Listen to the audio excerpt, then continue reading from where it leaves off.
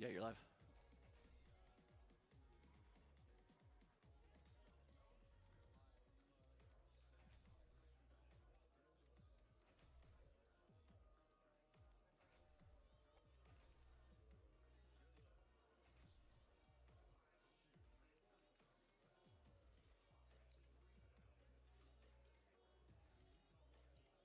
Fine weather today, and the course is in perfect condition for today's round. We're joined today by the PGA's one and only Peter Jacobsen. Golfer 1 with the honor.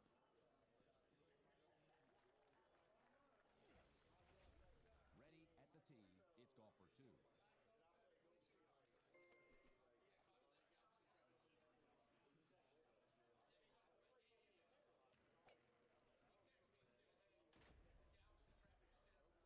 Golfer 1, hitting from a fine fairway lie.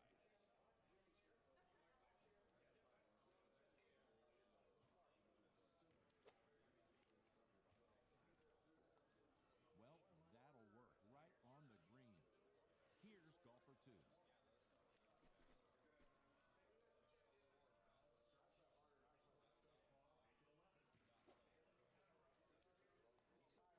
Now that's right next to it. Golfer 1, reading a putt for birdie.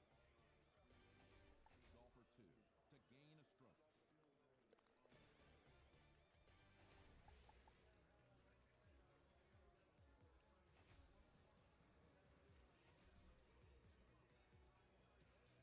With the ball on the tee, it's golfer 1.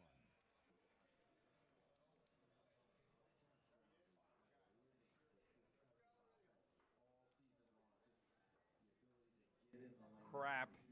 Oh my God, guys, I'm sorry. This whole time I've been talking, I've been mumbling, jumbling.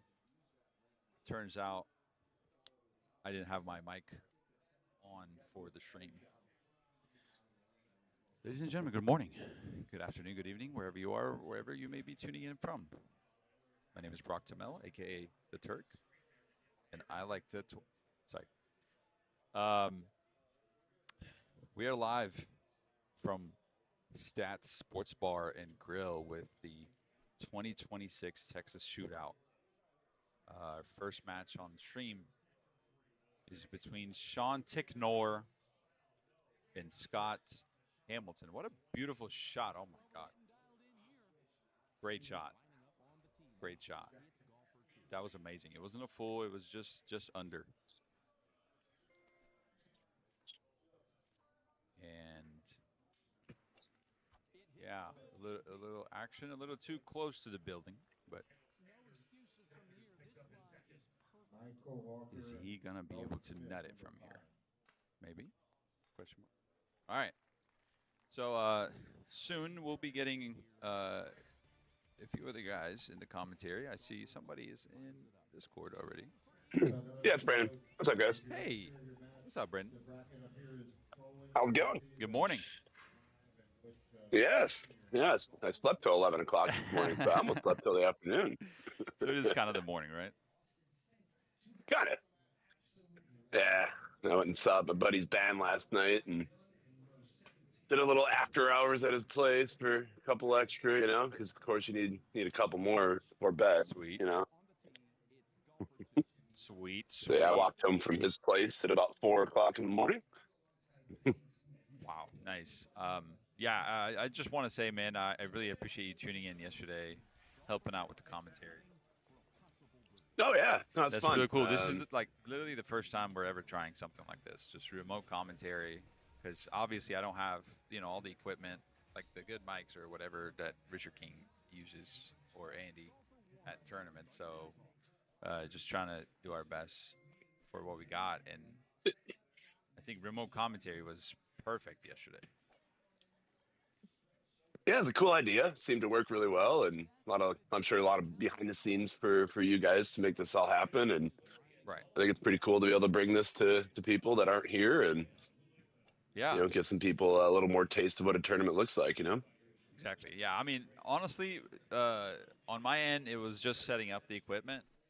Everything else is just Richard King. I'm obviously I did set up the stream, but he's more on the technical side, setting up the graphics on the screen, helping me out with the audio and helping us out testing stuff. So it was cool, man.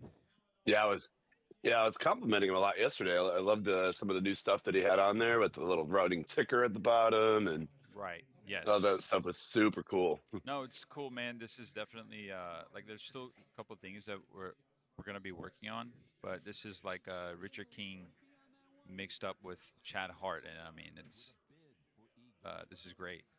Like So it's basically, like a dream team, I guess. Right. Richard King getting making the overlays with all the info and data from the website GoldenTeeTV and just putting it out there. And I mean, I think that the ticker at the bottom looked amazing yesterday. Yeah, And we should be getting something soon video on here too. Maybe like I don't know what he's got in mind. Probably some like recent matches or matches that are live or something. But he's going to be giving us another ticker for the match play, so it's going to be cool. Yeah, no, it's definitely helpful. Especially people kind of popping in and out throughout the day, and it's a quick and easy way to kind of catch up on what's going on, and even for us jumping on commentary here and there, like nice to be able to kind of see that and get filled in a little quicker than usual. Yeah, no, it's definitely cool, man. So it looks like he gave us a chat link. Let me open that up. I don't know if it's on the chat. Yeah, I think he just pulled out. I got the YouTube my phone here. Hey, Dolan, what's going on? So it looks like we ended up with 25 total then, right? Is that what I read in the group text? Yes, 25 total. Obviously a lot less than what we usually get at a Texas Shootout tournament. A few reasons for that. This weekend being the Valentine's Day and kind of or announcing the event before, 2 days before. So it wasn't the best, maybe a little, but we'll do better next year. time. Yeah. So it looks like we got a stroke difference. Can I assume that Scott got number one and Tickner did not? Or no, actually, they both birdied number one. Nobody tried to risk it for the biscuit.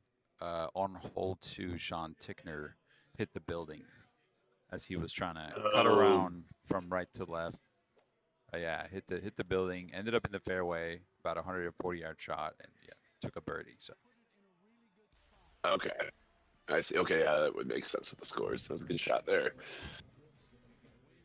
So Tickner did make it after all, because I believe yesterday he had not qualified by the time that I had signed off. Is that correct? Did he qualify late? Yeah, it was pretty late. It was pretty late when he showed up.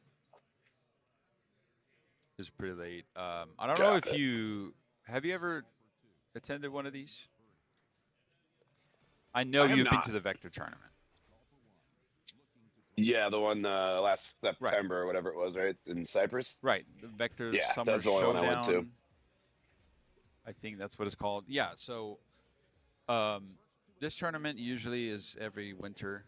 I don't know if I could call it winter. We're in Texas, but anyway. This tournament is little usually different than my winter. Yep. In the first 2 weeks, 3 weeks of February, and then Vector tournament is usually in the summer. Yeah, I want to say it was because last year wasn't it the end of the prior courses? Right. Right before we got the new ones. Yep. Yeah. It was. We were still playing the Basin, Palmetto, and all that. Yeah. Okay. Yeah. 'Cause I recall a funny memory from that. Bobby Boucher from the DFW area was playing Eddie G. I believe it was on Basin, and they were tied going to 18. And Eddie hit just this crazy 7-degree skip off the water. Yes, I remember off the green, off the wall in the hole shot. I remember that. The whole place erupted. Just everybody's just screaming. Yeah. That was great. I mean, one of the craziest shots I've seen in a match, Yeah, I did not see it in real time, but like I had to turn around for that. I was like, what is going on? Everybody's screaming.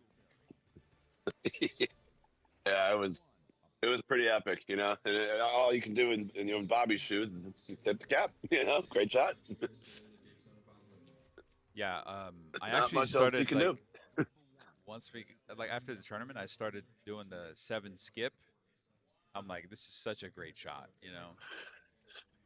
Because in the Yeah, last tees, yeah, like when it was all mixed up, base in 18 started like becoming very hard. So yeah. There were yeah, some tough looks there at the end for sure. yeah. So it looks like on hole Speaking of 8 tough looks, right here, on Acoma, we have a long setup. It's 360 yards to the pin, and Scott chose not to risk it. I don't even know if stouts get there at all. Even if you have a 9.5 driver, maybe someone can enlighten us in the chat. Do you play stouts on this course? I don't play them anywhere. I'm one of those guys that can't really switch between. Right. So, Yeah, I don't play them anywhere um, either. Although I tried, you know, I was like, hey, you know, let me give it a shot. Tees changed, you know, you never know. yeah, oh for sure. Yeah, test it out. Play some reps to see, and Right.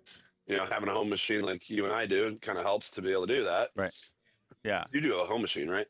Yeah. Actually, I just it's in the garage. Breaking Okay. news. I got one Thursday.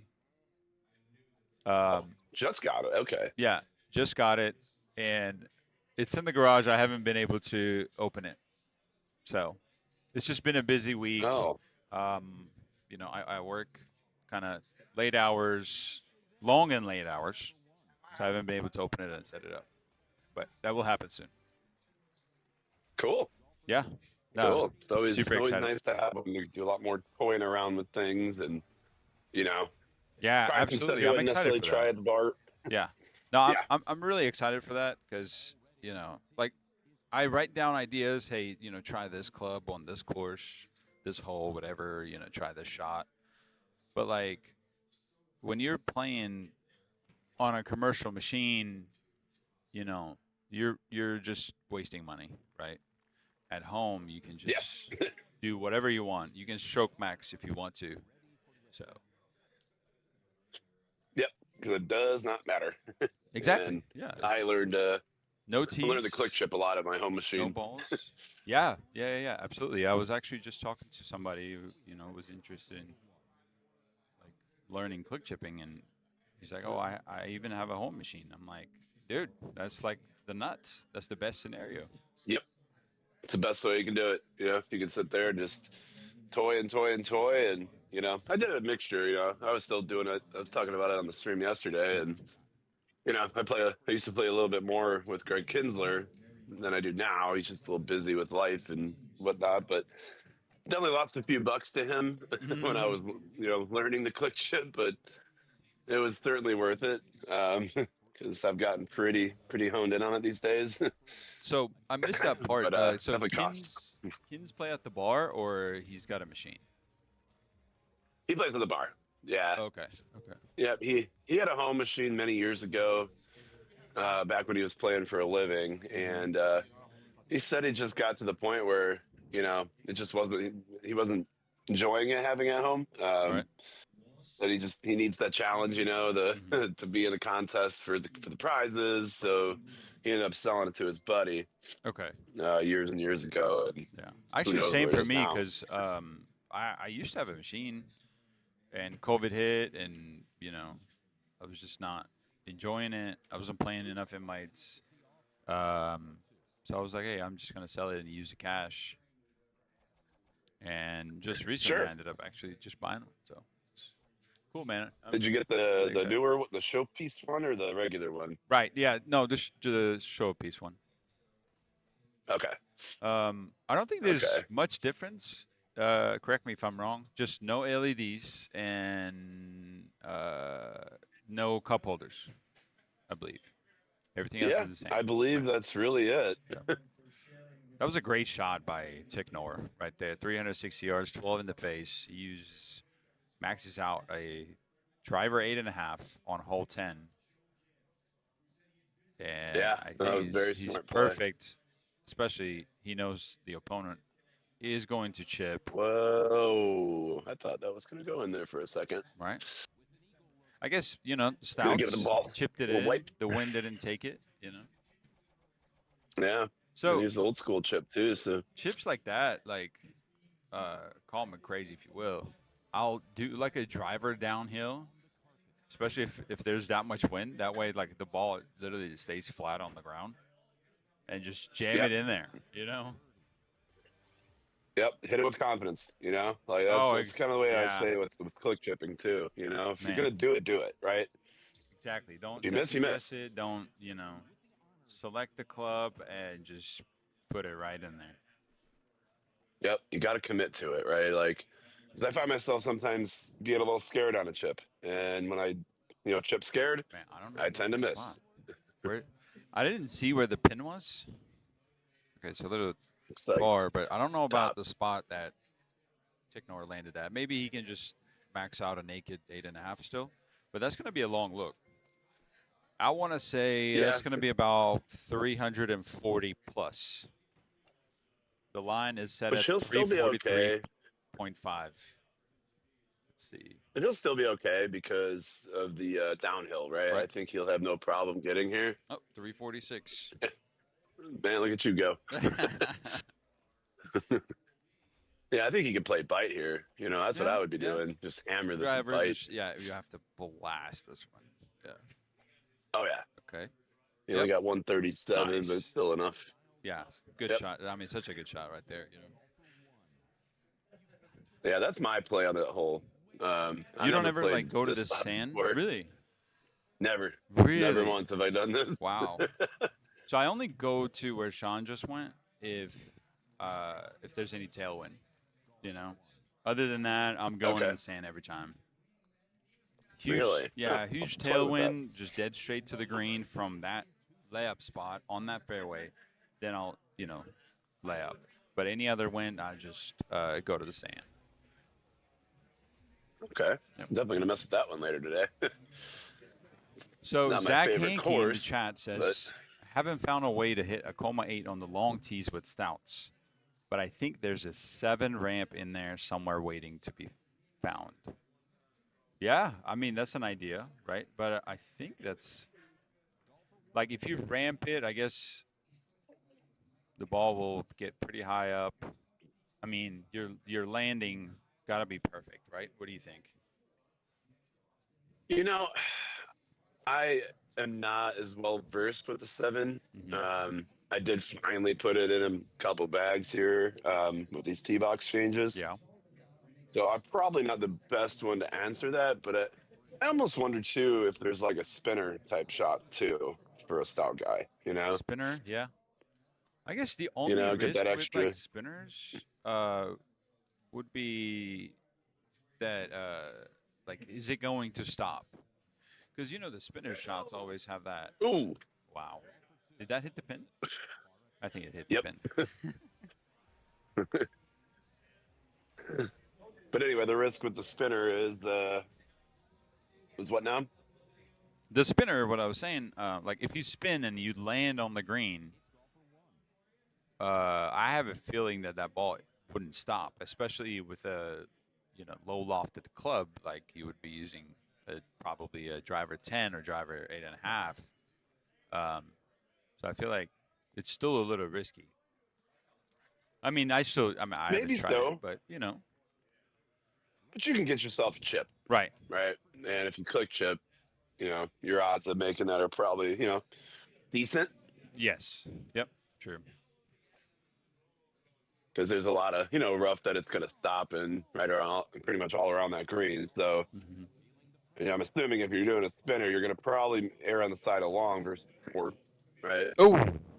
Oh, I think that was a very important stroke right there because he was going to stay up 1 on Sean Tickner. So he needs to make this putt to tie the game going into 14. Yeah, there's not a whole lot of fireworks to be had the rest of this course. I mean,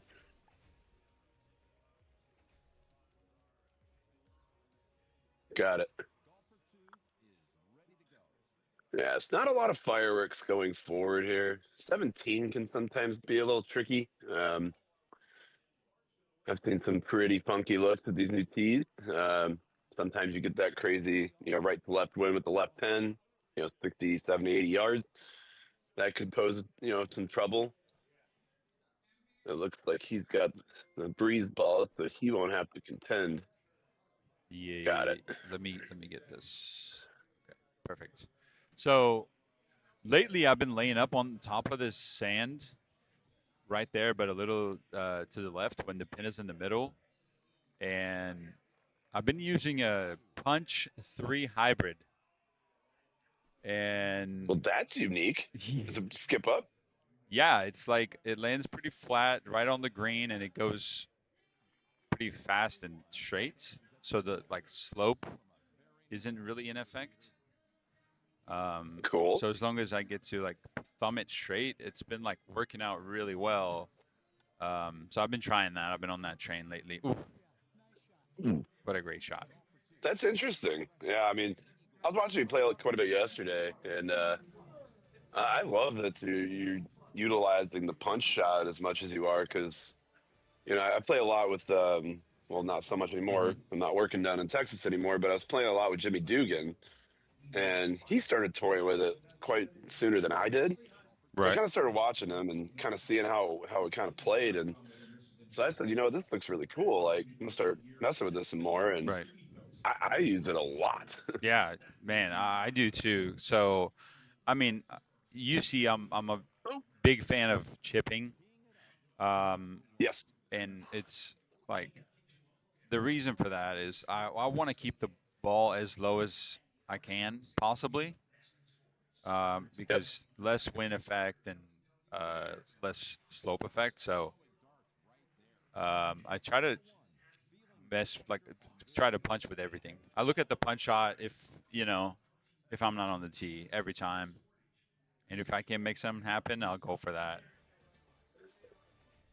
Yeah, it's kind of funny because I got to the point where I'm sure you do too, but I could click chip from anywhere from Right. 10 Yeah. Up yards to to 120. Yeah. Yeah. But now with this punch, I'll look at the punch a little bit more than I'll Right. look at the 90-yard click chip. It's all dependent on kind of what the obstacles are between me and that hole. But if there is a little bit of an obstacle, I'm going to opt probably for that punch now versus trying to get away with a click Right. chip, because you still give yourself a decent chance to put the ball in the hole, but you eliminate the risk of missing super long, going into a bunker, Exactly. something like that, right? Exactly. Yep. And I realized 6-iron not so much, but 5 hybrid goes really low. Like it takes off really low. Yes. So Yes. It's caught me a couple times. yeah, I mean it can get a little risky a couple times, if you don't have a lot of room to work with on the green. But man, I love that punch shot, It's almost like a putt, maybe even a click chip. So it's such a fun shot Yeah. to try all the punches. I'm actually really enjoying it, and I'm glad that they brought that into the game. I don't know about flop though, because I feel like it's very inconsistent.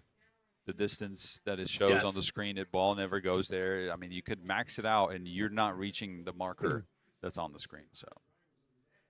Yeah, I mean, I watched a guy yesterday. I can't remember which one it was. He was doing his qualifier, and I was calling it, and I think it was Elkhorn 18, and he was short of the green on the fairway, had to go over the water and up to the green. He had a 13-mile-an-hour or something directly in his face, and he put the flop on, and I was like, "Oh God, don't do that! Don't do that!" Right. I'm thinking this thing is gonna not even touch the green, and sure as shit, he hits the ball, and it's on the green, and I'm like, "I'll just shut up." But Right. Yeah. that looked to me like nothing, and even Craig Sander commented, he's like, "Yeah, sometimes it's just inconsistent." Yes, absolutely. I think there's a math to it. Mike Arrington was telling me about it. It's about half the distance that it shows. But I That's haven't had about a what chance that's about what I to factor. mess with it. Yeah. I mean, oh, I thought that was going to be a good balanced naked shot. I think we might be seeing some overtime here. Yeah, we might be actually. Chances are 18. Yeah, probably not a huge issue on 18. Yeah, I don't see Scott watering this or making a mistake here. It's like playing stouts, and he has shot a few like good shots. You can tell he knows his distances and he knows his angles. So I feel like we're gonna tie. However, this might land on the sand and kick down. Okay. Okay. All right. Yeah. Take a breath. Take a breath. There you go. Yep. Sometimes you just gotta take a quick breath and before you hit that putt, after a shot like that, right? Yep. Okay, going into 18, we're tied on a Colma Mesa between Sean Tickner and Scott Hamilton. Let's see the setup. Little hole-in-one action? Wait a second. Yeah, I'm waiting for it. I'm like, what's he doing here? Right? Okay, this looks pretty simple. I imagine he's gonna Pretty probably straightforward. play a bite shot, maybe. Oh, he's doing Oh, high he's going four. high T bite. We need a little bit of That's speed on this. interesting.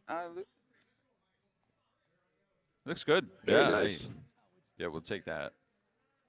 Don't water on an 18 when you're tied. Don't do it, especially when you're up, like I did. Yeah, I happen do to be that. calling that one. I know. And we were having a little fun, and then, oh man, I Until felt you so bad weren't. for you. Like, I know. mhm. Oh no. Uh-oh. Okay, we're dry. All right. So, man, he was just a regular old school chipper. So, let's see. He's got the lob wedge. I don't know about. I mean, Ooh. not my style, but Regular chip and oh, oh. and that'll do it. Wow. Yeah, so far, I mean, unless he makes the chip and Sean Tickner misses this. Which I would bank account that he will not miss his putt. I mean, Uh, all right, let's see it. Sean Ticknor, ladies and gentlemen, the first round of the gold bracket in the 2026 guy just shows up late Saturday. Yeah, it was actually pretty unlucky. We lost power multiple times here. Oh yeah, I think about 7 times. Yeah. Well, yeah, that was you guys were getting some storms or something down there yesterday. Yeah, out of nowhere we got a pretty bad storm. That was the first time we lost the stream, and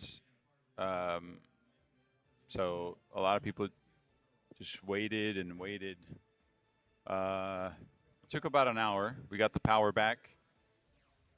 Then we started playing again. Then lost power again. It wasn't until like I think 8 p.m. ish, 8:30, when I started playing my last round on a coma, and we lost power again.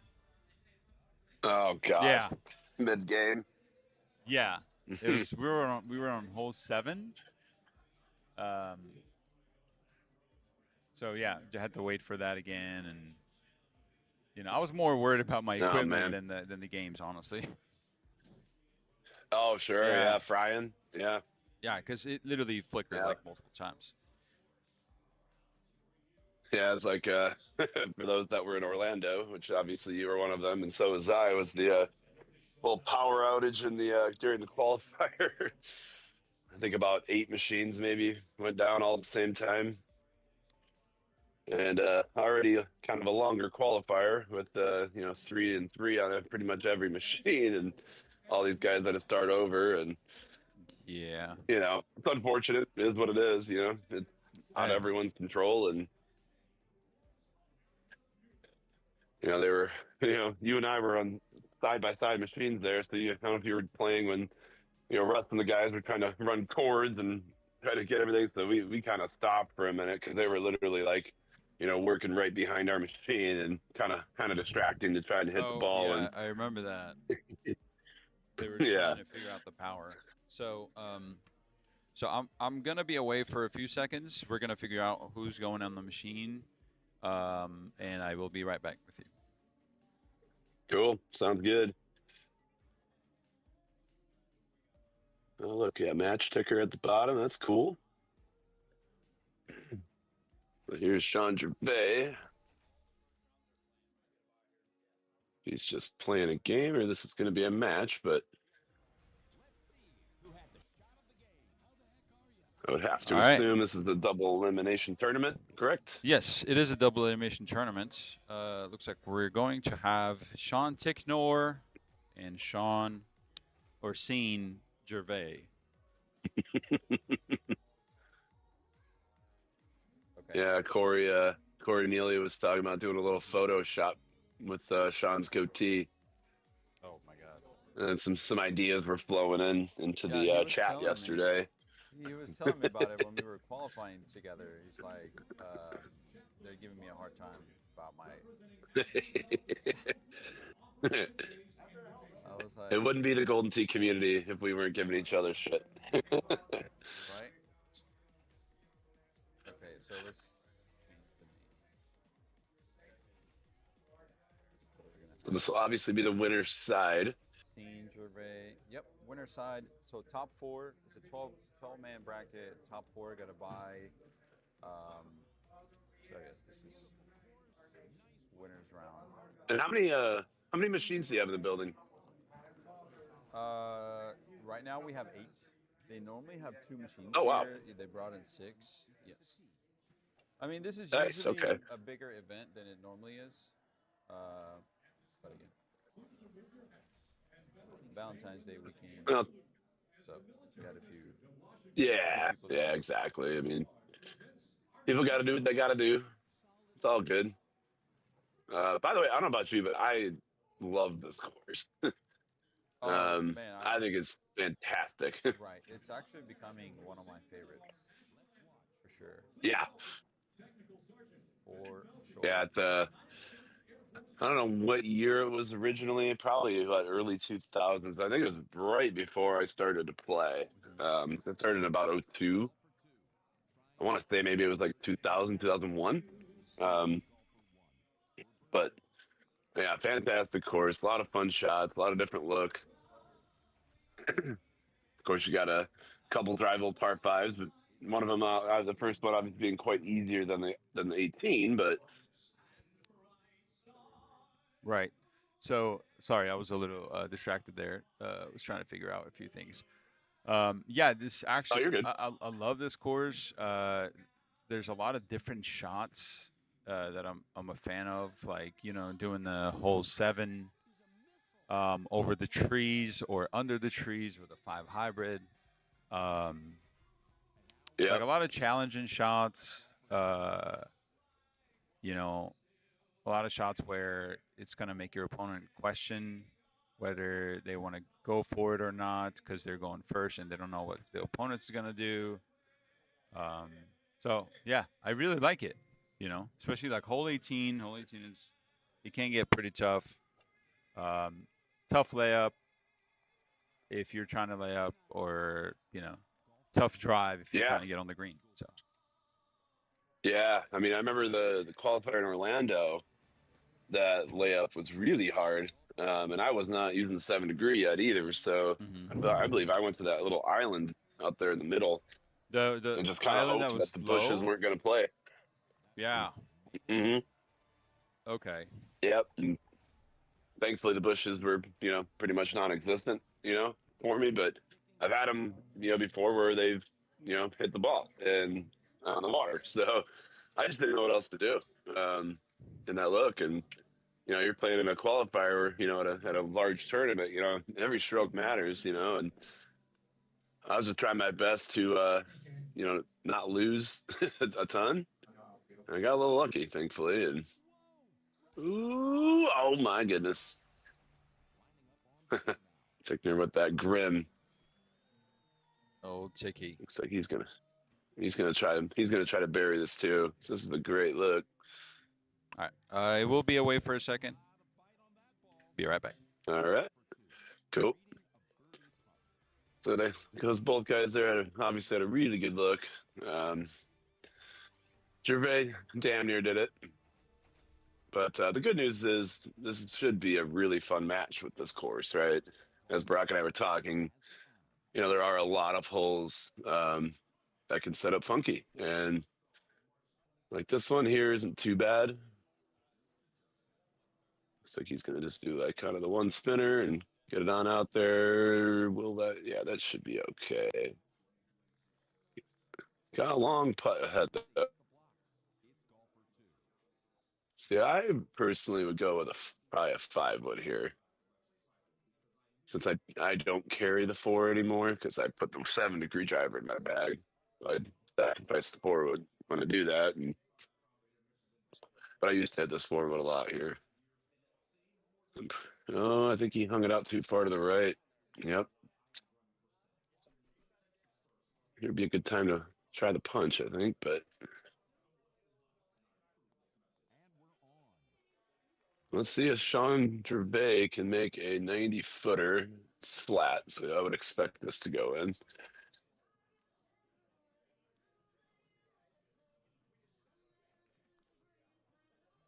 And he made it. It looks like Gervais will go up 1 pretty early. I believe that's 1. Yep. Yeah, see, this is another tough look. I know Sean being the shot maker that he is, I'm sure he's got some sort of swerve in his mind right now. He's probably trying to do a little, not sure if he's a math guy or more of a feel guy, but I'm sure he's working something out in his head here. So he's going to pull.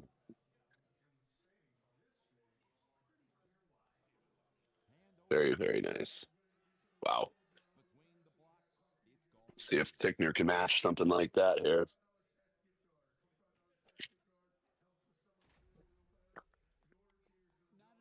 Very nice. Wow. Almost identical there.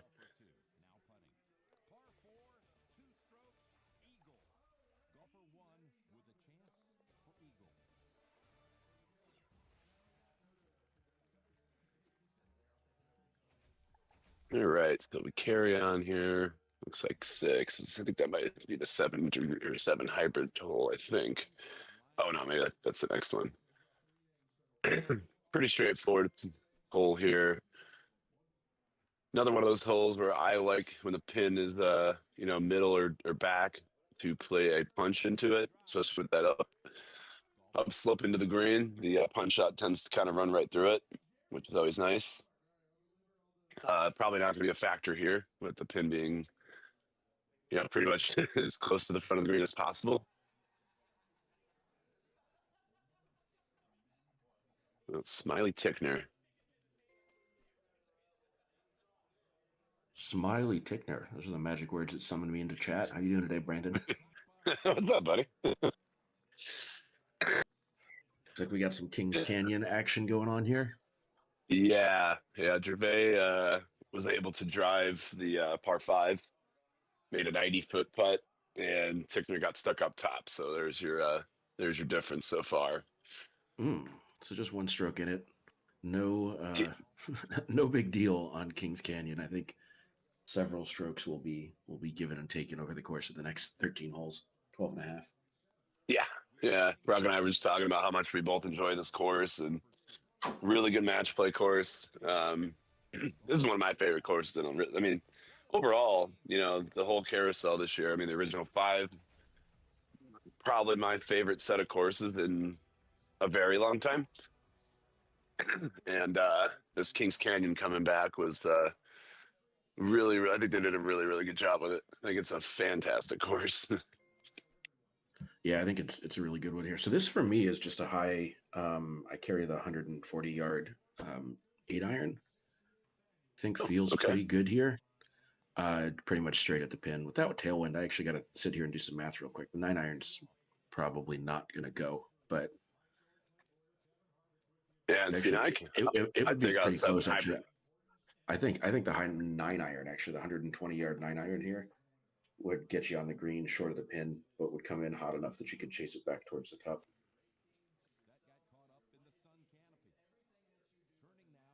Yeah, see, I carry the 7 hybrid. I just love it anyway, and I use it very often on this hole.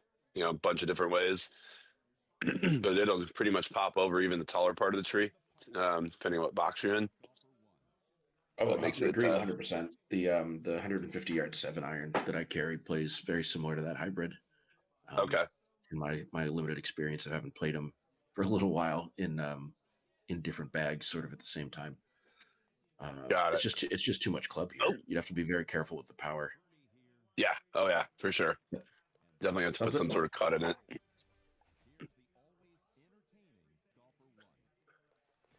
Ooh, okay. So it looks like no blood after all. A rare miss for Gervais on that chip, but Still one stroke. Pretty favorable pin here. Probably could see another full here. It's pretty close to the right number for it. I play that, as I mentioned, 120 yard 9-iron in this slot. But I play most of my games with Paul Saman. He carries this 8-iron 125 yarder here. So I see them both side by side pretty often. No reason to hit the full here, other than that fulls are just more fun. So certainly an option. Yeah, not in my repertoire. I would have done something very similar to what Gervais just did, or even what Tickner just did. Either one would be suitable for my style. Yeah, I mean, it's all about thinking about what outcome you're going for on this hole. Very difficult to somehow talk yourself out of a birdie. It's a pretty easy par 3, so it's just about what best lights up your eyes for a chance to hole out. Yeah, some of you might play different when you're just playing at your local bar versus being in a match, right? Very true. Easy to sit here in my my office in my apartment in Boston and say, "I'll just hit the full there." But obviously, when you're standing over the machine in match play, maybe a slightly different calculus. Yeah. And see, I never until we got to Orlando the other week, I didn't even know that you could just hit the thing straight over that canyon there or that wall. I was just doing something like what they just did until then.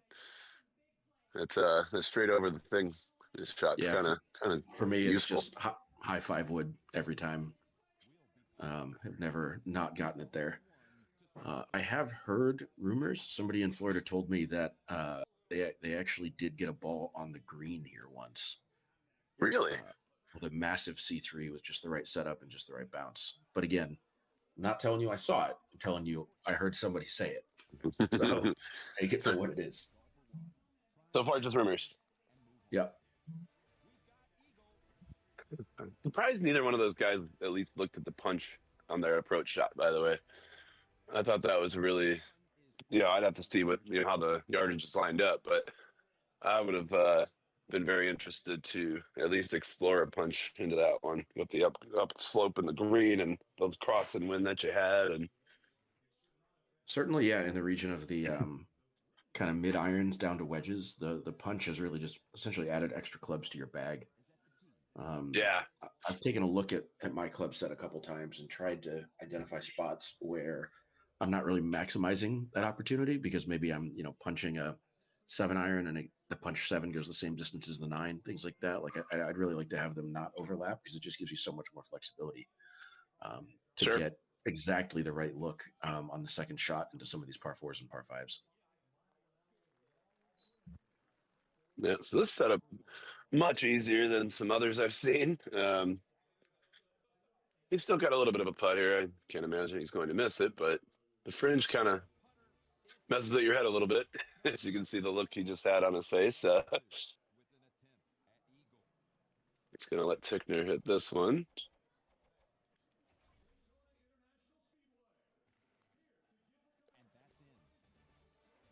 And nothing. No problem. So who do we think is going to win this thing? I mean, I look at a Sean Gervais with a 1-stroke lead, and I think he's got to be the odds-on favorite here. I'm not much of a bookmaker, so I'm not sure how I would handicap it, but it's certainly not a surety at this point. Plenty of life in it. Tickner's got plenty of opportunities to either find a hole out on some of these ones, maybe even this hole, or it's possible that we're going to see Gervais go a little bit errant into an 18th green, short into a 17th green, clip something under the arch. Like there's a lot of opportunity here for us to get interesting stuff. Yeah. There's a lot of a lot of obstacles ahead still, right? This is about as easy as it gets for this hole, but let's see if he can capitalize. Nope, just a little short. Yep, high 8 wood or 9 wood. Most times, sometimes a medium. Very occasionally, I'll be hitting a medium 9 wood, kind of A1, A2 type shot to try to get the right shape and back it up to a pin that's very close to the cliff. Yep, yeah. Sometimes I've done a high 6 wood before, and I've also done a high 7 hybrid, which is kind of All crazy to right, think about. decision time. Do you know your numbers? Sean Gervais, 1 stroke up, elects not to take a look at it. I know we talked about this a little bit yesterday. Like, I do think on this look, you can get this at least into the sand to the right of the green, maybe onto the green surface. That's a huge tailwind. Yeah, I yeah. would have at The least dirt on taken the a right. longer look. Yeah. You come into that dirt on the right with kind of like a high backspin type shot. You can sometimes get that hop just onto the right edge of the green or the fringe. Set yourself up for the eagle putt. Yeah, except for when you hit that hill a little wrong and go in the water, like I did the other day. Was very shocked. I was like, wait a minute, that's not supposed to happen. Yep, but we are watching match play Golden Tee, right? Sean Gervais, knowing he has the stroke in hand, does not want to give it back here on a speculative shot. And then you saw Tickner think about it for a little while, trying to decide whether or not this was his moment to kind of gamble the game on a chance to win a stroke back. Both players just opting to kind of maintain the status quo, take the easy birdie, maybe speculate on a hole out on the second shot, and just kind of carry the 1 stroke margin forward to these last 6 holes. Yeah, and that's strategery at its best, right? You're sitting there weighing this out, right? I'm on hole 12, I'm only down 1. Plenty of tough holes ahead. Maybe this isn't my time to take a chance quite yet, right? And I think that's just tournament experience right there for him, right? Some people when they're a little newer to tournaments, they don't quite have that ability, or that just doesn't really come to their brain to be a little more strategic like that. And that just comes with to being in the tournaments, right? And being in the situations, and you got to play it different than you play at your bar. You got to pick your battles, right? All right. No damage done there as well. 20 under, 21 under, 5 to play. And what do we have here? So this one, okay. This is not a bad look. I'm thinking from the back of the box, yeah, you've got all kinds of options here. I mean, obviously, high 8 wood, high 9 wood's going to have plenty of distance. Medium 8 wood or 9 wood might actually be a little bit better here with this wind. I bet you could get it there. But 6 wood's got the height. If you want to shape it a little bit here, let's see if he can pull this into the hole with a little bit of bite there, a little bit of right to left wind. That's a great looking shot. That's a beauty. Swerve doing swerve things, Amen. Let's see if Tickner can answer this one. This is a pretty pivotal moment here in the match, right? If you don't get this, you might be chasing 2 or 3, Yep. And Yeah, the so answers- we saw Tickner earlier on, I think number 5, is it the par 3 with that weird kind of statue garden thing in the middle of the green? Oh, yeah. We saw Gervais hit a beautiful full off the tee, and then Tickner just kind of stepped up and copied the shot. Maybe they kind of converged on the same idea, or maybe as a longtime practitioner of some pretty excellent match play, Tickner just monkey see, monkey do. Yeah. You can replicate it, do it. Yep. They got a pretty darn good look for this hole. That is one of the best. Oh, I'm pretty sure I just saw Sean Gervais' heart rate go from about 12 to 13 beats per minute. He is pretty calm over there, shaving the side of that cliff. Yeah, and if you're Tickner, you're probably hoping for this to be a little bit more of a difficult setup, right? Being down stroke. Oh, and he'll get. The wind almost chased that back up onto the fringe, but Going to be down at least 2 strokes coming out of here, potentially and most likely 3, unless he can find a beautiful chip here. Mm. Yeah, that could be the match. You're going to be chasing 3 now, and Yeah, 3 is you're going to be playing a a guy lot. like Gervais. Yeah, especially a guy against a guy like Gervais, right? Yeah, I mean, if Gervais either makes a mistake or makes a mistake early, or potentially, takes a look at see if this hole had been marginal, you might have seen a world where Gervais laid up, Tickner went for it, closed it to 2, and then it's only a 1 mistake delta. But carrying 3 strokes into the last 2 holes is going to be tough. Tickner's going to be looking for a way to put the second shot on this hole in the cup just to keep the match alive. Yeah, and it's gonna have. I mean, he's gonna have pretty much a straight win in his face. I mean, they're both gonna have it, right? But Tickner's got to be thinking, I have to hold this. He's lining up a pretty good shot here. Looks like he went a little too hard though.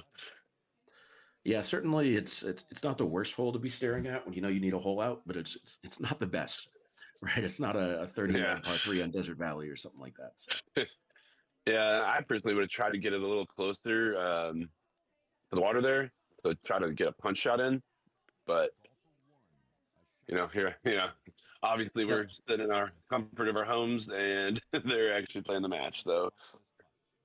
Yeah, with that much cross slope on the green, okay, well, Gervais is gonna go ahead and miss Tickner's putt there just to confuse the scoreboard, but it is still a 3-stroke match.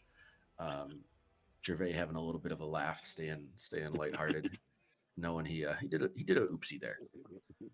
All right, what do you see on the shot, Brandon? What are you trying to hit on a look like this? I don't really do fulls, so I probably would have tried to find a way to just kind of hammer the 5 hybrid with naked. Try to find my angle. Yeah, obviously different clubs. I have the 175-yard 5-iron, but same idea. I think I would have tried to find a way to sneak that in there, and just let the wind sort of do the work of bringing it back into the vicinity of the pin. Nothing wrong with an 8-wood or 9-wood play here, as we just saw Sean demonstrate.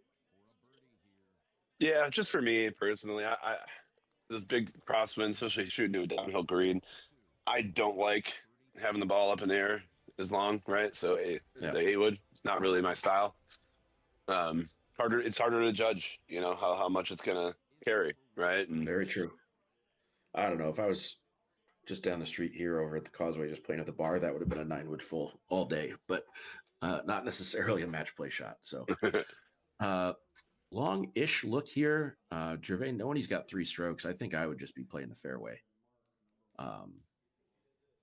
looks try to like make that's the what he's world's gonna do. most boring birdie, though he might have the legs here.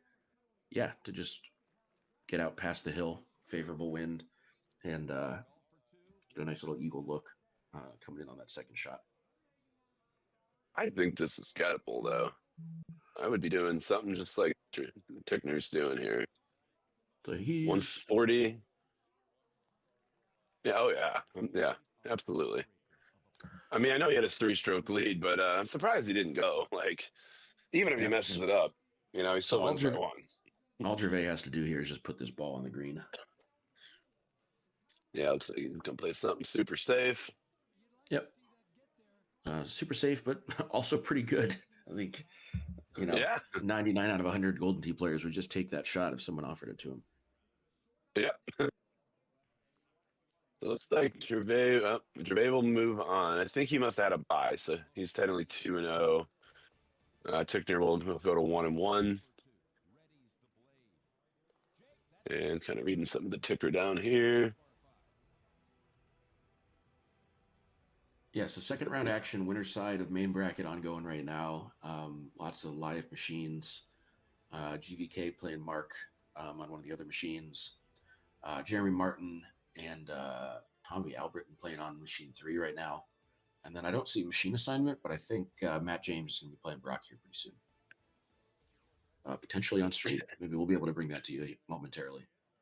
Cool. In the meantime, I guess we'll just kill some time. How was your dinner last night? Dinner was quite good. Went up to the Tip Tap room. Had some delicious bottled beers from the cellar list there. some delicious delicious food as well. So no complaints. How was the rest of your evening? Oh, it was good. I ended up going and catching my buddy's band last night. Had a great time there, and ended up going back to his joint for a couple after hours cocktails because that's what you need to do at 2 in the morning. You don't need to stop yet. Of course, just keep the party rolling. Absolutely. So we hung out till about 4 o'clock in the morning, and thankfully he lives walking distance. It was a little chilly walk well, should I say this morning, but got home about 4:15. I'm glad Crashed you're able to out. grab a little bit of beauty sleep before hopping in here to cover some of the tournament. Oh yeah. I slept till about 11. Like a real champion, and decided to opt out of the gym today, and I'll get back at it tomorrow. Love it. I played some pretty good Golden Tee, I think, if my memory serves, which it probably doesn't. After getting home, after getting back from dinner, heading back over to our regular Golden Tee bar, had a beautiful round of Alaska where I think I stroke limited 17 and shot a 25 under. So Oh wow. was on quite the pace for a moment, and then just didn't get the wind right. It was very similar to the Florida qualifying wind on 17. Huge right to left Yeah, that wind, was like nasty. 20 miles an hour, something like that. Yeah. Yeah, and you're hitting into like a left 7 green too. Yep. Yeah, that was a tough look in the qualifier. All right. Burak Temel stepping up to the machine. Gonna be playing Mr. Matt James. Matt coming out of victory over Chad Hart in the first round. Got him 26-24 on Kings Canyon. And his prize is a date with the #1 qualifier, Mr. Temel. So always great when you put yourself in this kind of predicament. Yeah, I'm sure he's thrilled. So it looks like they're just kind of cruising through the winner's side, but I guess with a smaller bracket it doesn't really matter. I think they said they have 8 machines there, so they'll be able to scoot this thing along pretty quick today. Certainly will. Yeah, I think with the kind of odd bracket structure, given that it's the 12-man bracket, so there were those 4 buys through the first round for the top 4 qualifiers. There actually aren't any losers bracket matches to play yet, because it's going to be a round 1 loser playing a round 2 loser in each of those first 4 loser side Oh, good matches. call. Yeah. Okay. So technically, Tickner having fallen to Gervais populates a match against Donovan on the loser side. They might get that one cruising, but for the moment, winner side action is all that there has been available to play. Got it. Okay. Yeah, I'm not as well versed in brackets, so glad you're able to clarify that for everybody. Yeah, it sounds like I really know what I'm doing, but actually, I just have the bracket on my other monitor, so I'm taking a look at everything that's going right now. Perfect. Good. I'll leave that part to you then, because I only have one monitor. So, and I've been trying to follow the chat here on my phone. Speaking of that, okay, just Richard kind of filling us in on some stuff. Looks like we got 41 viewers right now. 40. I think that's how you read that. Not a big YouTube guy, so. Oh, I'm way behind the stream. Good to see some folks tuning in. 40 watching now. I'm not sure if we're also streaming to some other platforms, but if you are watching, go ahead, toss a like, maybe shoot your buddy a text, tell her or him about the stream, get some more folks tuning in here as we continue to progress through this bracket. Did you happen to catch? Okay, so Acoma Mesa. I was about to ask what course we were going to be starting off. Yeah, kind of not my favorite. out of the original 5 this year, I was saying a little bit ago, I think they're the best courses we've had in a long time. But there's always one dud, and the dud is this one for me. Yeah, we'll say it's an intentional choice to make a more beginner-friendly course, but Yeah. You get a little bit of drama sometimes here in these first few holes where you're looking for either a hole out on #1 or looking for somebody to maybe make a mess of hitting a full sort of a round over the houses on the par 4 coming up. Yep. And then you kind of just take a break until the back 9, with the exception, at the top level of the game, this course can almost become exciting again because the hole out chance just gets really high when you see the real top players trying to play this course. Burak's certainly one of those folks, so maybe he will take the dry desert of Acoma Mesa and make it a little bit interesting for us. Chase after some cups. By the way, got Mike Kenny saying hello. Too bad he. What's up, Mike? We got Yao Tendo in chat as well. Folks hanging out. Love to see some folks posting stuff up there. It sounds like Brandon and I both have chat in front of us ish. So if folks do have any questions, comments, shout outs, whatever, feel free to drop them in there. We'll be doing our best to take a look. As Mr. Matt James throws kind of half cut up and around what must be the loudest and most frequently damaged houses on the entire mesa of Acoma Mesa. There's a very well-off glazier living somewhere nearby replacing these windows all the time. Yeah, a friend of mine I was talking to one day, and he was playing golf by himself, in the afternoon, and he was just talking to me with his AirPods or whatever, and he hit a tee shot and actually smoked a window and broke it. Oh.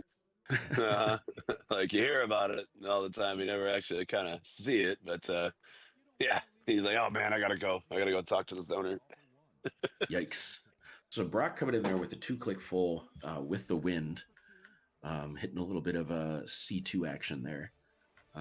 Nice way to shape it around there, and it's those high woods don't really cut all that much. So even though you're playing the full there, it's not coming into the green with too violent of a right to left motion. Yep, especially a 6-wood.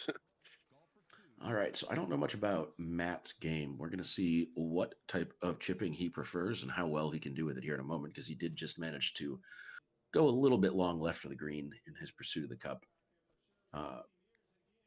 Burak is hoping to show us. Yeah, this is a beautiful setup. Burak's trying to figure out how to avoid using a putter or doing any chipping on this hole. He just wants to go straight in the cup. Yeah. Yep. Sit it in on the first time. Yeah, this is the exact shot I would be doing. I loved this bite thumber. Oh man, 1 more mile per hour. Burak Temel wishing he had just done maybe a couple other reps in the gym, gotten those thumbs nice and strong. Came up about 1 mile an hour short of glory there. So, but putts will get cleaned up. Nice chip, nice putt, and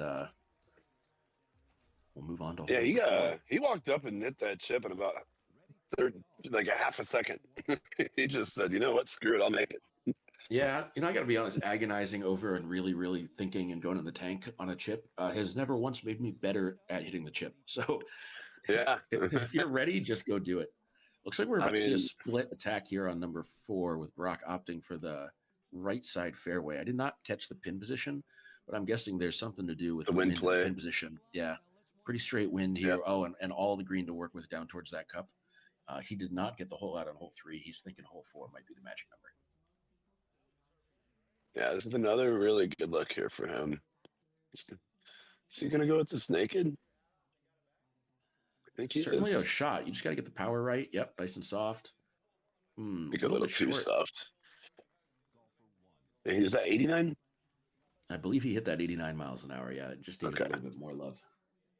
Yeah, I don't know what kind of thumbs you can do, but I can get my thumbs, in the like 105, 106.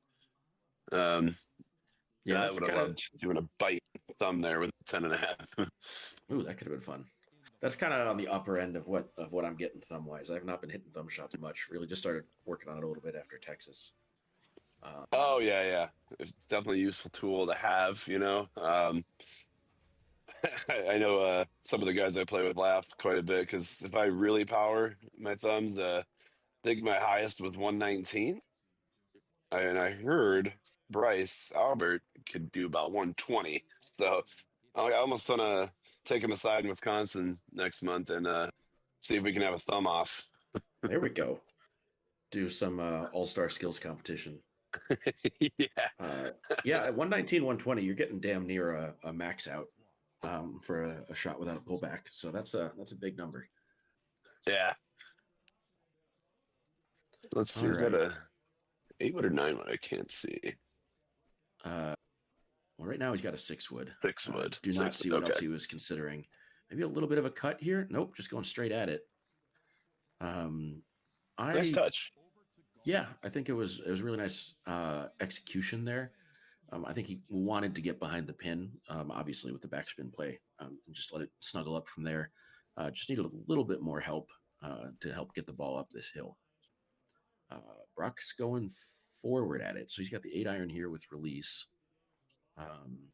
He's going to play a cut and see Very if he can small run it cut, but not quite enough. He either needed to pull that back a little bit more to the C or kiss the forward shot out a little bit to the left there just to get that up on the correct line. in. But see, that's the beauty of the hole, right? You don't want to cut that and, being, kind of, whether it's consciously or subconsciously, you end up erring on the side of right, Yep. Every shot is an opportunity to lose a match, but no one shot is really an opportunity to win it. So you got to pick your moments and make some good decisions. Oh, You got it. and doing it in one is always a good decision. Nice shot there. Matt just walks back, grabs a sip of his beer, says, "Yep, job done." On to the next one. Maybe don't want to give Burak time to try to think about how he got there. What do you think? What do you think? Back to back here? I mean, it'd be good for the fans, I'm all for the fans. So Yeah, man. let's see what he can do. All right, low release. Just gonna get it left. I think he's gonna miss right. Not left enough, but very safe shot. And ends up awarding Mr. James a one-stroke lead. Also cursing Matt with the honors here. So Burak will now have all the information as he hits second off the tee boxes until we see some other change in the match. Stouts here, not getting much out of that tailwind, but you kind of don't need it when this par 5 is only playing, 500 or so yards. Burak? Yeah, and interesting that he's got stouts too, because it looks like Brock's got his Cosmos, so that could come into play later too. Certainly could. I mean, even here, with a little bit of tailwind on the downhill, Burak has an opportunity, if he wants to try to get this really close up to the green. But it appears that he, I think correctly, has no appetite for playing a shot out of the sand. So just opting for the fairway. And I think here hitting to a number that he's confident in. I bet he knew off the tee that he was trying to set up this 5 hybrid shot here to just thumb this guy and rip it back towards the pin. Oh, just like that. Yep. Brilliant strategy executed to near perfection. Not quite finding the hole out. And Matt says, "You know what? I don't need 1-stroke leads. Give me a 2-stroke lead." Oof. We'll see how quickly he chips this one. Short there. Yeah, so a traditional chipper, not doing the click chips there, just doing kind of a short pullback. 8-iron, great choice there, in my opinion. Enough loft that you're not really worried about the rough, but little enough loft that it's going to come into the green, moving pretty quick, kind of behave like a putter once it gets rolling. Yeah, no, definitely. All right, so we had some conversation about this hole in chat earlier that I captured. Zach was talking about different strategies here. 360 yards again with Stouts, a little bit of a tailwind this time. And we're just going to play Plinko. Oh, and Matt almost gets away with it. Right idea, I think, playing that into the face of the green. Just probably needed to get it a little further out to the right. And it's funny you mentioned that because I was part of that chat, and I was thinking of the wrong hole earlier. So fair enough. Well, this is the right hole for the moment because we can see it here on screen. Yes. So that's the big moment in the match and an opportunity here for the Cosmos to show how much easier they make some of these holes. 3-wood here is going to be interesting. That 3-wood with this tailwind, it'll max out at about 350. It works. I might have taken a look at the 10.5 there, knowing the numbers on the Cosmos pretty well. That 3-wood was always going to be a little bit in jeopardy. I think a 10-wood with backspin could have been pretty controllable there. As long as you makes it. My God. Never mind. We'll call that the reverse commentator curse. We did not curse Matt. Matt cursed us to at least me into looking like a bit of a fool there, thinking that he was about to drop a stroke. Nope, never mind. Neither player even touches the green off the tee, but it doesn't matter. They both get away with the eagle. Yeah, no green points for either of them. All right. Pretty favorable look here. Not the super deep tees you sometimes get, where the second fairway is a struggle for stouts, and actually sometimes even for Cosmos. But yeah, I've laid up fair share of times with that setup. When you lay up, you do it to the first fairway, and then just try to reach the green from there. Yeah, so I try to, kind of where his pointer is, that little jut out on the right. You just got to stay a little right because there's like a bush over there. Gotcha. But that is my layup spot if I, have no other option. Nice.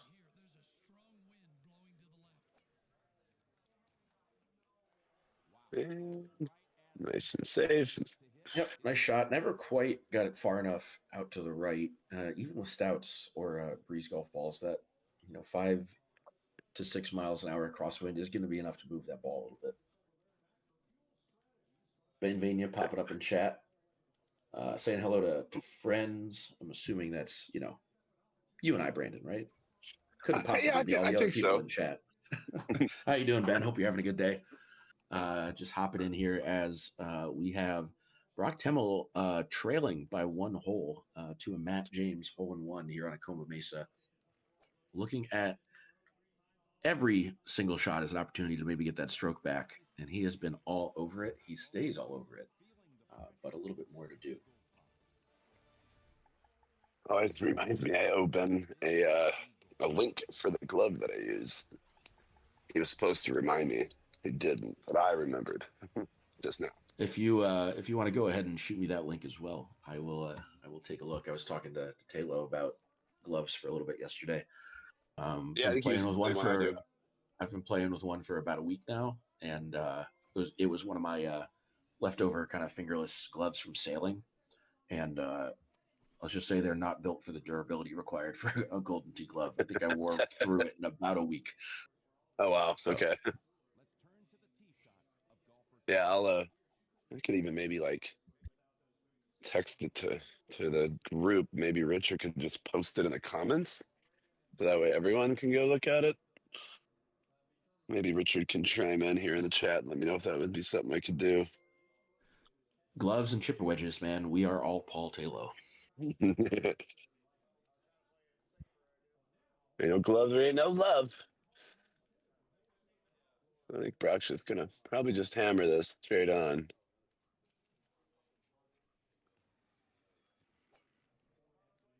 Yeah, 146, got all of it. That's what you needed to do. Let's see if Matt can continue this chipping streak that he's on. I mean, he does go by Chipper Jones after all, so there you go, as advertised.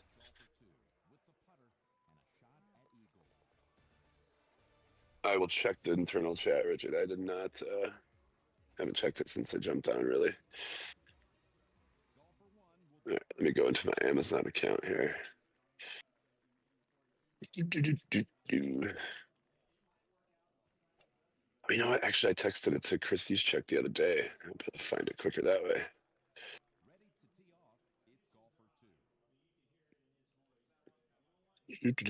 Where is it? That's not it. There we go.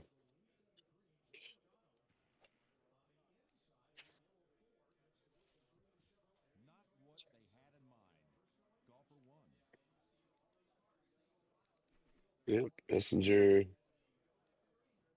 There we go. All right, yeah, it should be sent to the chat. What did I just walk into? Chipper wedges and gloves, man.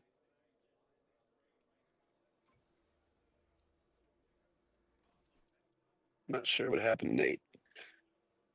But it looks like I'm sure he'll be back. Might be having some technical difficulties. Oh, yeah, technical difficulties. I don't know if you know this, but my mute button is smarter than I am, and every once in a while it gets the best of me. both the mute on the mic, the mute on Discord.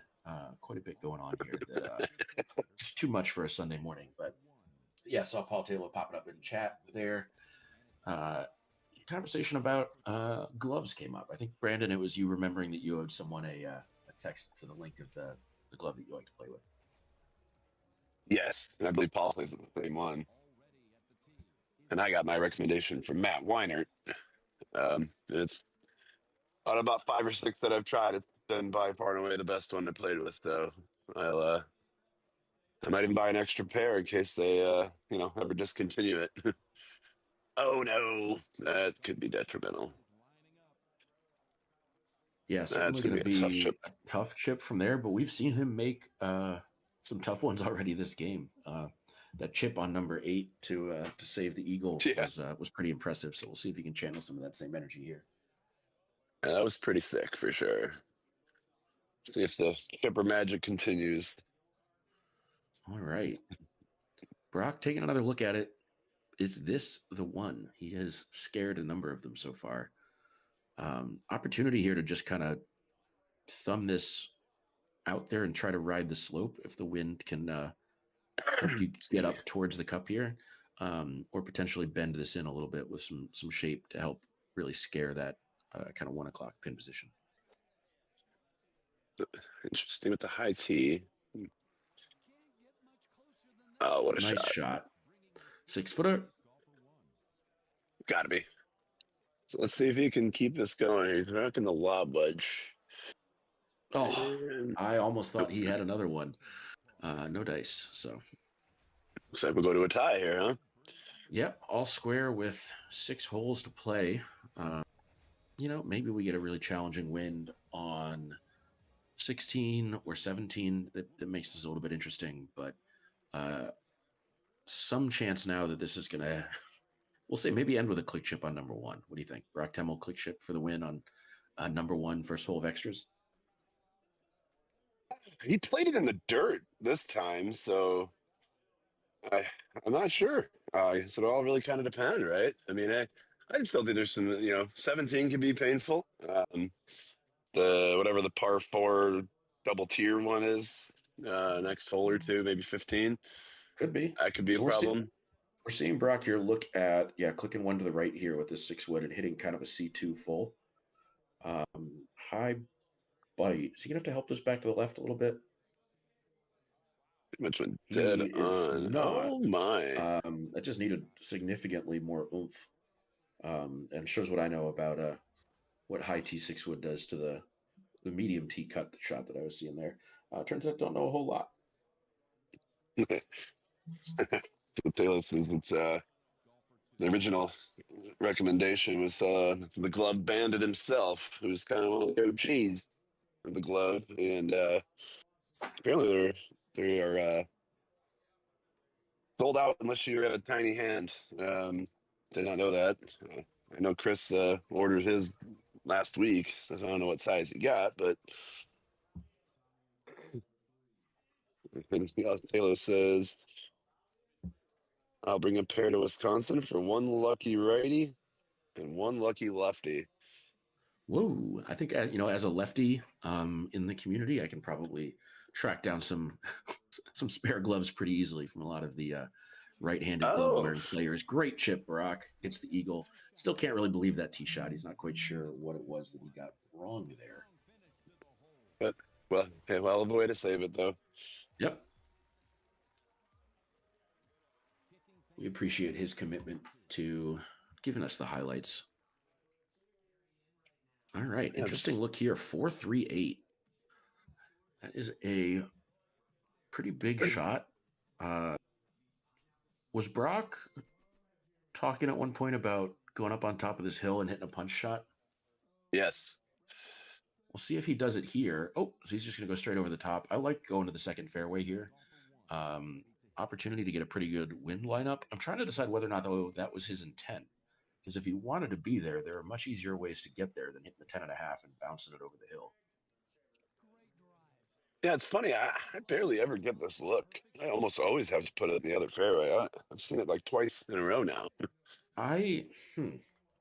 I am tempted to think that he was actually trying to hold the top of the hill there to get after that punch hybrid shot that he had been discussing.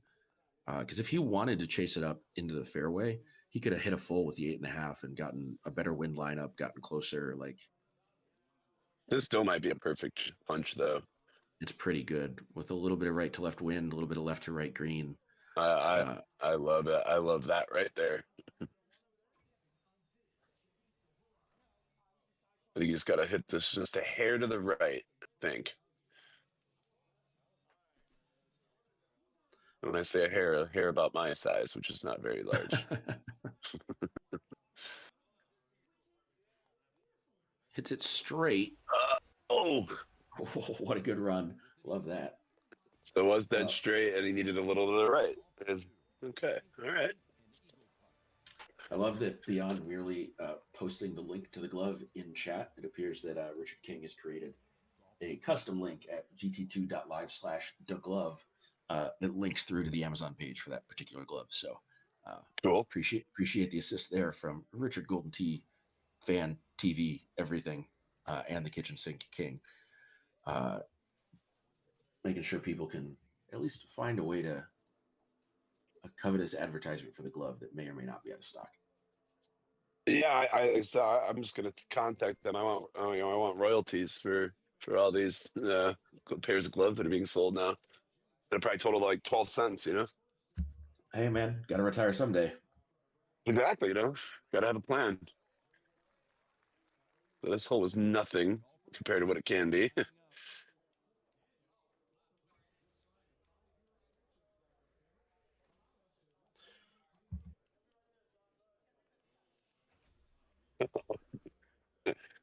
The link was 500 characters long. He said.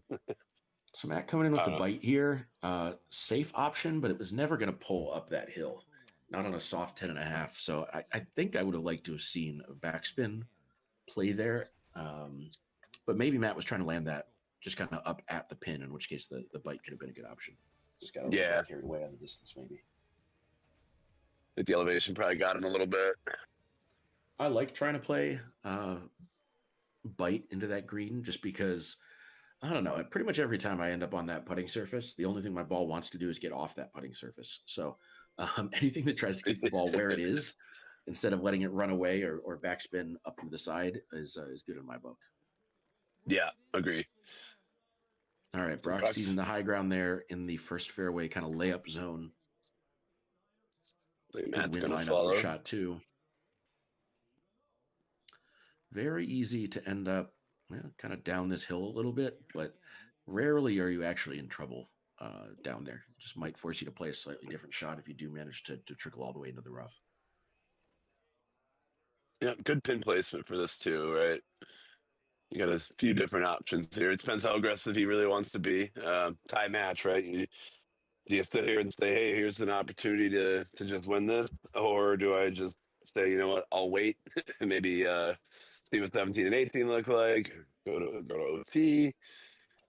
Definitely some strategery. It looks like he's going to opt for kind of the safer route. Don't blame him being in a tie match. All right.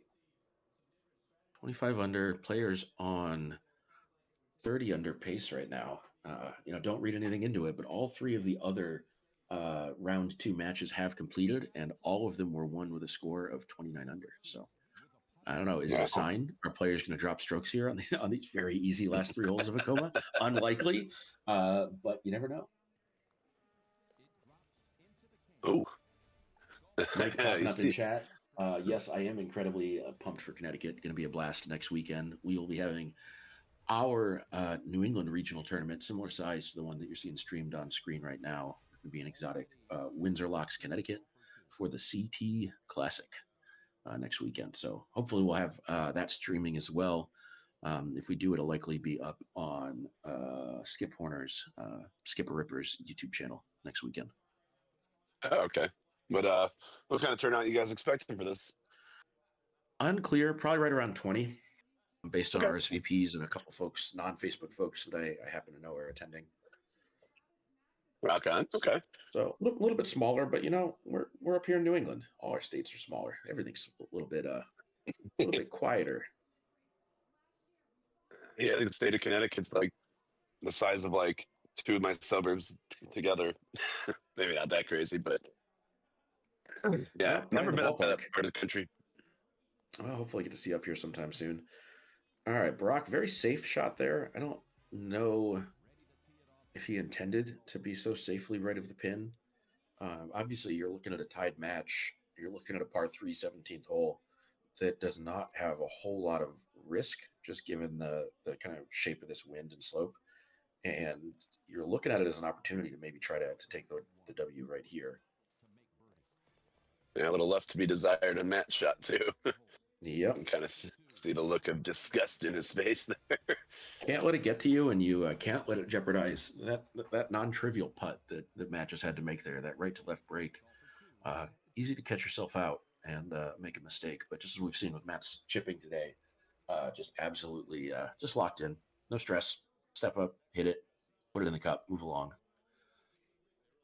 Yep, and here's Burak. I think he's going to take some extra time on this because we happen to talk about his match in Orlando with this hole, and Taylor and I were actually doing some commentary, having a little fun with it, and not expecting him to miss, and we went from laughing and joking to taking a deep breath and going, "Oh my God, what just happened?" I like the medium bite 3-wood here. Just going to be trying to play this to pretty much the middle of the green and then let the bite do a little bit of work. Oh my He just God, put he that in did the it water. again. I'm telling you. I It's in his head. I don't. So I mean, maxed think it out with is, that man. with that wind, maxed out. That ball is going to fly about 325 with that club.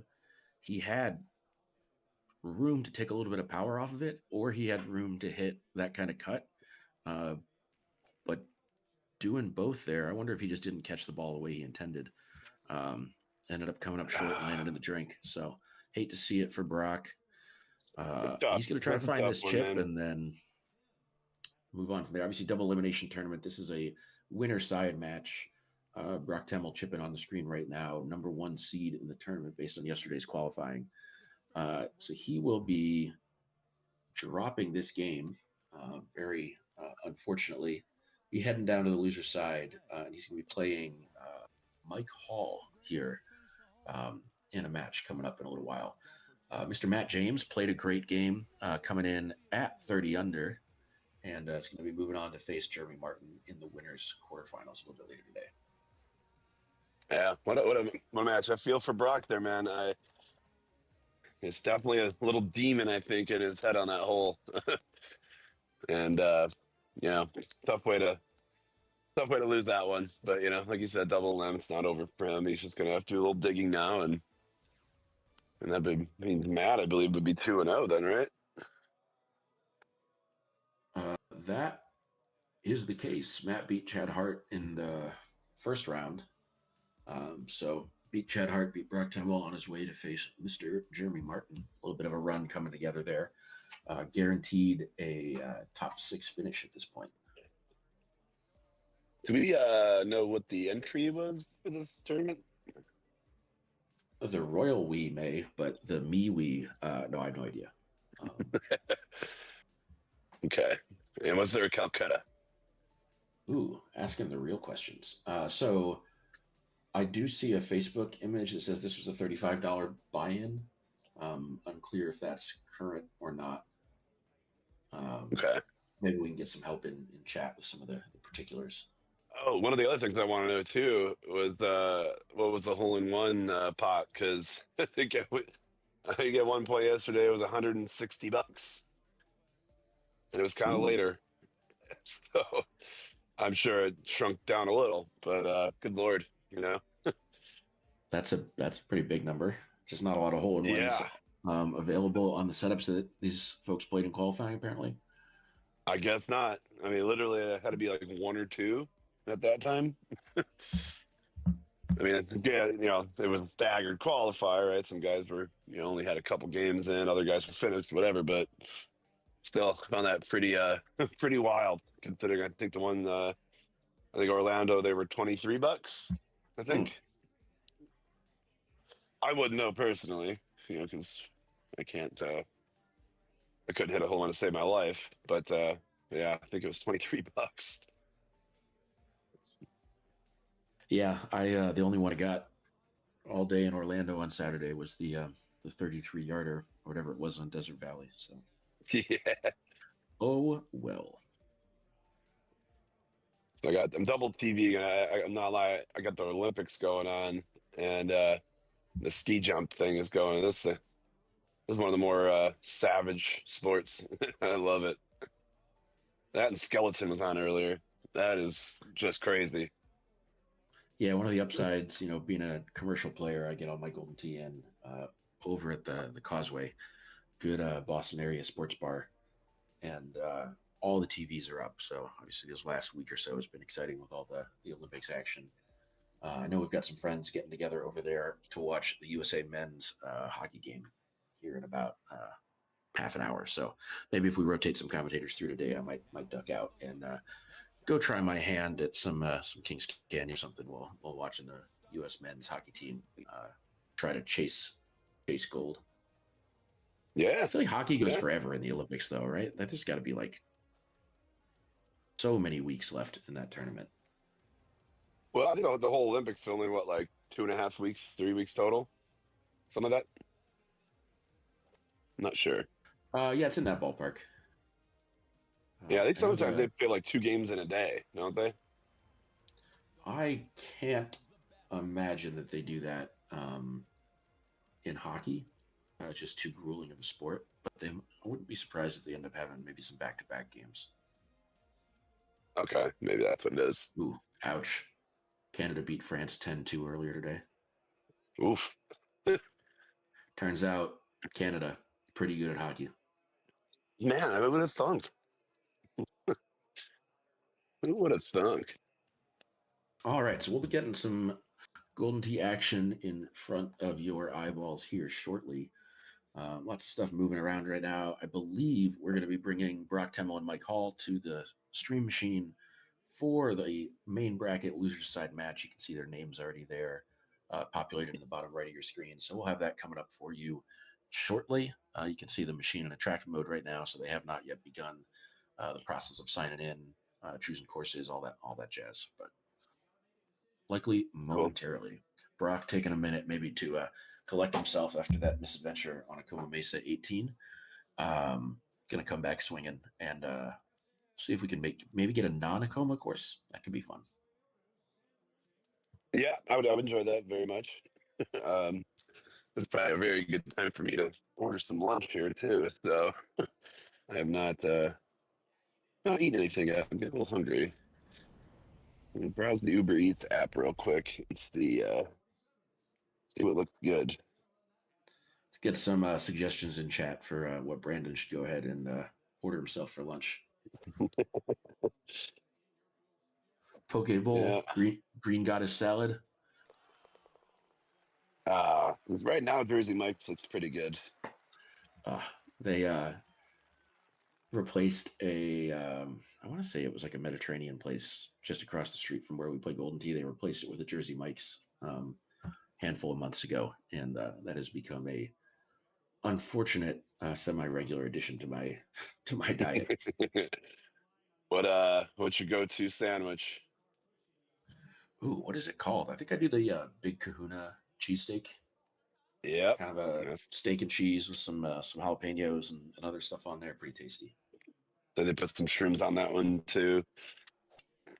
Yeah, I like the 43, which is the cheesesteak with the chipotle, whatever. Oh, nice. That's pretty good too. The chicken one's good. It's 42.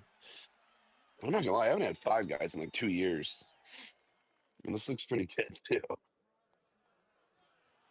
It's only All right. $14.27 for a cheeseburger.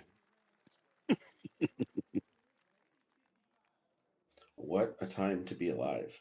All right, so it sounds like Mike Hall has stepped out for maybe a smoke break, maybe hitting the restroom, something like that. But he and Brock are going to be getting this all fired up momentarily.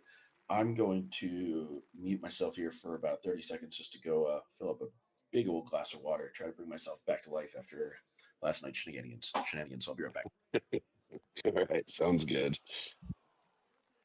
I'll make for some good radio here while I order my Five Guys. That's what we're going with. Let's see. We like the onions. We like the mayo. We like the lettuce. Yeah, and tomatoes well. Yeah, perfect. Like it knows me. We're gonna do that.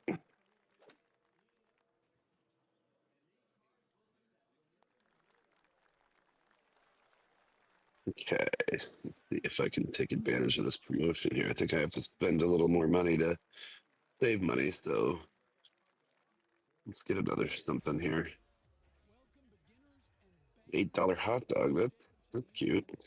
Let's try that.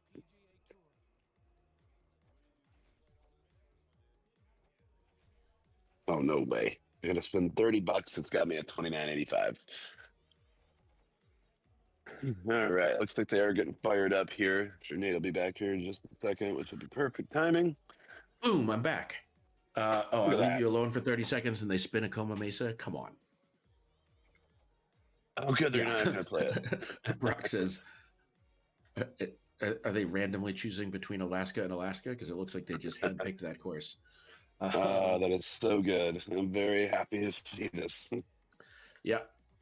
A course that never ceases to entertain when played in match play. Yeah, I'm a huge fan of this course. Makes for a really good match play course for sure.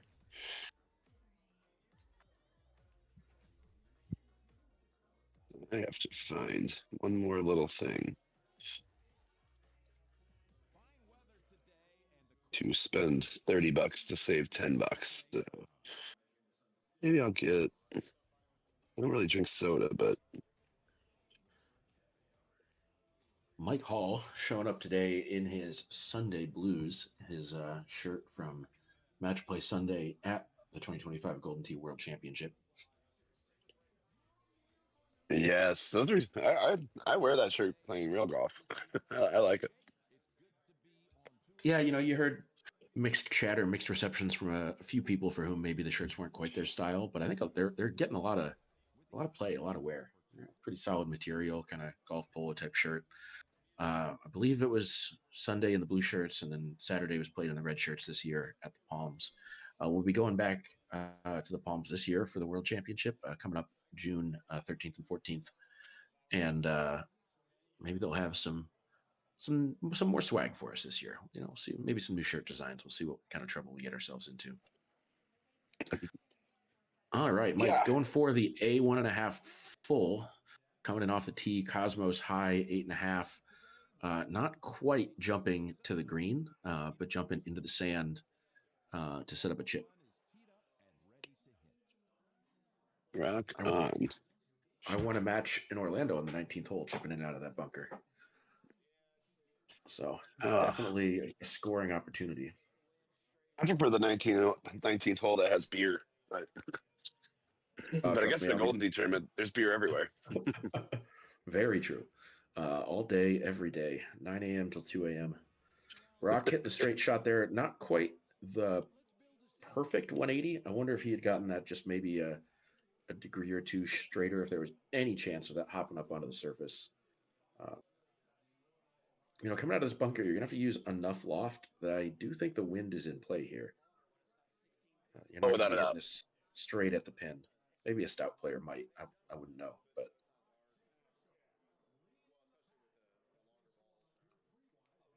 I saw 5. Clicks. Well done. Plays the wind to perfection. If he had played the wind any more, it would have been very much not perfection, because that was definitely held to the right side of the cup. But perfect angle applied there, staving off the right to left blow of the wind. And Mike here is going to try to equalize. Mike opting for the 9-iron. He is a little bit closer to the lip, or maybe like many Golden Tee players, doesn't carry an 8-iron. So going to play his game, his chip, not try to hit a direct copy of the one that we just saw from Burak.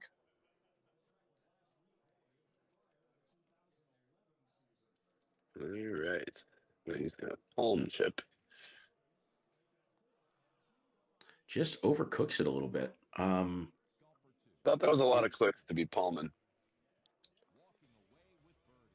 I don't palm mine, but I know the guys that kind of hammer with their palm, it's usually about half the amount of clicks that I do with my thumbs. So Yeah, I would agree. I hit them.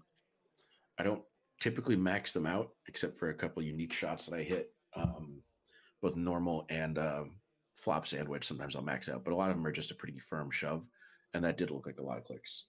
Not a club that I carry in my bag, that 100-yard 9-iron, but all right. that So I do carry. right to left wind here. Pin really tucked at kind of the 3 o'clock, 4 o'clock position there on the right side of the green. It's going to make it difficult to really attack.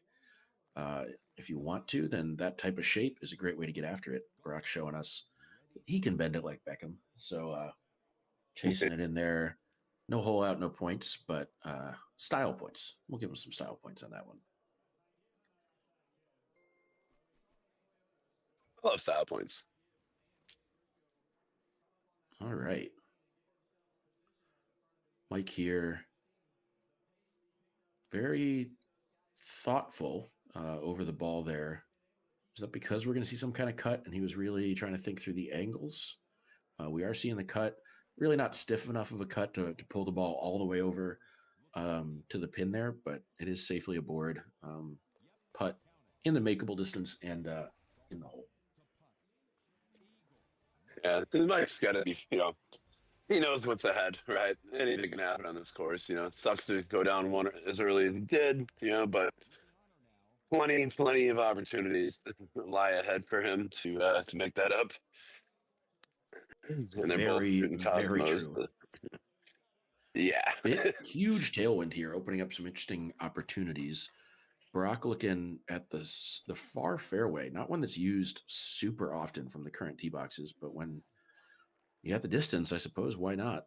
Be a nice crosswind shot coming in from there. I don't really know what the distance will be. Yeah, I don't really play it there. Even when I can, I still just kind of play the island because, especially with this kind of wind, not huge on hitting into it directly straight across 12. Burak and Mike taking a break there, maybe having a similar discussion about the nature of that tee shot. Maybe just catching their breath while chatting about the blistering pace of this game so far. Blistering.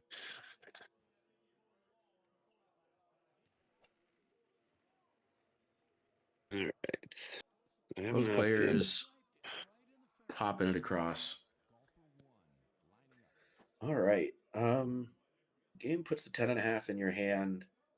Very possible to hit a 3-wood, even a 4-wood here. Just depends on what kind of shape you see and what you want in terms of power coming into the green. Soft 10.5 is always going to be less susceptible to the wind than putting more power on a higher loft club. Rock going, that's not going to be a freebie chip there. Going well long off the back of the putting surface. Yeah, looks like Mike's really thinking this one through because he doesn't want to be chipping. Yep. Click it, one click to the right, shove it a little bit left, hard. Should be fine. Yeah, he's definitely thinking this one I would through. probably pull back on this one. You'd have to give it a hell of a shove if you didn't. But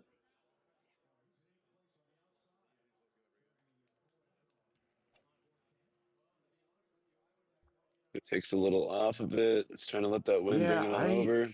It needed a little bit more, and it definitely did not require the bite. Pretty straight putt here. And he missed but it. not straight enough.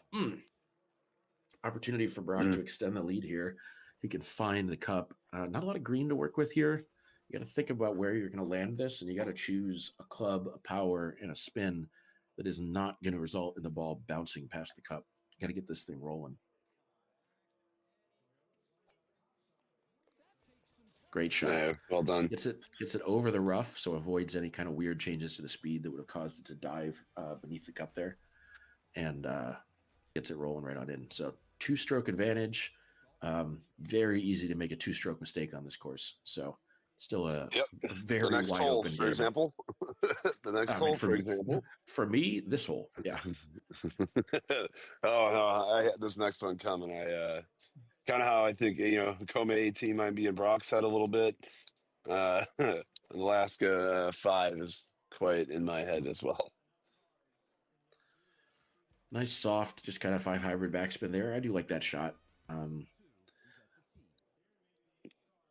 You can back up here. You can low tee it. You can play a little bit of a cut. You can go down a club and kind of step up in power. Lots of options. Yeah, there's definitely quite a few. I got some options in the chat too for lunch suggestions. I still haven't actually purchased. It was $40 before the tip, and then I was like, "Ooh, do I really want to spend $50 to have lunch delivered to me?" I mean, Mike takes a look at Burak's soft 5 hybrid backspin and says, "I'll have one of those." So yep. similar shot. Neither of them finding the hole out. I don't even know that either of them got great shot points. Might have been robbed there on that particular 6-footer, and yeah, in fact, he was. So, all right, Brandon, the boogeyman. Is this the course There it that's going to come is. get you? All right. In Orlando, I put my ball on the green like 6 feet from the cup, and my opponent teed off next. And while his ball was in the air, the power went out. So I was forced to play this hole again. And fortunately, I knew the shot, but might have caused some stress if I'd had to go have a conversation about what my right score would have been if on the second run through I had not gotten the eagle. I mean, I would have to think Steve would have been fine with you taking the eagle regardless. But yeah, I think that's what Paige said as well. There's just a lot going on in the moment.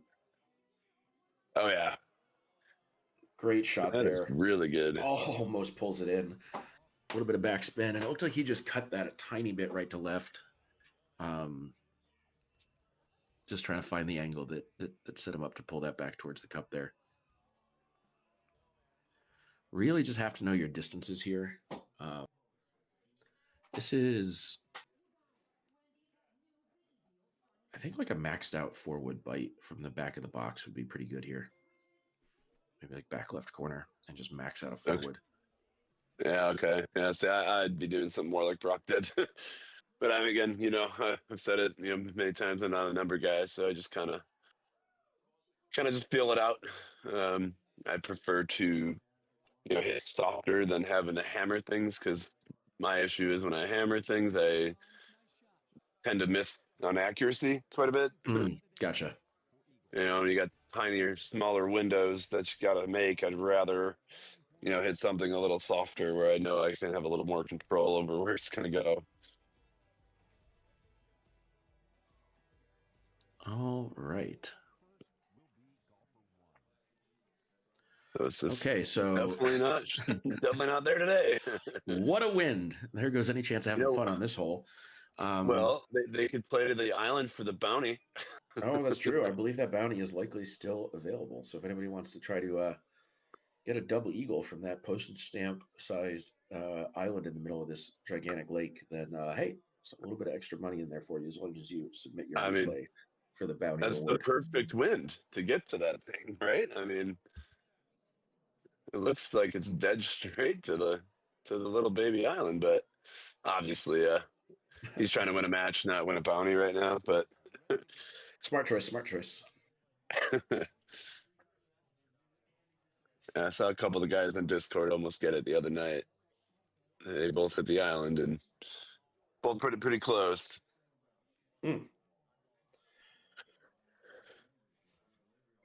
Yeah, he's opting for pretty much the way we used to play last T-Box season, which is what I pretty much do every time now too. And it's when you can't drive it or get to the fairway. The only thing I would do is low tee this. It'll be a pretty good setup for the second shot. Both just trying to make sure they get far enough left here that they're in that surface that says grass. As you can see that Mike successfully did there. Plays like fairway. If you get too far out to the right, I do think this turns into rough at some point. I think you're right. Yeah, I'm pretty sure you're right. good amount of headwind there. You know, the 8.5 still has plenty of legs. Like it's going to get you there, but a little bit of a cut. Just really took some distance off that shot. Does find the putting surface, so should still be an eagle there for Mike. Yeah, I would think so. Should be a pretty simple putt. Question in chat about whether the bounty is still active for coming from the island. I am not sure. I would probably have to check the Facebook post or reach out to Mr. Travis Tressler and try to get his take on which bounties have and have not been claimed for this season. Great shot coming in from Burak. Putting some of those shotties up on the board. It looks like it has been hit. Oh. It was posted on GoldenTeeTV fans, so I'll have to look for that. Good. That takes a lot of pressure off. You know, I was totally going to be going for that island later at the bar. Oh wait, I in fact was not. I was going to hurry up and walk over to the bar right now so I can get in their, you know, their setup and go do it, but.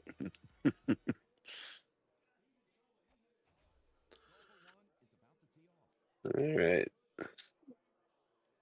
Only an 8 mile an hour here. I mean, I've seen 14, 15, you know, on this, which is crazy to see such, you know, so early in the course, but they built Alaska quite different. This is not a bad setup. Burak likely going to be trying to find a way to get a no spin shot in here. Or, yep, there it is, a high tee, I suppose. Anything other than doing a medium tee bite, because that plus spin into the headwind would have ripped really hard. Oh, and he got it. Money. Nice shot. Wow, just drops it right in there. Had a plan the whole way. I love the high tee there for, you know, a little bit of help controlling the spin and a little bit extra hang time to let the headwind sort of do its work and guide that ball onto a nice path directly down the green and towards the cup. Yeah, that was perfect. Let's see what Mike's.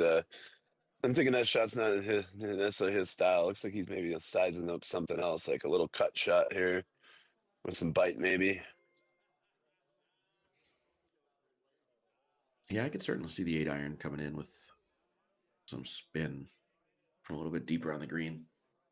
Okay, so backspin is going to pull significantly. Should be. Yeah, I think he's just going to shoot against the wind here, though. I don't think he's going to cut it, you know, with the backspin.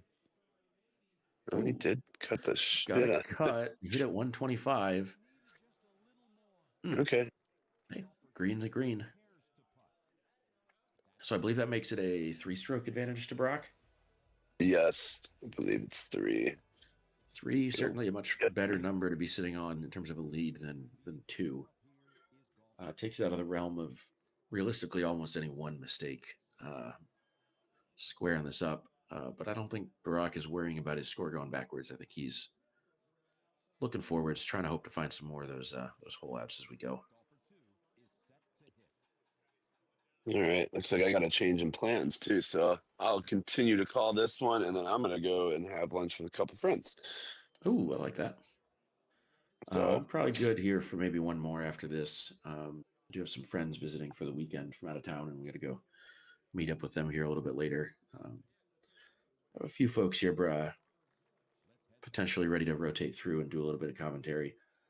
So make sure we keep the stream alive for folks.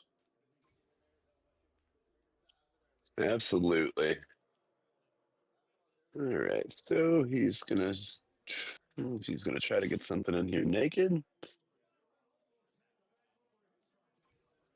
Is he waving at his family, or not sure what that was? All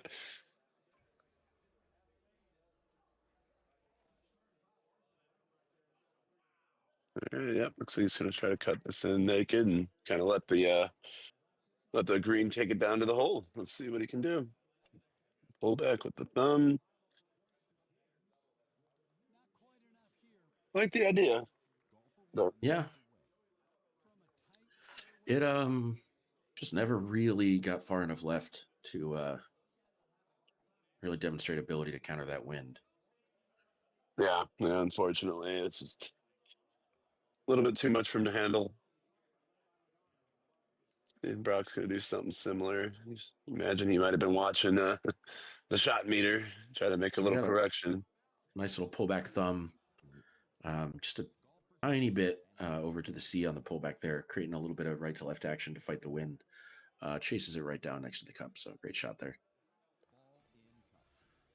But scoreboard, birdie's a birdie. Yeah, Mike makes his absolutely. birdie and cleans up Brock's putt. So good stuff there. All right, let's see what nine's gonna set up for today. Okay, isn't that bad actually? It's just a high five. Yeah, high five bite probably. It depends on where you want to land it, but I think bite would be pretty safe. That's kind of what I would opt in for. So he's got the 250-yard 5-wood. I don't really know what that maxes out at. Probably something about 315. Gonna drop almost 30 yards or ish to that wind. So he's got about 10 miles an hour to play with here. If he high tees this up and just hits it kind of 130, 133, might be there. And yeah, I don't hate the release. You just got to make sure you give it some space to do what it's going to do after it lands. 121 Oh, felt really soft, but I bet something was really wrong in my head math-wise there.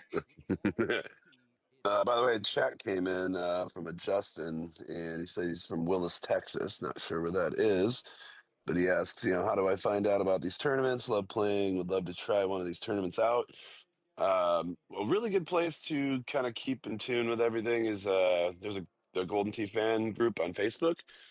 That's where a lot of things are posted. Especially some of these smaller tournaments. And then not sure if he's familiar or not with the PGT Tour, but it's a 6 events per year, and there's a website. I believe it's just www.pgttour.com. All the information's there. The next tournament for the tour will be next month, just outside of Milwaukee. Fantastic venue for the tournament. Great food, ton of space, a lot of fun. So yeah, some of these smaller ones are just follow the group if you're on Facebook. Yeah, certainly the Wisconsin tournament, always a good time. Nothing quite like flying from Boston to the middle of the country to go have some lobster dinner. Yeah, and it's St. Patrick's Day weekend, I believe, right? So you're leaving the heart of St. Patrick's Day to come hang out in the Midwest. Very much so. The tournament's going to be March 12th through the 15th, I believe, something like that. So just ahead of St. Patrick's Day. Hoping to maybe fly out that Monday, get home to Boston in time to, I don't know, go catch a drop kick show or something. Oh yeah, it's like part of the festivities. I wish your liver good luck for that whole entire stretch there. Yeah, my liver's been properly beaten into submission. Mike with a little bit of a cut there. I'm not sure why you would need that, but obviously plenty of distance with that massive tailwind. Interesting setup here. Quite a bit of wind. Yeah, just your traditional Alaska 17-mile-an-hour wind. Yeah. This would be my 150-yard 7-iron, and I'd probably play a full here. Be one click left and then hit kind of A2, but actually a little bit over towards the 1. Okay. Have a little bit of fun. Play a nice little full back against the wind. You guys and your fulls, I'll tell you. Hey, man. When ball makes curve, brain makes happy. That's Richard true. King dropping the bracket in chat. Great looking bracket showing both the main and purple brackets up at that GoldenTeeTV link. So follow along at home. This is a There's your losers. Yep, beautiful shot coming in there with the 8-iron. Brock having been a little bit closer to the green, I think, than Mike was. This is a loser side match here on the main bracket part of the tournament. Burak Temel having a bye in the first round and then having dropped a game to Matt James. Mike found himself here by way of a loss to Mark Lurton. So this is a win or go home match. For the moment, Burak Temel about 3 strokes closer to the win than Mike is, but plenty of Golden Tee left to be played here on Alaska Lakes. Yeah, there's plenty of challenges ahead. 13, 15. I mean, even this setup on this hole is not trivial. You just got to kind of really respect this wind and know how it's going to behave. This plus bite is not going to do a lot at 86 miles an hour. Okay. Did not see distance-wise how soft of a shot he was going to be able to play there. A little bit worried that it was going to rip. We got Paul popping up in chat. Paul, I think, a frequent participant in this tournament, unable to make it this year, I would imagine, based on what I'm reading in chat, but happy to see folks following along. Tournament taking place, obviously, at STATS in Texas. Commentating being done at least partially remotely today. So this is Nate Webb coming to you from Boston, Massachusetts. With me on the mic today, you want to introduce yourself, Brandon, before you I didn't know if away? you were going to do it or if I was going to do it. It's too much Brandon work. Robinson. Yeah, Brandon Robinson, also known as Jason Waterfalls, hailing from the west suburbs of Chicago, and actually have the monitor sitting on my Golden Tee machine as we speak, so I can sit on my couch comfortably while I call these matches, and just your traditional dude hanging out with his cat. You may have heard her meow a couple times here and there, so apologies for that. Oh, speaking of, there she was. All right, very, very simple look for this hole. I definitely seen some whether you got a 15, 16 straight across can be a little challenging, but this here you just kind of got to dial in your distance. That was done well. And Nate, you may have muted yourself again. Yep, you caught me on that one. So, yeah, favorable look here. Burak took a nice run at it. I have this mic that I've used for hopping on podcasts and a couple other things, but it is incredibly sensitive. So when there's some neighborhood noise going on or whatever, I tend to hit the mute button, and then I tend to forget about it. Fair. What's up, Luna? He said hello and to us. Said Damian saying what's up. I think Scotty did earlier too. So what's up, everybody? Good to see We're folks tuning in. We got at least 53 watching on YouTube at the moment. So good to see 58. What the heck? Yeah. Just updated real quick. 61. Look at us go. Whose bots are joining the stream? I'm just saying it's our fantastic commentary is why they're tuning in. Love the Austin, Massachusetts. I almost actually made that joke too. University, yeah, that's University of Austin. Yeah, Boston. Yeah, that's what I said. So, are we on the 30th hole? Is this extras? Because it feels like it's been an 18-hole round of golf since Burak hit his tee shot. Mike's given this one a good hard think. He knows he needs some strokes, so if you see this maybe as an opportunity, it's a fair play. Give it plenty of thought. Hoping the wind was going to do a little bit more to bring that towards that cup. Doesn't quite find its way over there, but shouldn't be an issue. I'm sure he'll. Oh no, we'll have Burak come in and clean up his own putt, seeing as he has the box and he is in the fringe. Yeah, he's got a strange little putter there too. I don't know about you, but I those big putters they just mess with my brain. I can't get used to them. And I actually recall when I went down to the Vector Room tournament last September or so. I played a match against Luna, and he had that damn T-Rex putter, and it was hard to clean up 10 footers, man. Like it just messed with my brain. Yeah, I do like having some kind of novelty putter because it's a good way to signal to yourself and kind of train yourself to recognize when you end up with a wedge from the fringe. Don't accidentally smash a wedge 70 yards when you were trying to hit an 11-foot putt. Yeah. But I do like being able to see the golf ball. So any of the really big ones are a little bit wired or a little bit wild. Yeah, yeah. Too much for me, but each their own.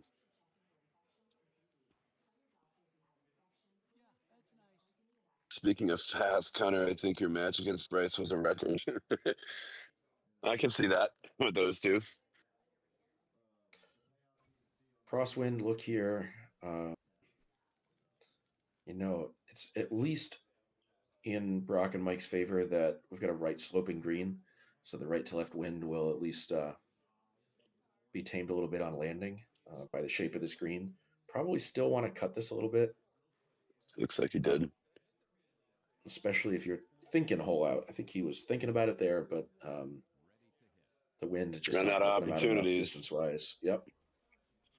And I don't know about you, but I think they did a really good job changing this hole. Like it was good before, but turning this into a par 5, and yeah, I think it's great. A lot of challenging approaches here, and not super common. I feel to have difficult to eagle par 5s in this game. So I think they did a great job at this redesign or re-tee.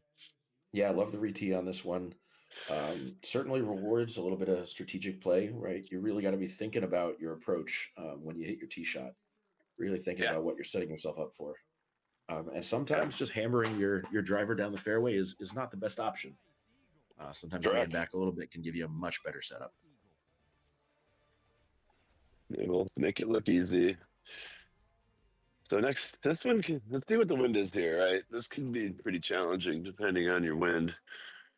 Not as the worst I've ever seen. You can play a Yeah. variety of safe shots here if you want to. You got to figure Don't Mike expect might this be to getting a catch little more these guys aggressive. out. I kind of think Burak is just going to hit this. Yeah, you got to feel like you hit this naked here. I think you can. I would think so. So we've seen him do the high bite shots before, using the high tee to really maximize the effect of the headwind and to kind of mitigate what would otherwise be a very punchy bite play with that plus spin 8-iron. Gets it behind the cup, just blown a little bit wide. Good look at it though. Yeah. Anytime you're landing behind the hole and ending up in front of it, or vice versa, you at least gave yourself a look at the hole out. Just a little bit errant there on the left to right calculation. Yeah, I gotta say, if you're Mike in this situation, you're down 3, 5 to play. You gotta start getting a little more aggressive here. So I wouldn't be surprised if we see him really go for this. Yeah, especially against a player Burak's caliber, like you kind of need to find one yourself, and then maybe hope for a miracle that he finds a way to give the other two back to you. So let's see what he's got here. Ends up also a little bit right of the pin. Blake hopping up in chat. Nice to see you, man. Like, assuming we're talking about Connor and Bryce's match, timed at 15 minutes 30 seconds. I'm not sure if anyone has a stopwatch running in chat right now, but something tells me that this match that we're currently all watching has been going for a little bit more than 15 minutes and 30 seconds. Ooh, 212. He's like, do you care if I try this? Like, I don't give a shit. Go ahead. Looks like we're about 30 minutes into this match. So Alaska, one that can certainly force you to take a little bit longer, particularly by way of making you just hit the ball more times on your way to a dubious score. At least that's my typical experience on this course. Well, he's got the 212 hole and win on, so let's do this one for the fans, bro. Come on, man. Yeah, man.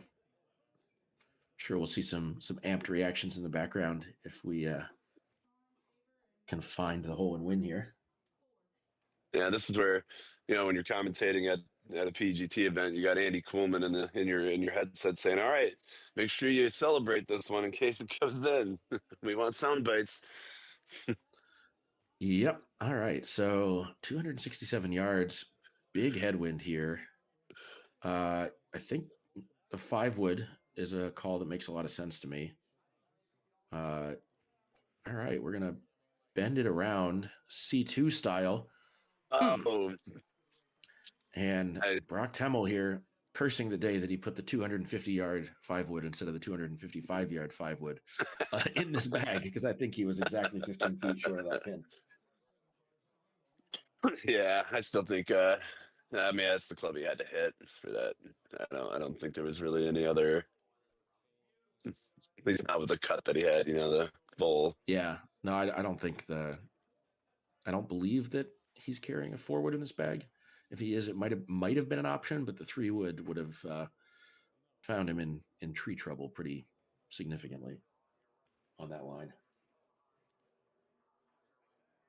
I think Mike's gonna probably try to do something similar. Probably put bite on it. Yep. He's got the same club. He very particularly chose this exact spot for setting his golden tee. So let's see what he learned from watching Burak's shot.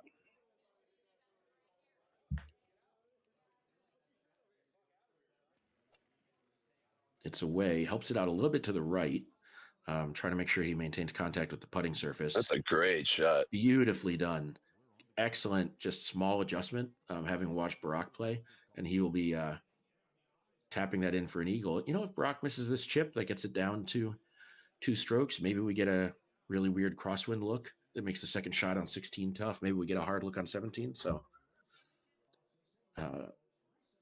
maybe Burak really just puts this in the hole and then match stays relatively dry. Let's see. I think that was 6, which would be my number for that too. Perfect. Yep. Was there any doubt? No, not the way he's been chipping today. All right. 3 to go, which means about 20 more minutes. So hang tight. Yeah. Are you already running late for your food plans, Brandon? How are we doing on your clock over there? I'll be all right. I'll be all right. All right. So a little bit of crosswind here, nothing too drastic. And I think critically that front left pin is going to work pretty well for this kind of right to left crosswind. You don't really want to put yourself between clubs here. You want to be able to come in with something like a 6-wood or a 5-wood hit pretty hard, so that you have an opportunity to generate a large amount of spin into this green. I'm guessing you probably try to set up a full. Normally I would. This is not quite enough crosswind to cancel out a left to right full with something like a 5-wood, which means the ball would come in moving left to right. And for this front left corner pin, I don't think I would love that a whole lot. I might be on this specific look just trying to 180 this out to the right and have the ball kind of land middle green and then backspin up and across towards the pin. Yeah, you could get away with. All right, so 6-wood Burak scares does me. have a 4-wood in the bag. 6-wood here would be marginal, but I think it would. No, I don't think I would try it. I think it's too scary. I think you can just kind of push this out, take a little distance off by doing it that way. And let's see what he does. He does put a big cut in it. We've got kind of half cutty little thing. Pretty safe. Very safe. I think he knew that was going to be more mid-green than up near the pin. But obviously when you're playing with a 3-stroke lead and 3 pins or 3 holes to play, you're not thinking too many aggressive thoughts. Nope. You just don't want to end up down on that dock hanging out with that frog. Yeah, man. I've hung out with him a couple times. You also haven't named him yet. If you do end up in the drop zone here, if you get that kind of front right drop in the rough, it'd be a very interesting and challenging shot from there. This could end up, if you get this wrong, this could be more than a 2-stroke penalty. But he does. Similar shot. Is that going to stay far enough right? Oh my goodness. Members bounce. Count your lucky stars, well. man. No, the glucose is not great, Paul. You're going to have to sub in for me, I think. I did have a protein bar this morning, but... All right, Brock makes that look easy. I'm sure he'll clean this one up. So will there be fireworks? Let's see. Show me a 21-mile-an-hour wind right to left. Come on. Nope. That is not what Mr. Mike Hall was hoping for. Probably not the type of setup that's going to lead to Burak giving a stroke back. And man, if you carry a 3-stroke lead into 18, just play fairway all day. Kind of wondering if you watched him play 2 other par 3s with a high tee bite shot I can't help but wonder if he's thinking about doing that with this club here. Look at you! Look at you predicting the future. Look at that. He's got that Beautifully kind of shot. executed Just there. dialed, man. Like Yeah. he aced the one, put the other one real close, pointed that one. He is that is very dialed in. All right, Mike. Just do that. Brock playing a slightly different club there. Obviously, haven't had the plus spin on there, but really soft high tee shot. Spin's not going to be doing a whole lot regardless. So I think Mike has the option of attempting to just copy Brock's shot here, maybe try and get it He to is trickle not, directly in. No, he's doing his own thing. Yep, he's gonna go medium release here and try to kind of jam it in there. I mean, I don't blame him. He's got 2 holes left. He's got to do something. That's still too much. Yeah, nice shot though. Yeah, oh yeah. Anything that stays out of the water. Yeah, that's always preferred.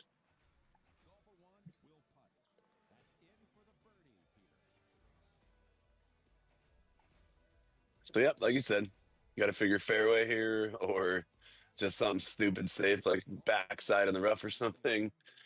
Yeah, I think I had a match on this one where I was enough strokes up. Similar situation here where what I actually just went for the green with the big full from the right because let me tell you, I know the shot from that drop zone pretty well.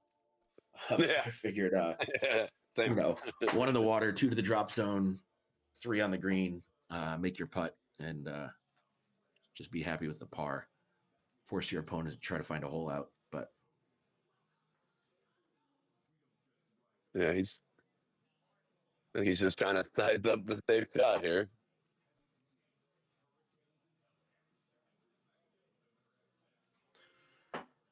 The thing is, you know, you get into these scenarios where say, you know, he's up 2, you know, and he's gonna play a layup. It's like, I don't know about you, I never lay up.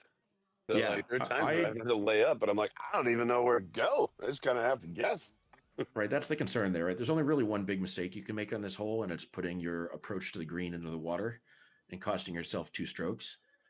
If you do that with a 3-stroke lead, you still win. If you lay up and then do that with a 3-stroke lead, all of a sudden you're in extra holes. So Yeah. Which you thought was a for sure victory turns into, oh god, I got to go to extra holes. Like, yep. So Brock's got to, plays it pretty long there, probably intentionally, just making sure it's dry. But he has a dead straight with the wind downhill chip coming up. Gonna say that this one is pretty well iced. Mr. Mike Hall, though, going to try to hold this out. Give us some fireworks. Put a little bit of pressure on Brock. I mean, it'd be one hell of a hole out. Yeah, man.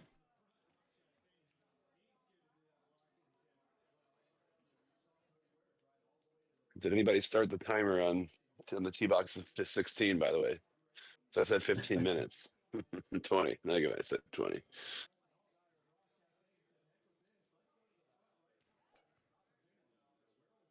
Yeah, we're at about, I'd say about 41, 42 minutes right now. Get up there. Comes up a little bit short there on the full. Just hanging up there with the high tee. The wind is just bullying that ball for so long. So Brock here, straight downhill. Pretty straight wind. Nice little click chip. I think he's going to like do like 1 or 2 less clicks than normal. Yeah, just pooch it a little bit. Yeah, kind of that laggy. Yeah, just enough to get. Yep, exactly. Oh, he's still almost it. Says, you know what? I don't need a 31 under. That's fine. Yep, I'll take my 30 and my victory and stay alive. It looks like this will be the end of the day for Mr. Mike Hall. Unfortunately, standing on the 18th tee on Alaska, already 26 under. Like Mike's played a solid round. Yeah, just not quite to the level of the round that Brock was kind of putting on a clinic here, right? He got the chip in on one, he got the other hole out, and was on a really terrific pace here for a while. Yeah, they both played a good game. Wasn't the hardest look overall, in my opinion, but it definitely wasn't an easy look. And they both made some really good shots along the way. And careful there, Mike. Almost bops that over the hole to deny Brock the nice 30 under there on the scorecard. Put that in the Yeah. water right there. I think you owe Brock $6.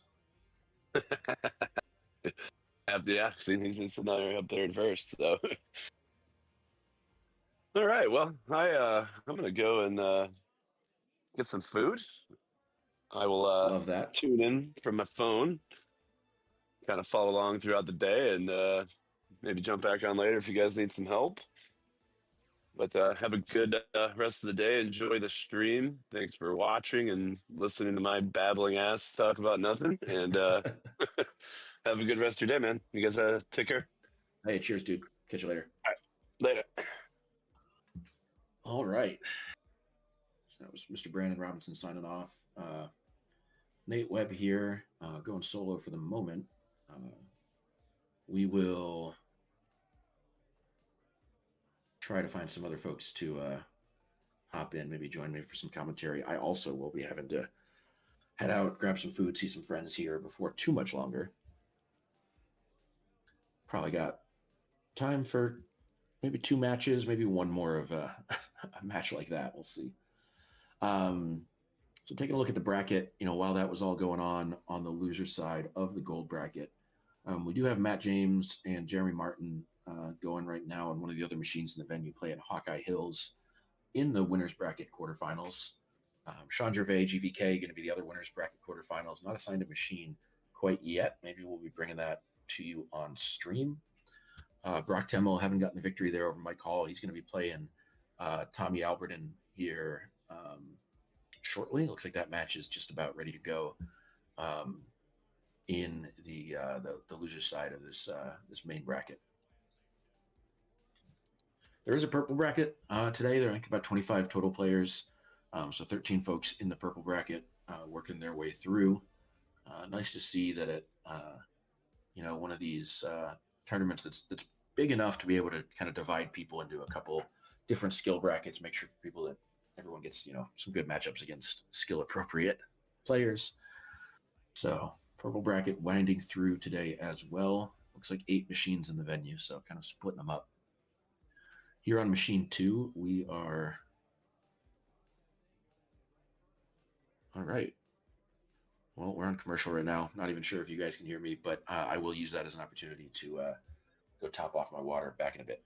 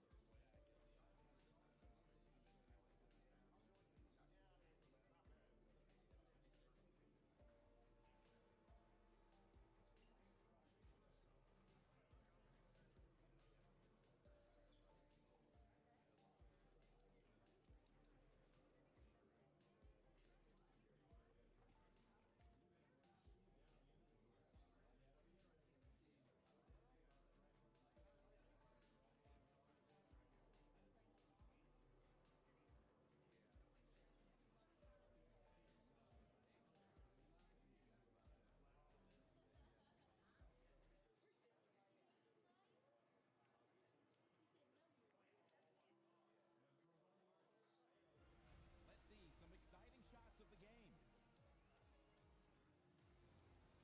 Number 3.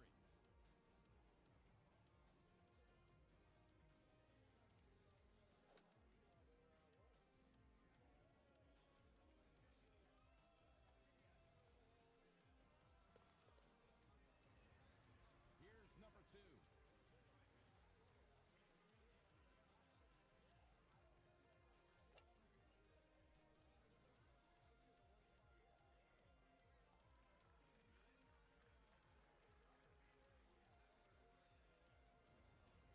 Number 1.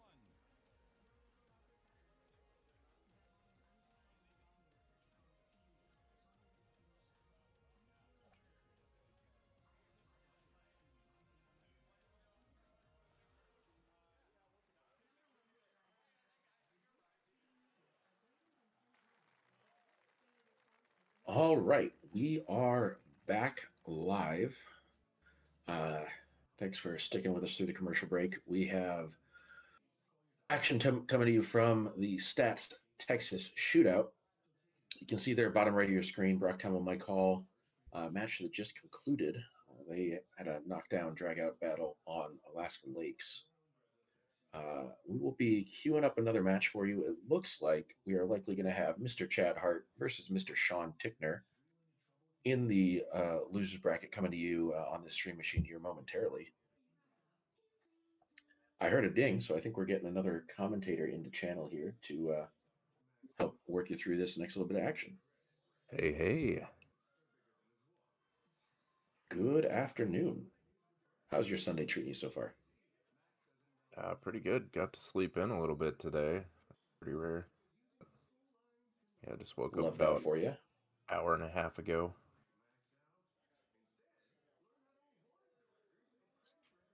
Good stuff. Well, looks like we've got the names entered, so we're going to have Sean and Chad coming to us pretty soon. Maybe get a look at this from a different course. We've seen a little bit of a coma. We have seen, I believe there was a Kings Canyon match earlier, and then obviously just coming off of that match on Alaska. Sweet. Let me pull up the bracket real quick. Get caught up on things.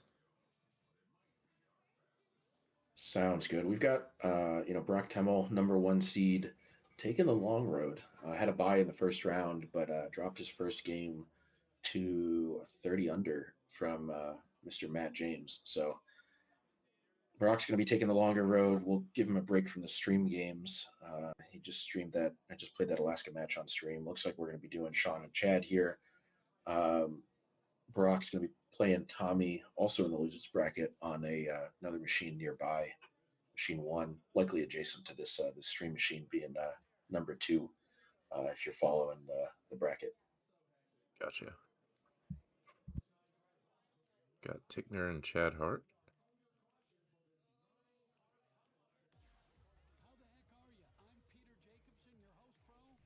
Trying to see what Chad's shirt says. What is that? That is a great question. Looks like some kind of graph or something going on there. Something about sports betting or something. Oh, never mind. I don't want to say. Sounds good. All right. So looks like we are likely headed to Hawkeye Hills. I think that's where I saw the yellow button decide before it was immediately clicked through to player sign in. Looks like Chad's going to be teeing off first.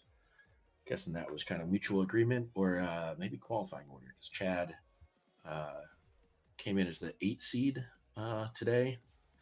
Mr. Tickner coming in as the 7 seed. Yeah, I can barely see Tickner. He's lost a lot of weight. Yeah, what Tickner? Well, hey, the Golden Tee bunch, we are certainly nothing if not physically fit. So gotta go take care of yourself. Mm-hmm. It's all those kale smoothies when you come to these tournaments, right? Oh wait, no, I meant Coors Light. It's all the Coors Light when you come to the tournaments. All right, so it is Hawkeye Hills. Chad teeing off first, playing Cosmos. I would imagine Tickner's doing the same. Gonna hit the 7-degree high here with a little bit of tailwind and just try to get there for a putt. A little bit errant on the aim. Gets a little bit left down on the sand. That'll make for a marginally more difficult chip. I'm not sure that the green is here. Maybe with a full, but you can definitely get into that strip of rough just off the green and have a nice, easy kind of like one-click chip of some kind. Yeah. Yeah, this is definitely one of the longer looks on hole 1. All right. Tickner takes a all look the other at Chad's bunker and says, I want my own bunker. So ends up here in the other one. The front faces on these bunkers here on number 1, kind of steep. Forces you to play something like a pitching wedge or sand wedge here. Maybe a 9-iron, but whatever it is, it's going to have enough loft that you do have to think about crosswind sometimes. Perfect. Back to the talented golfer 1.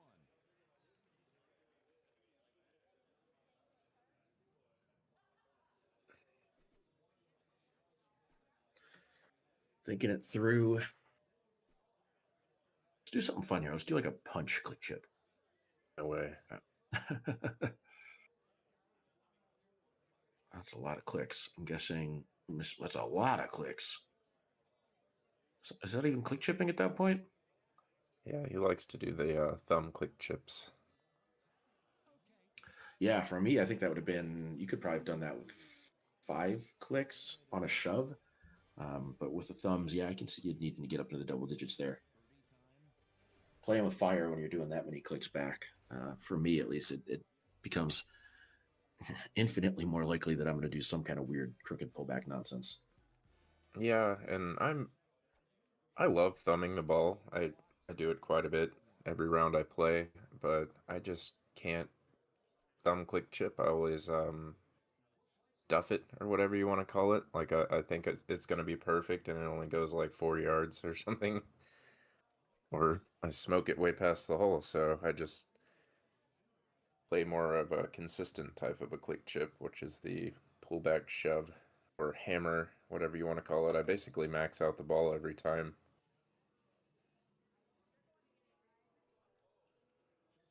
You know, you can lay off of it sometimes. And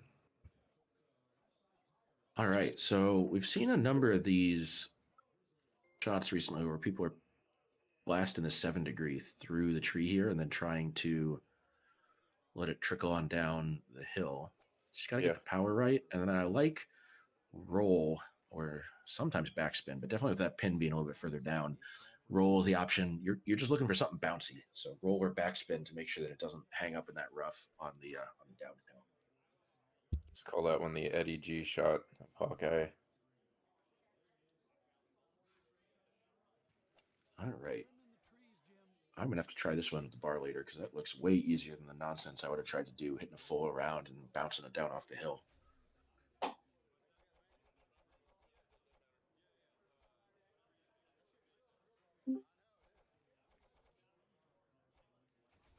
All right. Well, whether he knows it or not, I just dragged Mr. Paul Taylor into the the chat. So, how you doing today, Paul? What's up, guys? Oh, Hey, you Taylor. know, living a dream. You able to see the stream here as well? I think if you pull up, I think that's Chad's account, not Fliction. You should be able to watch the stream without the delay that you'd be getting if you were watching it on YouTube. So, Good. Let me what's up, guys? I didn't expect that to happen so quickly. Sorry. I'm a little discombobulated. no problem at all. Feel free to just go ahead and mute yourself, but there's a chance that I'm gonna have to run away and turn into a pickle. So if we didn't have another option, I wanted to drag you in. If you want, I can toss you back in the waiting room and then just give me a high sign at some point. I'm gonna go ahead and go on mute for a minute while I get combobulated. Sounds good, I'll- brother. Come jump back in and a join us little for while. the exciting holes. All right. All right, so while we were playing with Discord, this remote streaming situation, certainly a new one for me. Trying to catch up on what's been going on in the match. Neither player finding the hole out there. So both players 4 under. It is Tigner, so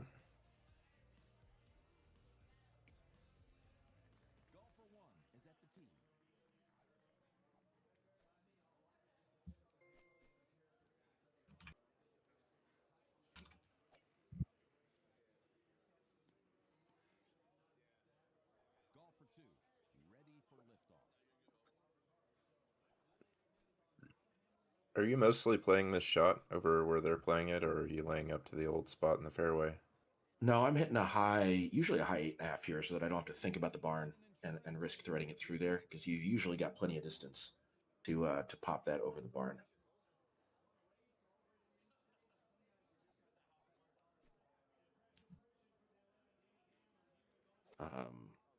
It's gonna be interesting to see what Tickner has. It looks like he caromed pretty hard to the left there, and maybe back behind some of the greenery. Nope, he's got a pretty good look there. Particularly, maybe a punch shot, just so you don't have to worry about those trees overhead. Hey, Luna. Reading the chat.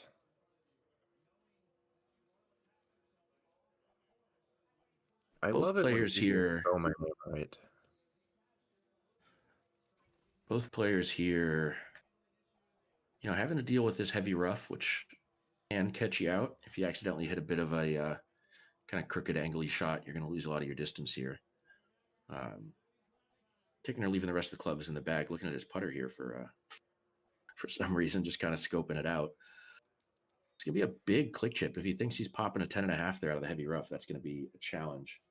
Yeah, click chipping out of heavy rough is I don't think he's experienced in that. If I were him, I would be thinking about a punch shot. He hasn't really played too much this year, so I'm not sure if he remembers punch shots a thing. Ooh, looks like he got kind of the right shot shape there, just didn't get it quite online.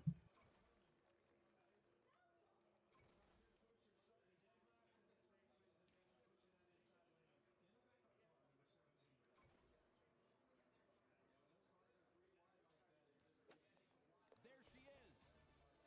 Yeah. And now over to golfer one. What a great touch.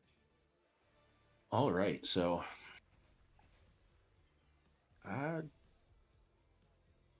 what did I just miss? Sorry, well, we were handling some business off on the other monitor because I expected this to be advantage Chad Hart by 1 stroke, but both players are 6 under, so maybe somebody can catch me up. I don't know if you saw it there, Corey. I guess he just made his chip.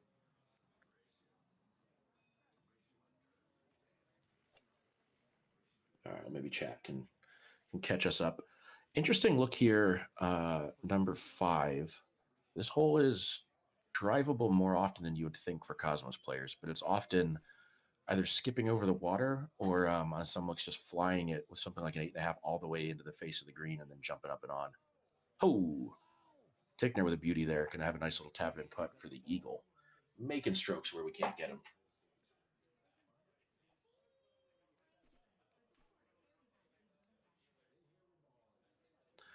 All right. Chad going to try to show us a click chip here. Hopefully somebody can let us know whatever that was that led to Chad also apparently dropping a stroke on the previous hole. Of all the times to look away, I guess I picked the wrong one. I'm in the same boat. My kid just woke up, so I'm having to juggle that as well. I suppose I could always rewind the stream and figure out exactly what was going on there. But advantage Tickner, capitalizing on the great tee shot that put him there right by the pin for the eagle. Chad not quite getting the shot that he had hoped for, and being forced to chip, and then also not making the chip. Tickner's in the water, so 1 stroke lead, gives it right back. Likely going to get the drop on the left-hand side there. The pin on the left and the left to right wind could even be a challenge to secure the birdie from there. So it shouldn't be bad. That's basically exactly where I go every time. Just because I don't like to hit onto this mound anymore. It's easy, but sometimes you mess it up. It's like a turtle shell, like trying to how it's like a dome. It could kick off one way or the other if you're just like a mile an hour different. Yeah, it looks like he's got plenty of space. That tree not really in play, so up onto the putting surface, just kind of gives the stroke back. Golfer one with a look at eagle.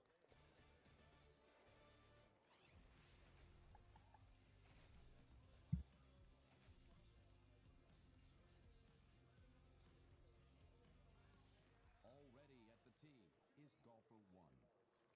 This looks like a really good look.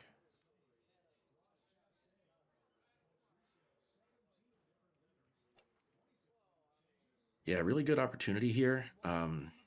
Backspin, certainly a play if that's at the right kind of gap in your bag to chase after this one. I find the behavior of the ball on the green a little bit more predictable. Hitting something like a no spin or release shot here and just trying to come at it forwards. But, different strokes and certainly different yardages for different people's club sets. If you are the type of player who's comfortable with thumbing it dead straight, or you can control it to be like a degree or whatever left or right, I would absolutely recommend trying to study how much you can move the tee over, and then just thumb it dead straight. And for holes like that, you can you can get it like a 50-50 whether it's going to go in.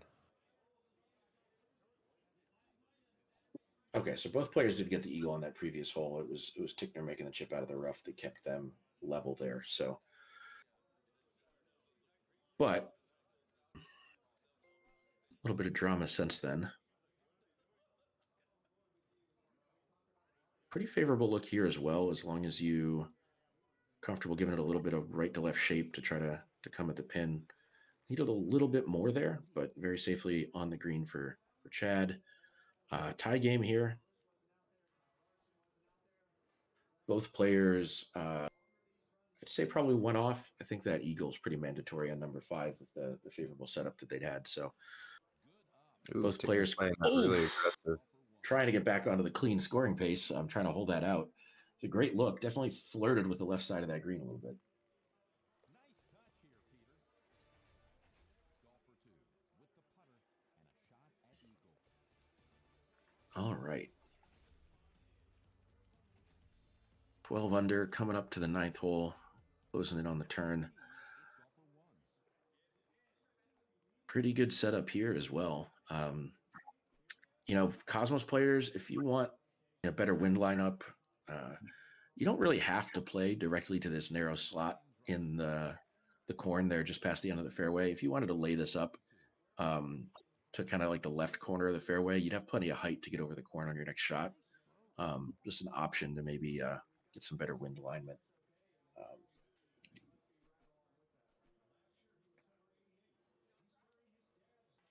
Because 10.5 will go here, 3 wood even go here, so that corn is never in play. That's on the green. Nice shot. Continuing on, it's golfer 1.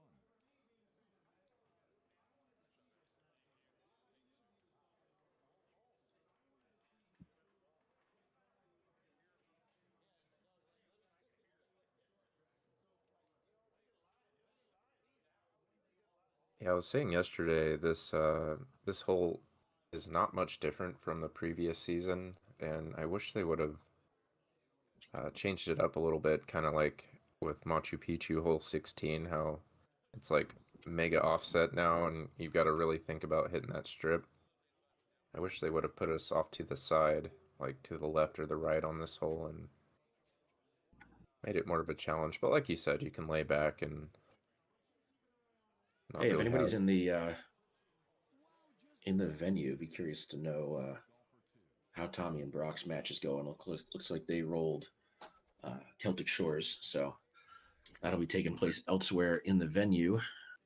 Also, a match happened on this loser's side of the main bracket. So, Chad I and will Sean, be right back in a few minutes. Sounds good. All right, so going solo. Try to keep the. No, Nate. We're not gonna let you go solo. Oh, thank the Lord, Paul. I'm gonna not do sure. that to I'm you. not sure anybody wanted that. So. I got everything set up. I can see the stream, I guess, in real time. I got the chat pulled up. That's all quiet, and I'm loaded up into the round with these guys. Oh, that's exciting. Are you trying to get some previews for us? Are you I'm not chasing caught them up with or? them yet. I'm on hole 7. I got 1 and 5. I blew it on hole 2. Missed a putt. Got an ace on a par 3. So I'm on pretty good pace. Chipped in on the one where Sean tried to get himself in trouble. I've never actually hit that barn, but I guess it's in play. I like Oh, wow. That was Tickner great. continuing to entertain. I like Obviously, Chad getting players up there. here play in this 10th hole. Usually, you can get your tee shot. Yeah, as Chad demonstrated, pretty darn close to this green. Set up a nice short chip with the uphill entry to the green, and also that kind of chine across the middle. Guessing it's not really a sea wedge play. Oh, you can definitely play a flop sea wedge from here. It's Oh yeah, beautiful. okay. Well, add that to my repertoire. Good distance like for it. I just wasn't quite sure about the height. The roll reversal. Chad got up there close to threaten the chip, and then Sean flipped it on him, put the pressure back on him. Exciting. This So is we've way got more fun than this hole should be. All right, let's see if we can get another one here. 8 wood, fun click chip. I think when we saw earlier, Chad does kind of thumb click chip, so he's going to be counting out quite a number of clicks there on the 8 wood. Bite will be nice. You just got to get it up that hill. Maybe it needed one more click or just some slightly spicier thumbs. Good look at it. Anytime you're tapping in for Golden Tee par, it's a good result, but it's not a great result, right? Tickner there coming out the better. Nice little hole out. And hey, he'll be looking for more. Fun setup here. Yeah, I could definitely see that just one click left and then give this a pop.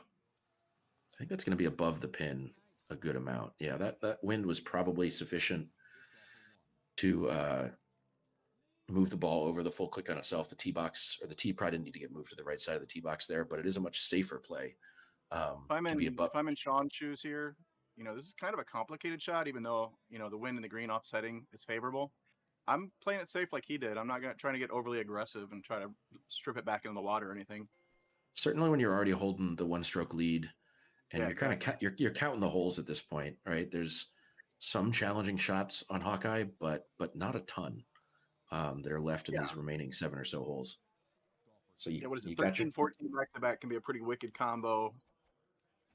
Going over the trees, and if that short par 3 sets up with a bunch of wind in the face, super short, that can be tough. But yeah, they should be able to coast on through. Hole 18 got easier with the re-tees. You can't count on that to get a stroke back. Every once in a while, you'll get a big left to right wind with the pin on like the front left behind the trees, and you got to cut your way into it on 18. But it's not a particularly challenging shot. Yeah, nothing like it was in the previous tees. That was a good amount of fun in Carolina and Texas, seeing everybody fight, around, over, left, right of those trees.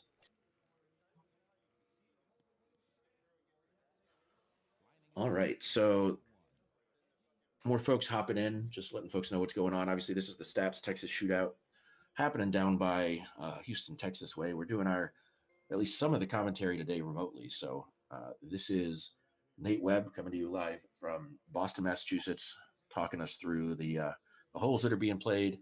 And then we got our man in the field, Mr. Paul Taylor, out on Hawkeye Hills playing around himself, but also joining me here in the booth. So feel free to say hi, Paul. What up, y'all? Coming to you from Wilmington, North Carolina. Exciting. Getting some helpful direction and prompting in chat to make sure that we're doing our pauses for announcer and station ID and whatnot. So, big thanks to, Burak and Chad for the work they were putting in to try to get this stream live for this weekend. Richard King helping us out quite a bit with the logistics and obviously streaming this up to GoldenTeeTV on YouTube for all of us to be able to hang out today. So, lots of folks putting in the work, variety of commentators, I think, over the course of the day, both yesterday and today. A lot of us having to hop in and out for other commitments taking up parts of our weekend. But it's been fun settling in here for the last few rounds. Is this a first in the Golden Tee world with a remote commentary? That might have to be a Richard King question. Oh, Tickner finding the water there. I almost wonder if he wanted more on that ball and just didn't quite get all of it. Because with that cut, with the pullback being about a quarter of the way over to the A, he's gonna need a little bit of extra mustard to get that all the way to the pin. Yeah, it's too bad he couldn't find the full there. The full would be fun. Nice little 5-wood full coming screaming left to right. Could be fun. Full 3-wood parked at about 17 feet from the cup over in Wilmington. Oh, there we go. Well, What's he gonna do? Chush? Does he still have the chush in the bag? I'm sure he still has the capability. I think he's been doing enough chipping recently that I would expect to see, I don't know, something like, I don't know how he chips, but some number of clicks coming in here. But let's see. He's got his hand over the ball. Okay, we're counting clicks. 5 clicks. 5 clicks. It looks like the green took it. I don't know. I can't see it perfectly clearly. It looked like he hit it straight. I was catching up on chat. I didn't see if he had done any kind of sort of clicking left and right to check whether or not this was in fact straight up a hill or maybe kind of left half a degree or whatever. My eyes may deceive me, but it looked like Chad's putt had a little bit of right to left movement on it too. So Yeah, it did look like he played the hidden left break. yeah, I know we've got a lot of folks in chat right now who play quite a bit of Golden Tee, but for anyone not recognizing, we do have a lot of nervous ticks when we're up at the machine, tapping buttons, doing different things. But when you see players doing the turns to the left and right before they hit putts, that's being done to really get a more accurate feel for the angle of the green. You know, turning to the left and seeing if your up 4 putt now reads up 4 left 1 or up 4 left 2, or I guess that would probably not be good math, but can give you a little bit more insight into whether there's sort of an extra fraction of a degree of break on the putt. Fun look coming up on 15 with the front right pin. Right to left wind. Easy full 5-wood if anybody's practiced their fulls. Otherwise, might be like a little swerve 3-wood maybe. Swerve 3-wood. Yeah, that looks like a pretty Swerve nice 3-5. full 5-wood backspin. Maybe help it out a little bit to the left on what is almost an A2, but I think you'd have to kiss this a little bit left. Oh, he's gonna high tee cut this. If I'm cutting the 3-wood, I'm doing medium tee backy so I can pop it a little bit. Not end up way back there. Oh, I was like, is it going to get caught? There are some very helpful rocks right off the back right corner of this green that can save your bacon every once in a while. But he was certainly trending towards the water there. I think if Sean can find an eagle, he might be able to tie this up. Good chance. So let's see what he's looking at here. 3-wood medium has plenty of height, but it looks like he's just going to try to improve on Chad's shot, get it a little bit softer, maybe try to land this short of the green and hop on. The rough burning off some of the speed is going to be a much safer look. And this is makeable. He's on cliff, so he's not paying any distance penalties. A little bit of elevation to deal with out of the gate. Yeah, he doesn't need spin. There's no harm here. Just got to get the right click. For Chad's click chipping, if he is going to click chip this, I would imagine we're going to see something like 12 clicks. I'm going to say this is more like maybe a 9 for Chad. For me, it's a lot less than that, and I just slam the heck out of the ball. I'll take the under. 7 clicks. I've been pipped. Well played, sir. You were awarded 1 internet fandom. So Chad was really hoping he was going to get that. Just skates it a little bit left of the pin. So opportunity here, if Tickner can drain this putt, to have a little bit of an impact on the scoreboard. Oh, and just lets it leak low. He had a little bit of that pullback that might have cost him some speed, but just didn't get that up above the hole on a kind of pace and direction that was going to allow it to hold its track and get into the cup there.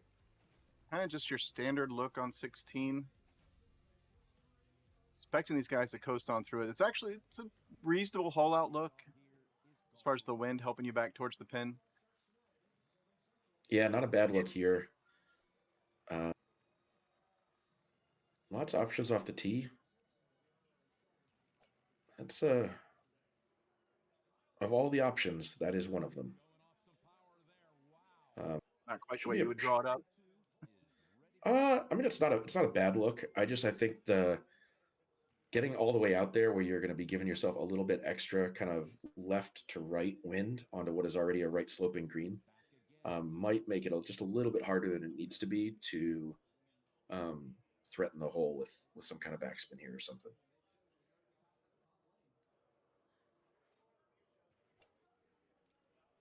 But if you're really comfortable hitting those small cuts, you can come at the green from whatever angle you like. There's enough green there that you don't have to necessarily play a cut shot, but you don't have to, no. 5 hybrid backy. Yeah, just coming in pretty shallow. That 5 hybrid is going to take 1 hop forward and then only back up about half as far as it hopped. So difficult to really rip something up at the pin here unless you've got something with a little bit more loft or little 43 yarder, 46 yarder on 17, but the big wide open part of the green. So Interesting. Okay, so you can play it safe if you're not fully prepared with like a nice chipper wedge or something. yeah, not Chipper a lot of wedge is chipper pretty wedge good. action so far on the rounds that I've commentated this weekend. But I would imagine Yeah. you've been putting it They'll learn. to pretty good use in this round. They'll All learn right, throws it eventually. out and around. That'll be a putt, somewhat nervy one, but shouldn't be too much of a risk. These See if guys aren't Sean even can carrying a find lob wedge. They literally did nothing to prepare for this hole. it. Maybe they spent their hours click chipping, and they've got something prepped here. I mean, I would say that if I was not staring at a sand wedge, but partial pullback. So we're just kind of chipping here. Partial pullback with a bit of a cut. Never really threatened the cup, but both shots keeping the ball in play should be some easy putts coming through. Yep. And 18, we got some pretty heavy wind in the face. Wide open though. I mean, 18's gotten a lot easier, like I said, with the new tees. This So should be advantage- a walk-off. Advantage Chad here just needs to demonstrate that he can take this wind into account and leave himself a nice makeable putt here.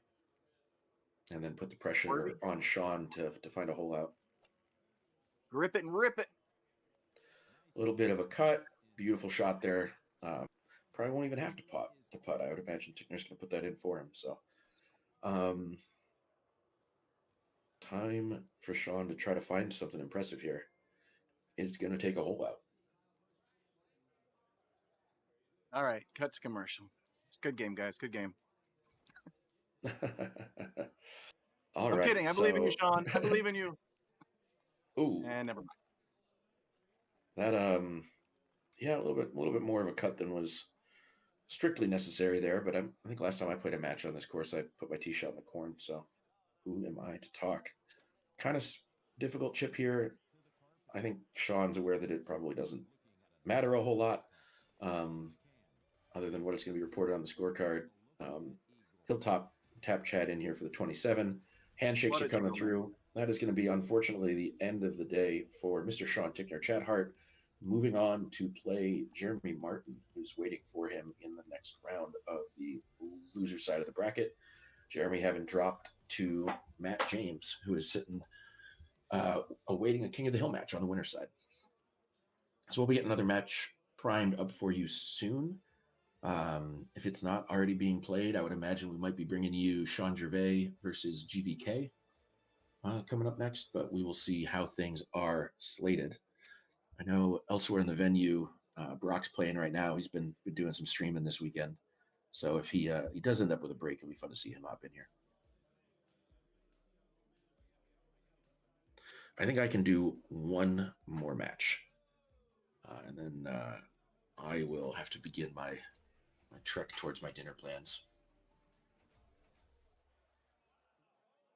Dinner. Heck time Yeah, is I've it in got some. It is 4:15, so I figure this next match will take us pretty close to 5. And I'm meeting a buddy of mine from college who's here with his young son. So we're doing a 6 o'clock dinner, a little bit earlier, but leaves plenty of time for me to get over to the Causeway and play some Golden Tee this evening. All right, here we go. So we are trying to decide how, and we are letting the random button do the walk-in, and we're going to be playing Celtic Shores. Looks like GVK going to be teeing off first.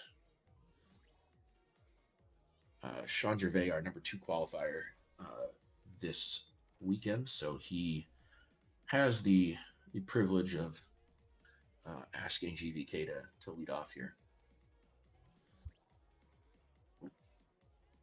Are you going to try to hop into this Celtic Shores match, see if you can track it down, Taylor? I know. I loaded up Machu. I guessed wrong. Well, I think you will have plenty of time to maybe catch these guys before this match is over.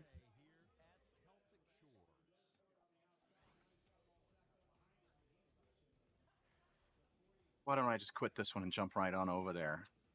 How about that? Always an option.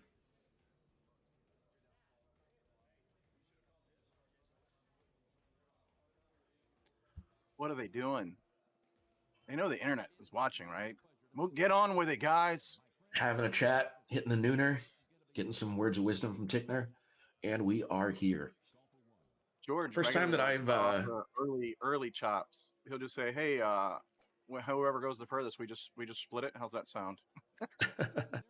He'll offer those super early in a tournament. I love that idea. Hedge against a little bit of risk. I believe this is the first match on Celtic that we've streamed today. I don't know that I was on from the very beginning, but I do believe that that's the case. So fun course. Sometimes some fireworks here on the very first hole. Virtually always drivable with Cosmos. So you're every once in a while treated to a nice big Slow splash of down, great slow shot points down. and a Did you say hole-in-one. virtually always? Yes, because I have You've not seen it played. shut down? What was that? You've seen it shut down? I honestly don't know, and No, always no, would it's have been an always there. extraordinary claim requiring the type of extraordinary evidence that I lack. But if you've seen it there Always. every time, you've played a lot more games than I have. So always drivable on number one. You know what? You heard it here first, and if it's wrong, blame Taylor. Always, always. Always drivable. Love it. All right. He's Diabolical. Sean Gervais. If you have a towel that you really like and you don't like loaning out, and you're going to be at a tournament with Sean Gervais, make sure you bring a spare towel because he's going to ask to borrow yours at some point.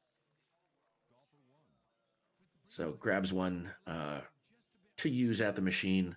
Both players going to almost the same spot here off the tee. Looks like a honestly pretty straightforward look here. GVK release on the 8-wood, going to try to chase it into the cup. Runs it pretty darn close.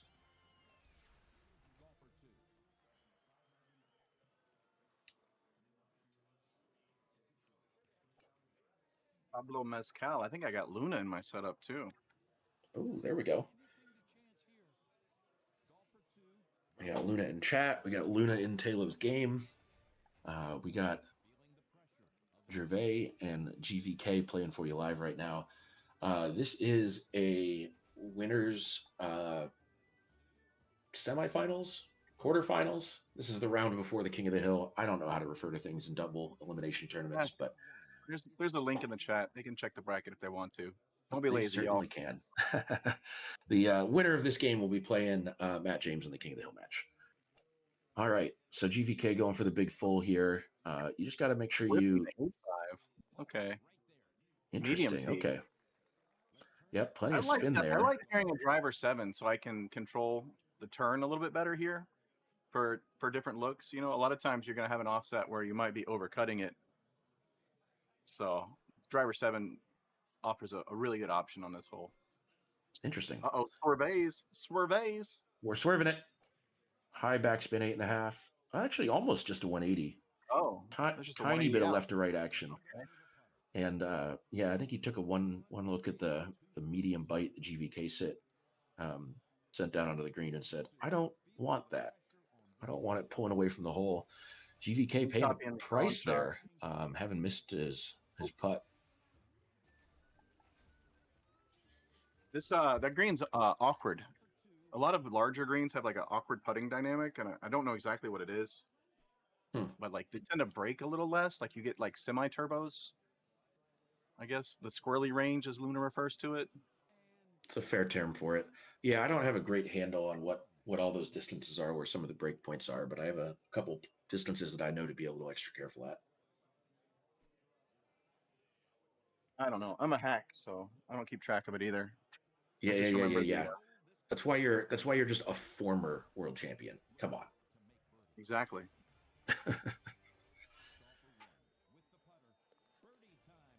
GVK just trying to keep his head in the right spot, trailing by 1, but some good opportunities to not wait for Gervais to give it back. Some good opportunities to take it back by finding a hole out. Oh, look at this bounty opportunity. Is anybody taking this one down yet? I'm not sure, but very attractive look here. Going to try to get one left to right skip. Doesn't quite pull over to the surface. He didn't get all of that. He had a few miles an hour left on the table.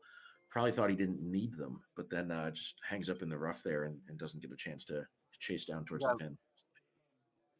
Both players Wow, hitting how did- this 139 with a little bit of a cut. I'm not quite sure why neither of them found a max out to like 145 on that angle. That's wacky. I had Uh, an 8 foot. I had an 8 foot putt. Yep, that was a little bit more in line with what I'd been expecting. Uh, Gervais here with an opportunity to extend the lead. Nice little quick chip coming in. Found his towel, good to go. I didn't know he was a towel bum. Learn something new every day. I'm not sure if it's a habitual thing, but I do know that we were qualifying, I think, near each other in Orlando, and one of my qualifying partners was having his towel borrowed on the regular by several people. I think Sean might have been one of them.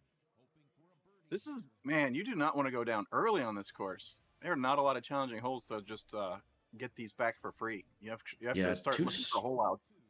2 strokes is going to be tough. And almost unforced errors. I mean, neither player finding the green there, but at least Mr. Gervais finding his chip.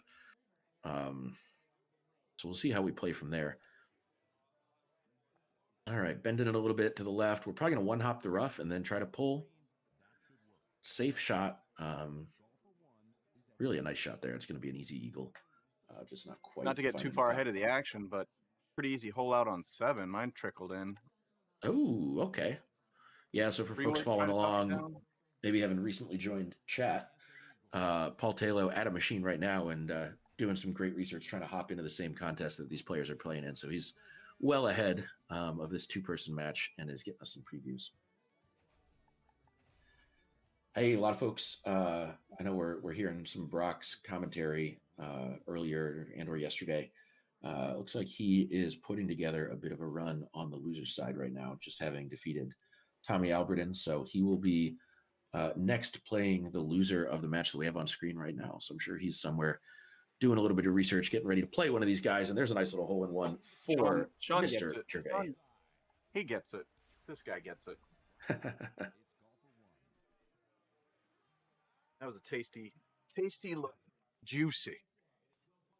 Juicy.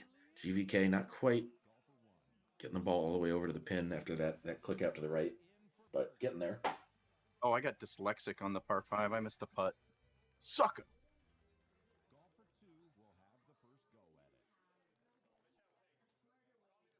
I'm normally going to the right side of the fairway here just to avoid playing with those weird grasses. Looks like Sean's got the same idea. Yeah, I think this is the preferred landing spot. Every once in a while, there'll be a pin that's really tucked more up on the right, I think. I'm trying to think what it is that gets the weird thoughts in my head that make me go over where GVK is right now. But every once in a while, I just feel like I like the lineup a little bit better. If you get well past those tall, floaty, grassy things, you're good. But if you get anywhere near them, they have an uncanny ability to snatch your ball out of the air. Ooh. All right. Well, next time that happens, I'll have to blame you for putting the commentary curse on my rounds of Celtic. Haven't had that experience yet. Okay, is Gervais? Yeah, nice. It's just kind of coming up and over that hill just to the right of the pin, relying on the green action of the ball to move it left towards the pin. Gets it pretty darn close.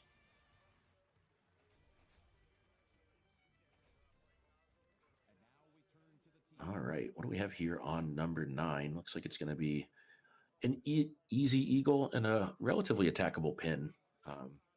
Yeah, like that's the thing. That's the thing that can be said. Yeah, I think I'm with. Might have to take a little off. Gives it everything. Ugh. Get down, man. Ooh. Okay. Sean doesn't press the speed shot button until he thinks he knows where the shot's going to resolve. So he was nervous the whole way. Yep, you will see the somewhat stop motion animation every once in a while when Mr. Gervais shot in the air because he's pressing and releasing the quick shot button, slowing up and slowing down and speeding up time. Just getting to the interesting parts of the shot, trying to figure out exactly what it is that's going to happen.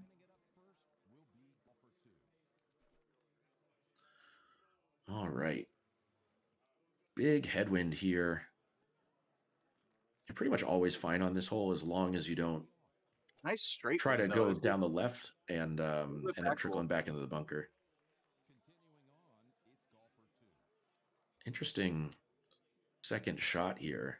I think the wind is very favorable, but to sort of counterbalance that gift, Jim Z tucking the pin right up against the right side of the green. Not too big a deal at the kind of level of accuracy that these guys have. You can go straight at that pin, and you're not going to make the type of miss that would put this off the green to the right. We're still three strokes here. I believe my brain said 2, but as soon as you said 3, that sounded a little bit more right because of the hole in one. So, yep, still on 3 strokes. Gervais probably going to be playing relatively conservatively. There's no reason to take any chances here, though I'm not sure there are really many chances to be taken on Celtic. I don't know. That look in his eyes tells me he's going to keep the pedal to the metal. I like that. Sometimes it's as much about finding a strategy that makes sure you win the match as it is about just keeping your head in the right place for the match that comes after it. Just got to keep going. He's got that hole in one, build a little bit of momentum. Knows that it would, even if he wins this, he's got at least 2 matches left. So.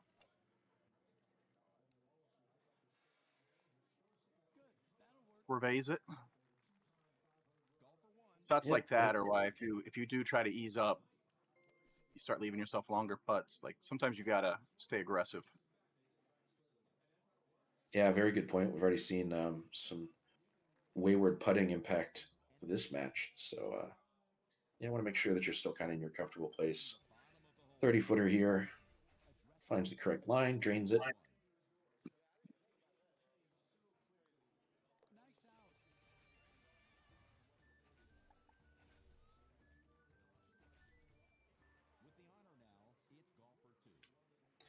All right, 13, really good wind from the layup spot here to the left. Going to have a pretty direct look at it if you choose to go all the way out to the end of this fairway.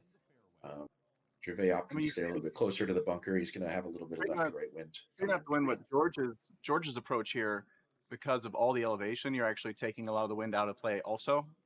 True. And you have more control over shorter shots in general. So I like George's play, but they both have a whole lot of opportunities. I hope we get to see one. Hey, maybe even 2. All right, Gervais just getting it out to the left, tracking towards the pin, just a little bit short. That line was damn near perfect. Again, playing with the lead. Yeah, he overplayed the wind, I think. Yeah. Yeah, there's just, you've got about half the hang time, which probably means the ball's going to move, a quarter to a third as much as it would have if that was on level ground. And he's kind of aware of that. You can tell because he gave it a much bigger hit than he normally would for that distance. So he's used to coming up short there. If you play that layup, you know what I'm talking about. But yeah, he overplayed the left to right. All right. 5-wood backspin, kind of looping around, coming into the green, moving left to right, and then starting to head back right to left with the slope. GVK trying to find the hole out. Really close there. Almost got one back. You saw the eyes widen there a little bit. Still trying to tighten this up a little bit before these last 4 holes. Got some big crosswinds here. Pretty good for a hole out. Yeah, I was as far as how to play against that wind and let it push you up towards the cup. Yeah, this is pretty favorable. I always seem to get the big right to left wind when I have this pin position. Have some fun with some folds, but it's a little bit more straightforward. Just like that. Oh, very safe from Sean tossing the bite on there, just preserving his 3-stroke lead, I would imagine. Clearly not the spin you'd be using if you were chasing a hole out here, but now high bite. Oh, catches the hill. I think that was going to be a bit short regardless. Winner's side match here, obviously. So both of these players will continue. Winner of this match will go play Matt James in the King of the Hill match.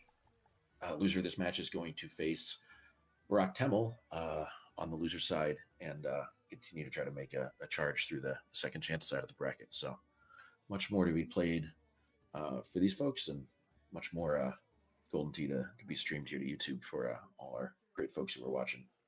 What happened? Sean had to go find a new towel. The old one wasn't doing the trick. Unclear. Having a break here momentarily. I would say Mountain Dew break, but I heard that Sean's given up the Mountain Dew. Oh, really? It's not on brand. Burak Temel there in the background, lurking, awaiting the next player coming out of this game.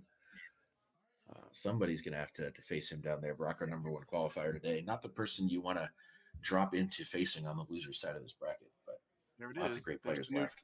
New towel or T-shirt. What did he walk over with? I'm not sure exactly what that was. And George has left. George has left the building. All right. So we are tending to some other priorities in the venue potentially. You know what you can't do? You can't ice Sean Gervais. He doesn't play between matches. He's uniceable. Just hanging out. So Sean very intentionally played the extreme left edge of the fairway here. Do you have some sense of what that was about?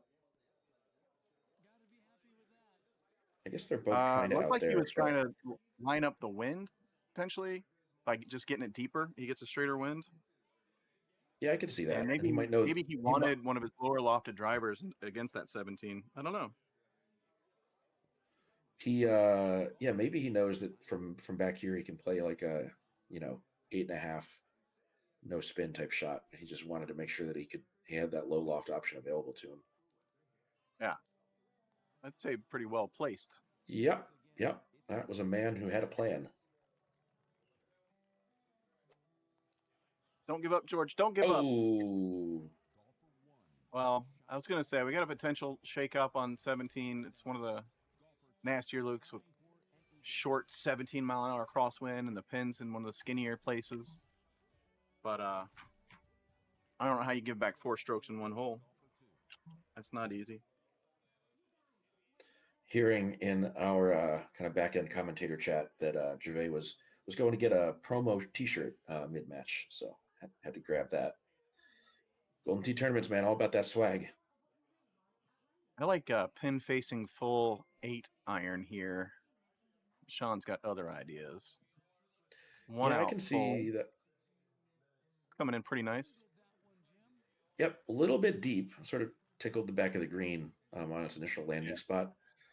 He probably very safe. He's just playing it safe. Yep, and he'll have a nice uphill putt here. George not really able to improve on that at all. Also just taking the green. But again, he's down 4 strokes, so probably just let's get it over kind of shot. Yeah, I mean, unless pretty much as soon as Gervais was on the putting surface here, this match was pretty much in the books. Tough to find 4 strokes on this particular hole right here with a could see some shotties here. A 4-acre green and a relatively straight wind. Get down. Just a little bit long. Having a good laugh there. Maybe both players hoping to see each other again in the final, but Burak Temel's going to have something to say about that first.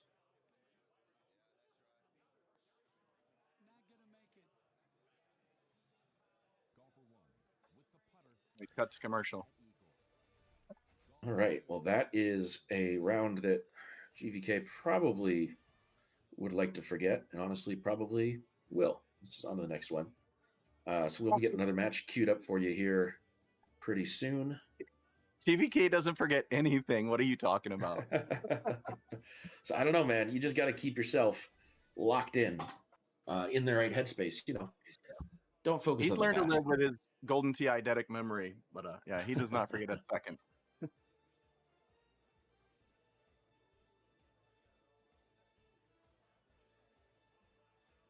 All right. Folks hanging out, loitering in the background. Burak walking through the camera there, maybe his match will be the next one assigned to the machine. Maybe not. We'll have something for you here pretty soon. All right, I'm gonna take a little break. I'll catch up with you guys later on in the stream. Sounds good, man. Thanks for sitting in for a while and for getting out in the field and and playing some of these courses, previewing the looks for us. Good seeing you, Nady. See you, man. Cheers. All right. Well, we are on a commercial break. I will also step away, grab a little bit of water. We'll get some more commentating lined up for you here in a little bit.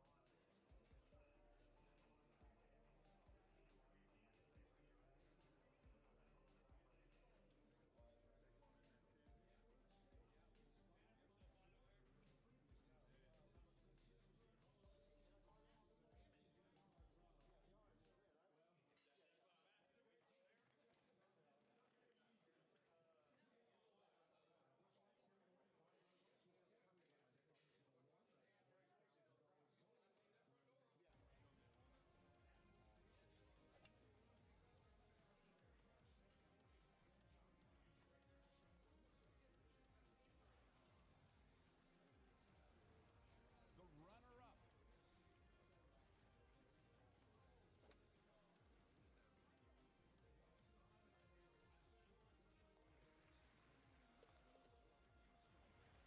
Let's see the winner of the shot of the game countdown.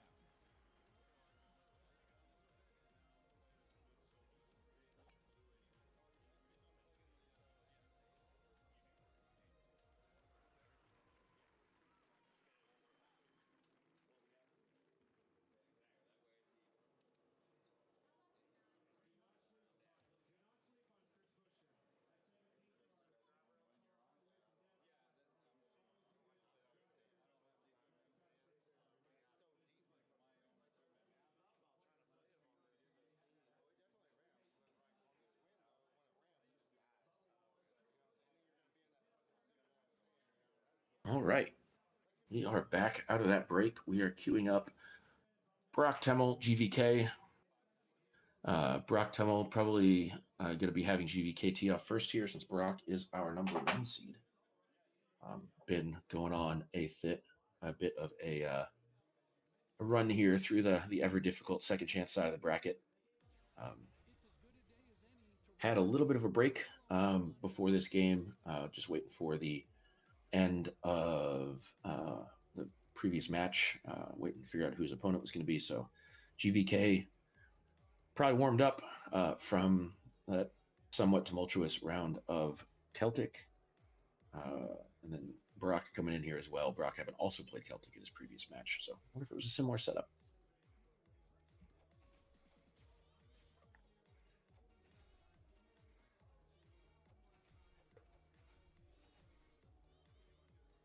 All right. We spin in, we trust in the button, we're getting a number, tap, tap, tap. Kings Canyon. Really fun course for match play. Hopefully get an interesting setup on 18 to keep this one lively right down to the wire.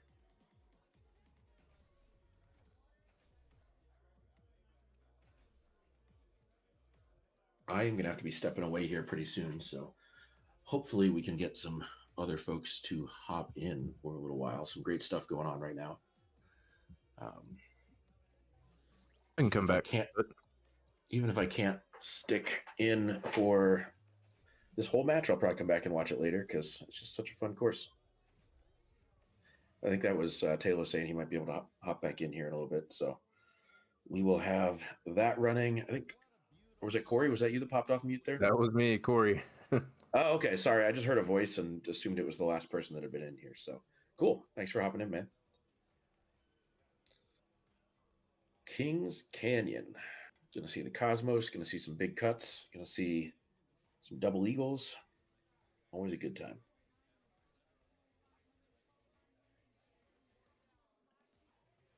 Jake, it's a pleasure to be back in your company. Golfer 1 is about to tee off. All right, GVK on the tee, coming back from the other corner of the room. Nice gentlemanly handshakes, love it. And away we go. Maybe we're getting some playlists lined up, getting some good tunes going.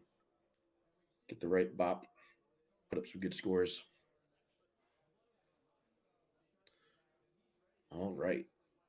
Crosswind look here, tons of green. Kind of sky's the limit on distance. And yeah, I often find myself playing into the sand, either to the left or right of the front of the green, just trying to get all the yardage I can and find a nice lineup that's going to be there for a nice easy chip. Sometimes like a little punch 9 iron or something like that. What up? You guys reloaded pretty quick. We already get the next match underway? We do. Had a quick commercial break and then got this fired up. Burak is raring to go. So George, he's done it. First blood. I think I'm going to step away at this point and leave the stream in you gentlemen's capable hands. I'll probably be following along a little bit, but got to start making my way down to southern part of Boston, do some dinner type stuff. So enjoy the action. And maybe I'll catch up with some of y'all later. We'll see how late this bracket play goes. All right, Nate, you're the greatest. Come back. Hooray! Cheers, guys. Bye. Chin chin, get it in. Tell the friends I said hi. What's going on with you, Gravy Beast? You enjoying the action? Absolutely. I just had to take care of some parental duties with my kid, but I'm back now. For a bit. You got any predictions for this match?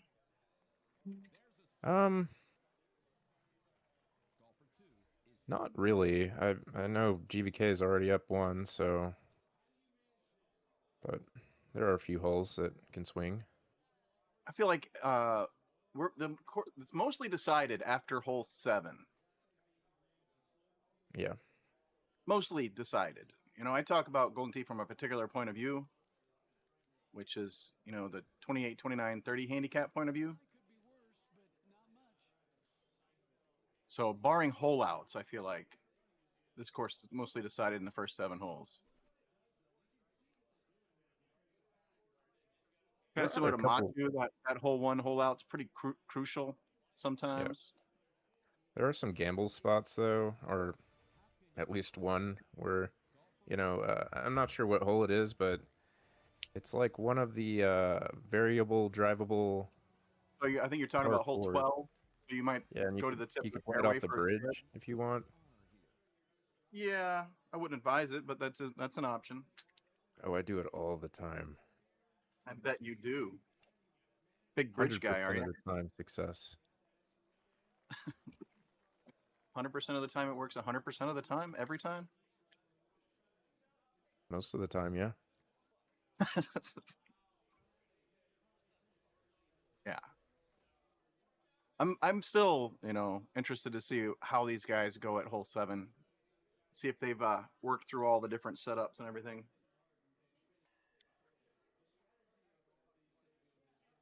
What's your go-to on 7? I'm not even sure. I play like one round of this a day, and I don't have the holes memorized. So which one's that? Oh, okay. Sorry. Hole 7 is the one guarded by the hill and the trees. It's normally about 200 yards. Oh, Usually playing like a 8 wood or a 5 iron or a 7 bird or a 7 iron. yeah, that one gets me every once in a while. I remember when the lock conditions code came out for this. You guys were really debating that hole.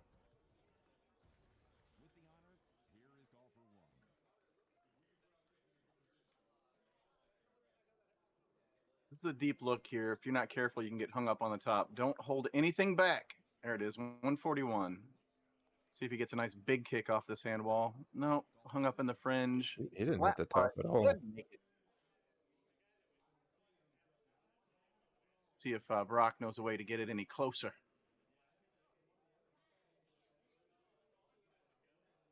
It's actually kind of crazy on this hole in prize play how many people are not getting this hole. I mean, the top guys are always getting it, but you'll be in like 8th place going into this hole, and then by the end of it, you'll be like 4th or something like that, just playing it standard.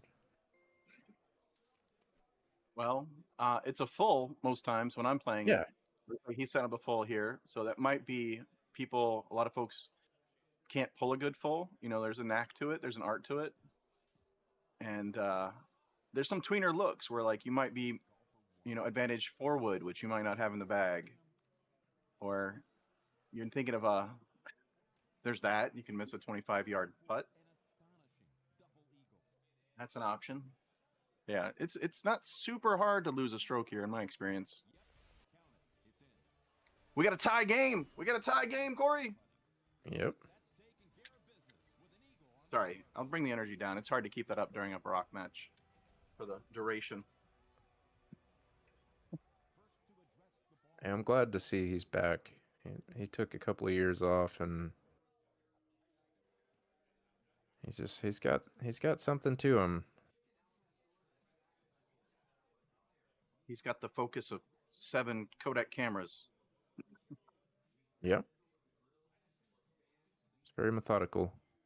All right, so if you look at this tee box, you can see it's way out to the right of where it could possibly be. There's almost no trees in the way when you get that part of the tee box. So pretty attackable here. I like a 6 wood backspin if you just want to be safe. I think you can actually attack the pin with a 6 wood backspin. It's a good distance.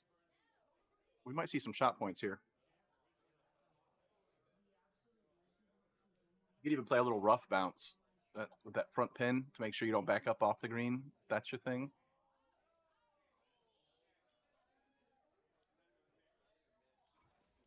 You could even find club out. down and attack the pin that way. Yeah, if you wanted to be hyper aggressive for sure. He didn't aim in far enough and smoked it. I was thinking like 80 something speed shot. See if George can adjust off of it. Maybe take it to the back of the box. Or like you said, club down. He is going with the club down. Backspin. Aggressive speed. Safe line. Safe.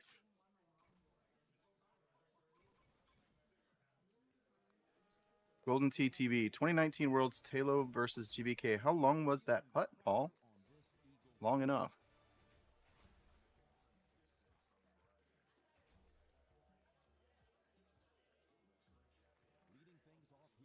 Hole 6, kind of a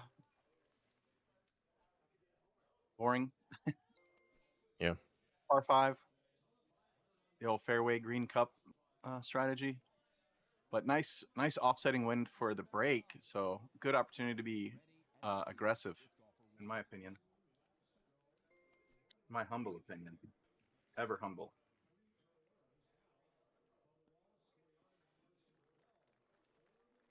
Another look at golfer 1. A nice look from the fairway. George with a little swerves. Where did he learn that? Oh, that was pretty. That was pretty work right there. See, Mr. Hankey's in chat. Very much appreciate the work he does with all of his coding and things. Why Kodak cameras and why 7? There's a very specific formula behind that. I'll make sure to send it to you so you can calculate how much focus you have and how much focus others have based on that scale. Basically, 7 Kodak cameras is right behind you, transferred to the Nikon scale.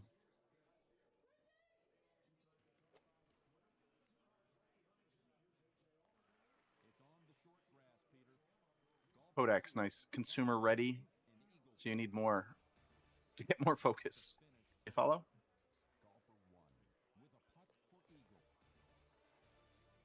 All right, Corey, this is the hole. So I'm at hole 7. Often see a lot of drop strokes here.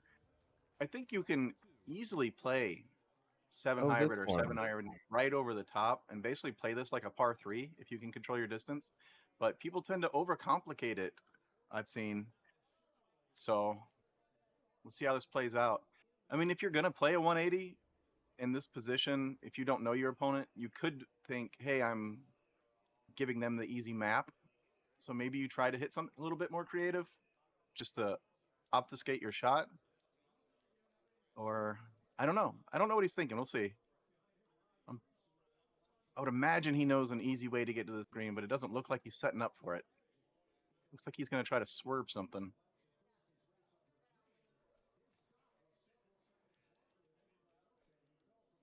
And I say that because he's got his 5 hybrid pulled out, which is not an up and over club. Yeah. Playing. Okay, there we go. High 7 hybrid. Finally, we got there. So he's going to swerve it. He's afraid to go straight at the pin, which I'm not sure if that's a thing with a 7 hybrid. If you have the juiced up 7 iron, you can go right over the top of the tallest trees. Really simplifies this hole. And he just does not know that. Let's see what George knows. He tends to know a lot. Like I said, he's got kind of an eidetic memory. He's going to try to do the same thing. Yeah, he cut it a lot more. The bridge? Yep. Oh. He should be able to pick up a stroke there without, risking a chip that could potentially get wet. 27 yarder. I don't like this. That punch, you can't stop it. You have to hit the cup. Don't blow up. Burak, this is match play. This is match play. You can't do that here. Now he's looking at the nunner. Going through some clicks maybe in his head.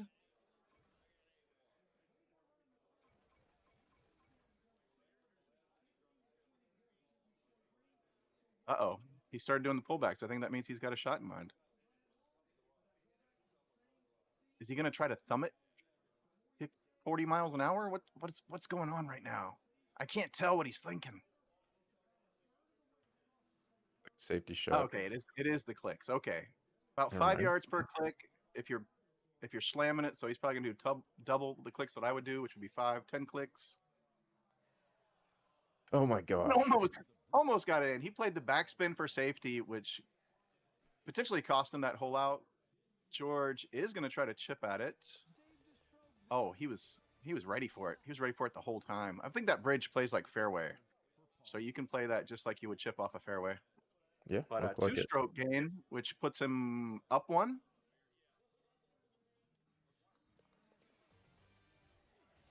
So using my earlier prediction, oh, he's up 2 after that. Okay. Oh, that's right. He only got 1 back in the other hole. Okay. Oh no. So using my earlier prediction, this match has been settled. George has won. It's just nobody knows it yet. Yeah, we'll see. His putting's a little off. Wondering if you're going to fight me on that at all. Come on, Corey. Where you at, man?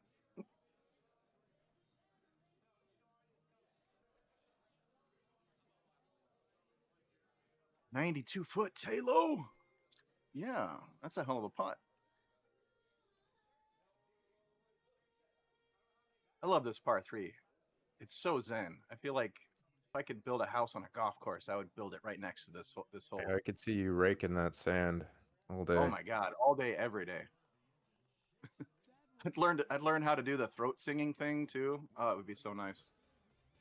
Oh, speaking of which, one of my favorites, should look up Mongolian throat singing Linkin Park Numb. Guy nails it. Yeah. That sounds great. It's terrible actually, but What's it's one going of on those now? troll songs. Wish All right, it was well, if on. you do like the some good Jukebox. Mongolian throat singing, there's a band called Otu Kukin that you can look up. That's pretty cool. They're like Siberian pop metal plus throat singing. I know you guys came here to find that out, so I'm glad we got there. Yeah, about time we Otu talked about it. Kukin. Check it out, guys. They wear adorable little costumes.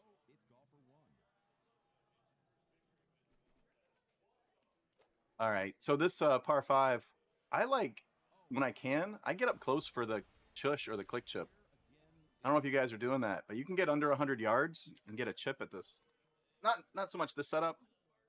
Like I'd definitely be playing something similar to what these guys are doing for this look, but I'm yeah, surprised occasionally chip. BBK, he didn't even entertain the idea of punching it or anything. He's just so old school.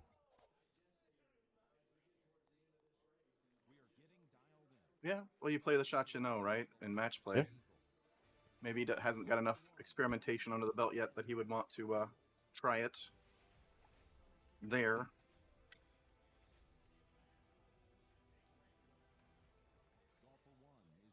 Are you in love with the punch shots, Gravy?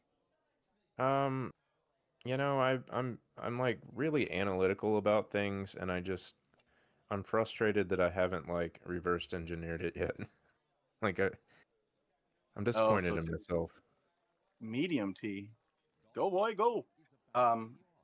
Yeah, I know what you're saying. I also get really discouraged when I know I have like a big gap in my knowledge. I can't count on anything unless I feel like I know everything. Mm-hmm. What am I missing?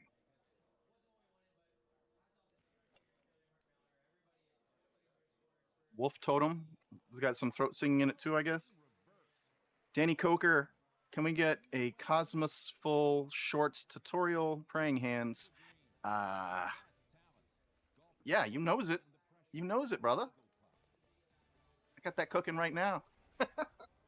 I got the elk tutorials done this weekend. I just uploaded them earlier today. Or not tutorials, walkthroughs, whatever you want to call them. Guess what I found out? I found out something really interesting. What's that? Oh, you'll have to watch the videos. My bad. It was a teaser. I teased you guys.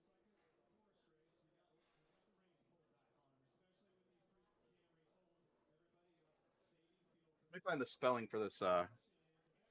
Otukukin. Oh, here we go. Otukin? Oh, yeah, that's them. Okay.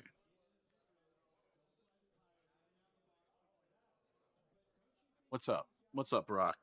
You got what it takes to hold this out?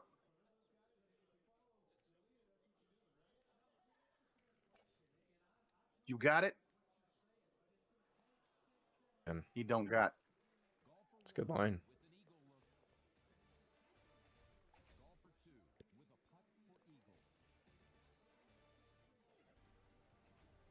Blake, I think you'll like what I found out. I think you'll like it a lot. I can't claim total credit. Hint, hint. I got a tip from James Hickey, Mr. Hickpick himself. All right, so George laid back for a comfy shot. Let's see if Burak tries to set up a chip here.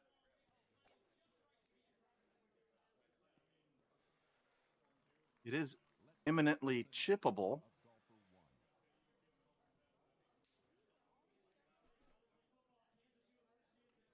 George bite 8-iron swerve. Don't call it a cutback. Golfer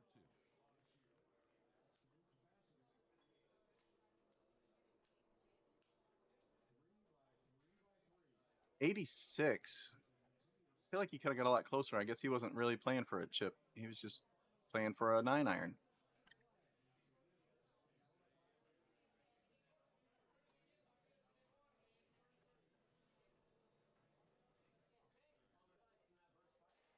Doing a little math in his head, running through some simulations. Decides he's going to face out one to the right. Two.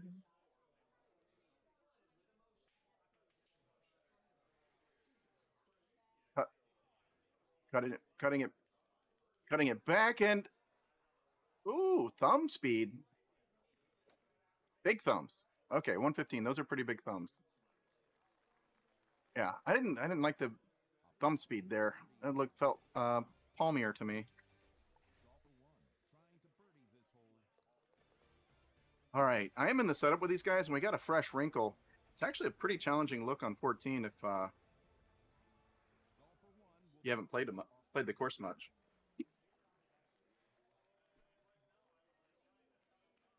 Pretty challenging if you have played it. Woo! Might see some interesting 5 hybrid shots or something there. ready at the blocks. It's golfer 2. We get the. Sorry, I don't mean to ignore the hole they're on, but we got a short look with the left to right wind, which kind of stunts the performance on those 8-wood / 6-wood cut shots. Burak is definitely dreaming of an ace right here. This is about the friendliest look you can get on this par 3. Straight wind and right 6. I guess if you were a little bit further right in the tee box, you might have less break, but right 6 is about the smallest break I've seen. Yeah. Reasonable effort. Reasonable effort. Just the downhill magnified that backspin, so it didn't play as much break as he was hoping. Because he was playing from elevation. Ready to tee off. It's golfer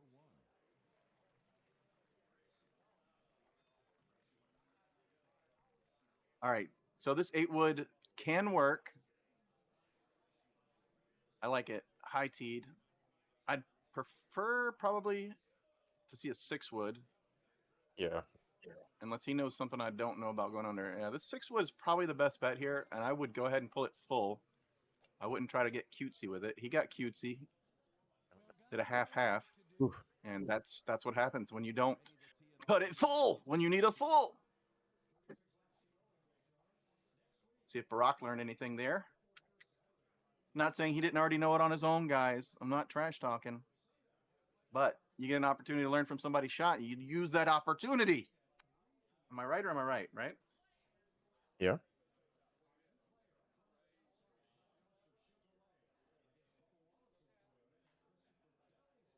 That's no good. There's no way a 6-wood gets up there. Small chance a high 8-wood can maybe go straight, but I don't like it at all.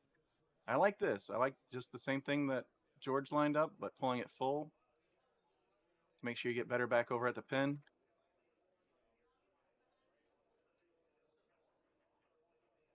Did George click out one more? No, that wouldn't be No. possible. This That is it, come but he back. just undercut it. Yeah. He thought a half cut was going to do it. And I can see why. You know, it doesn't feel like you're really offset from the pin here, Mm, but Not it's a sure if I would 6-wood, high man. tee It this. doesn't turn. I don't think the high tee is necessary unless he's going to do like a pullback thumbs, maybe. So he's worried about it getting up. Which I think that's a full. Yeah, definitely a full, and he threw it out. So this should be fine. Yeah, great shot. Nice speed control. That is like a thummy speed, so I wasn't off there. George! He was in one of those squirrely distances, maybe? I don't know. We need to lune it. I don't know all the squirrely distances. Still got a 1-stroke lead, but he's chipping away at my theory that this match is already settled.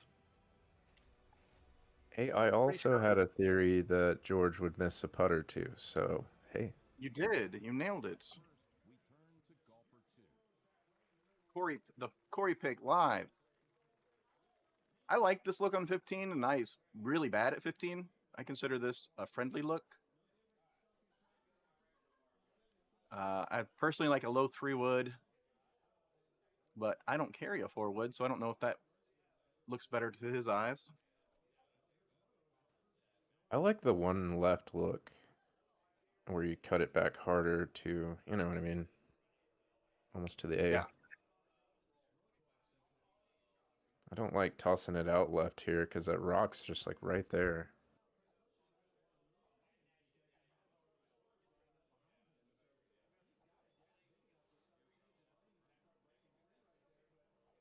Can't tell where George's eyes are focused.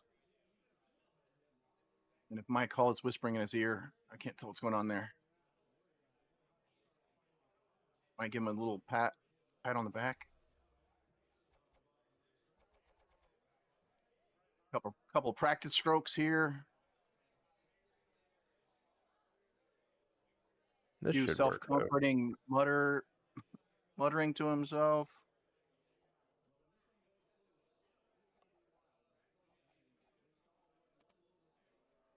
Low T, good. Lock that in for sure. And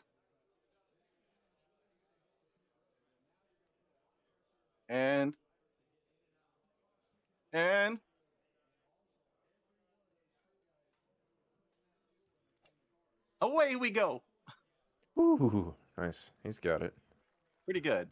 So I would, if I was myself, or if I was George that just saw that, I would do something very similar with bite, or play this 4 wood without bite.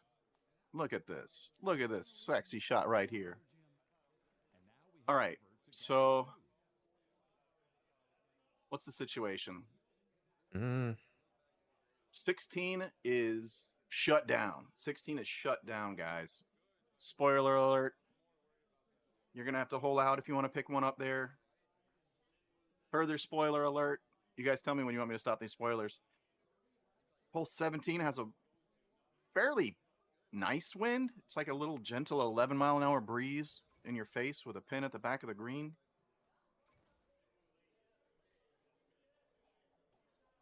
Going to be tough to pick up strokes there without making your own hole out action. Or, you know, anybody can catch a case of the nerves at any time. But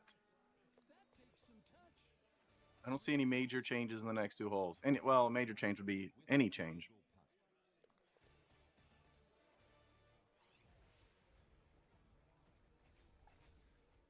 Got one more spoiler, you know, because there's one more hole I haven't mentioned.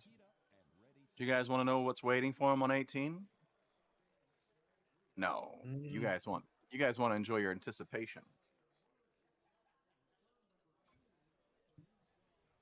I'll let you stew on it, guys. Why didn't you Good say little lookout here. Dr. Frankfurter, that anticipation? Yeah. The anticipation. Yeah, there you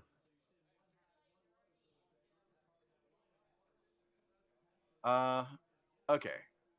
I don't love a play for this green. Even if you get up there, you kind of have to park yourself in the fringe because otherwise you're just going to be unputtable. So I really prefer an attempt from the fairway here. I don't like what he's looking at.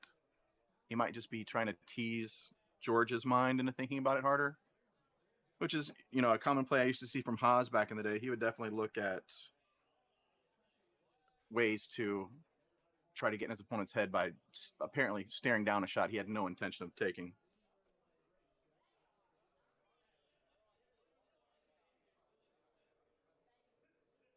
He looks serious about it, though. He's trying to sell it. I'm sold. Like loft-wise, is it possible to hit a spinny C3 and like click out, and or would it be coming in too low? I don't like the loss in height, especially with this wind. So he's definitely going for it. I think. Obviously, nothing's definitely. Oh, no, that was his I'm about to hit it face. He is definitely going for it. I don't like roll here. like I said, I feel like if you go for this green, you almost have to play for the fringe to get a chip. So I feel like you're basically unputtable anywhere else. We'll see. I could be wrong. My distances could be off. I much prefer George's strategy here. So Brock is like a little bit side of the pin though, where he's not like putting up that 9 or whatever that is as hard. It's going to be. I think he's over 150 feet though. Oh, gotcha. No, Oof. actually, he's puttable. Wow. Okay. This might be makeable. It's super tough though. Yeah, It's a gamble. no means easy. We'll have to see if he gets pin high.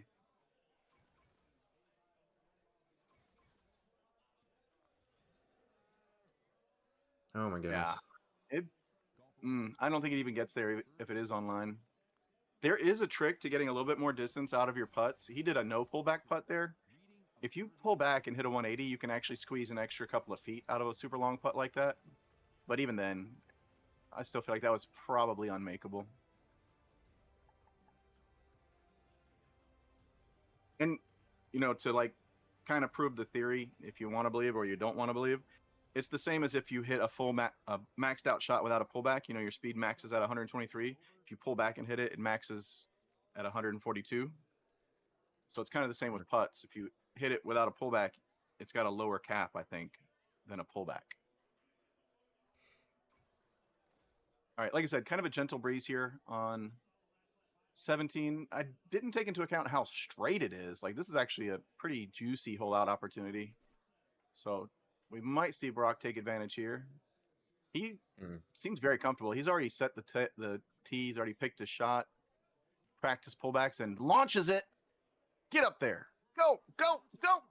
Not quite. From the tee, it's golfer 1. George plays it very quickly, leaves himself a very makeable putt. Trying to drop this putt. Blake asking why wouldn't GVK try to get a little bit closer than Burak just in case it was a makeable putt. One of the reasons, Blake, if you go back and look at it, the line to the left has higher trees in it, and your 8-5 driver, which I'm pretty sure they were both playing, can hit those trees even with a high tee. So trying to get closer was potentially fraught with problems as well. Hole 18 is drivable, but it looks like one of like the easiest looks ever. I think it's about a maxed out high 8-5 bite is probably what I would play here. It's what I'm about to play right now. Let's see. Let's check my read. Yeah, it went 416 yards. It's just perfect. Like this is a juice setup. Again, I feel like Burak's going to need a hole out if he's going to. I'm sorry, ace if he's going to stay in this. George, I think it looks like he's definitely like eagle-eyeing what's going on here. Okay, never mind. He's looked right away. He's got it figured out. Like, this is kind of an easy look. I think Burak knows it too. That's why he's taking a little bit extra to feel it out. Yeah, if I were Burak, I would give money to George to go buy some beers and try to get him to walk away. But Not yeah, get I lead mean, off it. but it is like the easiest look. And like I said, here's the so he's at the front of the box. He's 418. I said my high T 8-5. I went 416 with bite with had a fringe bounce. He might be able to get to the pin here. This looks good. But other than that, as far as like getting on the green and making your putt, this is not a complicated look. This is just catch your 180 and move on. Rock played it up the hill, little left to right action, Oh my and goodness. then Yeah, he's what not going to camera- show him. what camera work. It looked like it was coming in kind of nice, but it was a little long.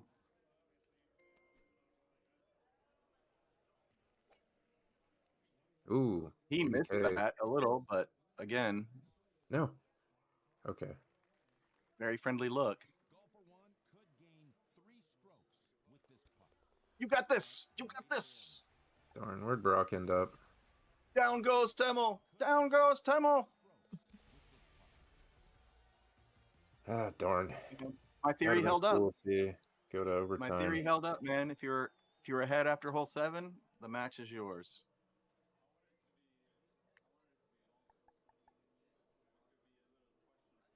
Prove me wrong. Go ahead, prove me wrong. Well, I mean, that's what happened.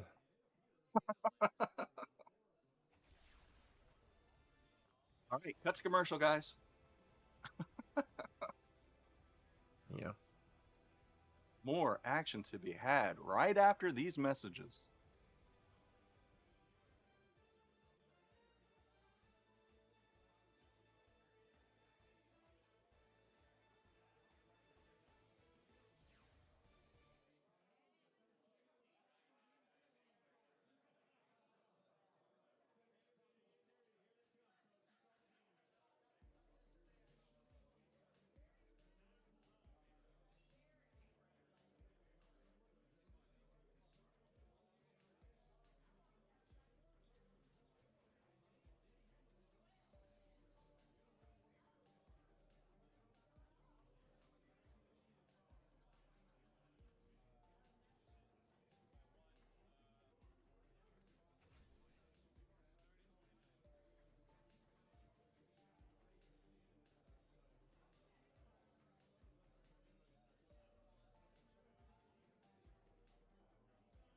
What does Gervais sit like that? Oh, my mic's on. Crap. Crisscross applesauce.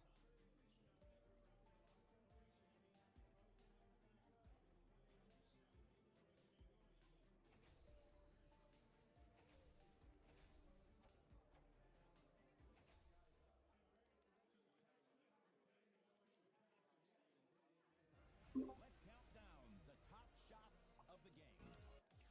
Peter Jacobson at your service. Welcome to Golden Tee PGA Tour.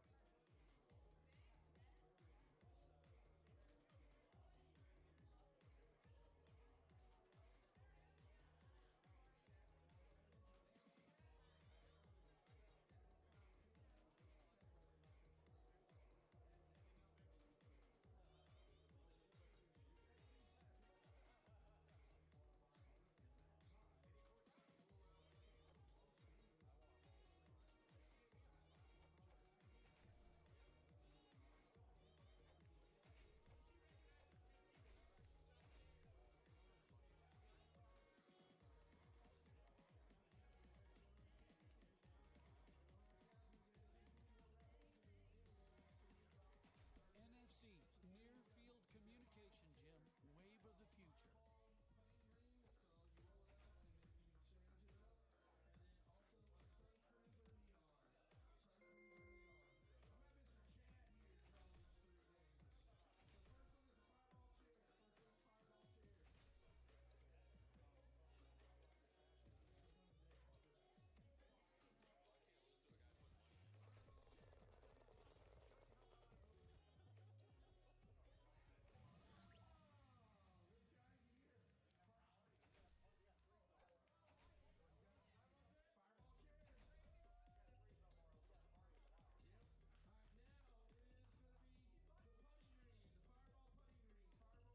Ooh, I got a record. Eagles are better. Go Mavy. It's your Eagles. Go Mavy. Oh my God, how do they agree to play this course? Here we are, King of the Hill action. Sean Gervais and Matt James, Tacoma Mesa. On the mic, we have Mavy Beast, Gravy Beast, coming to you remotely. Say hello, Corey. Hello.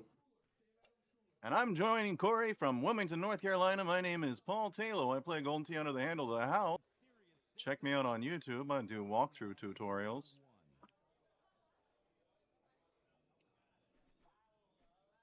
Well done. All right. I've never seen Matt James play before. He set himself up for a reasonable chush, but he's playing an 8-iron from 121 yards. Is he playing stouts?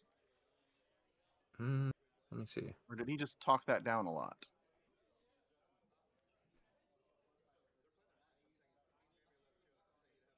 It looked like from the long approach and the distance on that 8-iron that he might not be rocking Cosmos.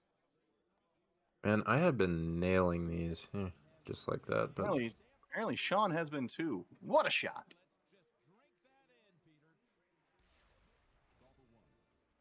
Okay. Yep. Stouts.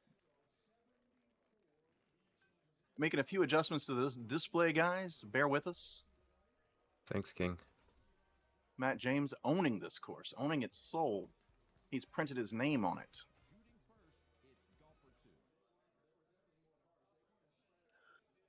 This hole got a little bit tougher with the re-tee. They stuck us up a little bit closer to that building, so your ball has less time to get in the air unless you hit away from the building more significantly. But Ooh, wow. Sean seems to have adjusted. So even a lot of the staunch stout players have shied away from the ball on this set of tees. So I don't like that he's gone down a stroke early. I say that to mean that he doesn't have much of an edge anywhere. There's a couple of holes that he might even be shut down on. I believe it's hole 8. Yep. If you get the super long look, you can have trouble making that green where it's maybe not a cakewalk, but easily makeable for Cosmos. And then hole 10 can be pretty long also. And I guess other than that, those are it's not Mostly good just when you're down a stroke and the other ball has the edge, and the You- other you ball's can in the make hand both of Sean same work. Gervais. but hole 8's definitely can be shut down. No chance. There is a trick though. Got to look for the hole outs. We'll see when they get there, but there is a trick on that hole. On hole If it 10 is or shut hole down. 8? Hole 8. Oh, you already got the trick on that? Heard some talk about Yeah. that earlier. I think Zach was saying some stuff, wasn't he? Something Yeah, about looking there's for a ramp, looking for a bounce. Well, I guess there is that. I don't do that, but there's an angled rock basically off to the right side of the green that you can hit it off that rock and it'll bounce up to the green. Okay. I stopped by here to learn something, and I did. You don't play stouts on this. Yeah, but I like to know whatever I can stuff into my brain. Yeah, gotcha. Get up. Get up. Oh. Yeah, this hole, I don't think of it much because I do play Cosmos, is it's longer than before. So another one that's slightly more challenging for stouts this go round. Yeah, I've been hitting more of like an A2-ish, like a little left of the 2, just to get a little more distance off my tee shot on that hole.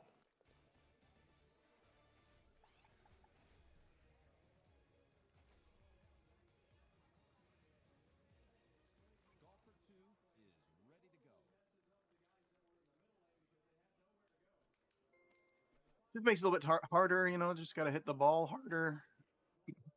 I don't understand why we have Matt James' name printed across the gameplay screen, but I'm just here for commentary, not for criticism. And I'm definitely just going to be nice. Good hole here, in my opinion. I would have liked to have seen Matt James get a little bit closer, but I think he was intentionally playing for this higher lofted club. Maybe play a more natural feeling shot. Bite. Kind of a lame duck of a shot. Not very aggressive. Maybe he doesn't like this hole as much as I do. I don't know. This has nothing to do with this hole, but I wish we had a little more control over the streaming software and we could chroma key Gervais' shirt. That'd be awesome. Oh my God, we could put anything we wanted up there. Hint, hint. Chroma key, king a key.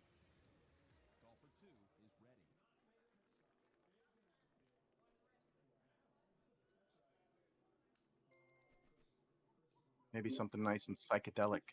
Maybe a stream Oh, yeah. inside of a stream. Oh my God, Stream Inception on Gervais' shirt. That's perfect.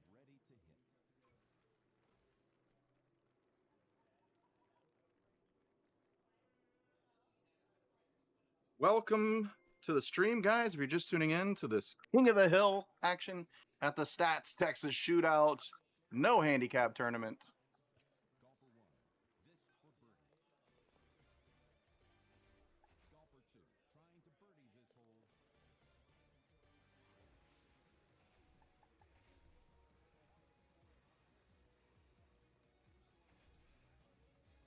With the ball on the tee, it's golfer 2. John Gervais cooking with some Cosmos. Matt James seeing if he can get Stouts to do the work for him.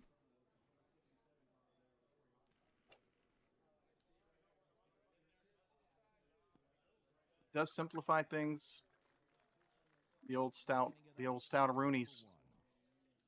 Have you been going off to the right side in the sand when it lines up the wind? No, I haven't started playing the sand here yet. I've seen several plays at it. The Detroit boys like to do that. But yeah, I've been kind of lazy with my layup strategies on this hole. Well, these tees, I went all over the place the last set of tees. I had all kinds of different layups, including some in the sand. Golfer 2.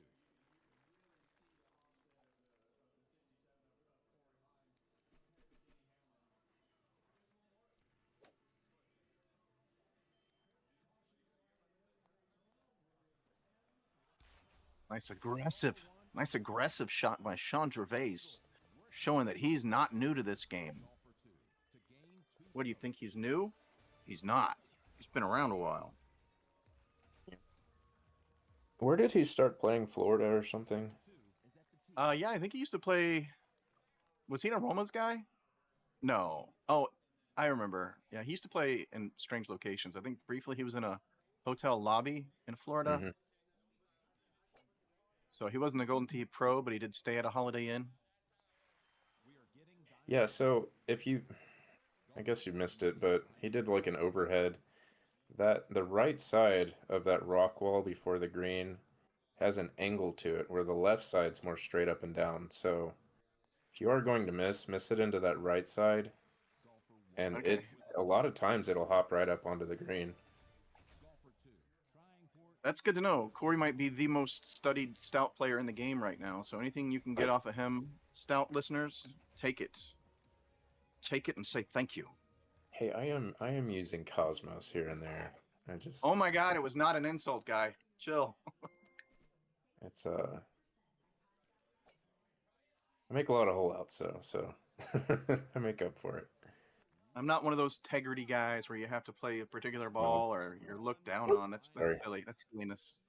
Drop something No on my offense. desk there. No offense, Indiana.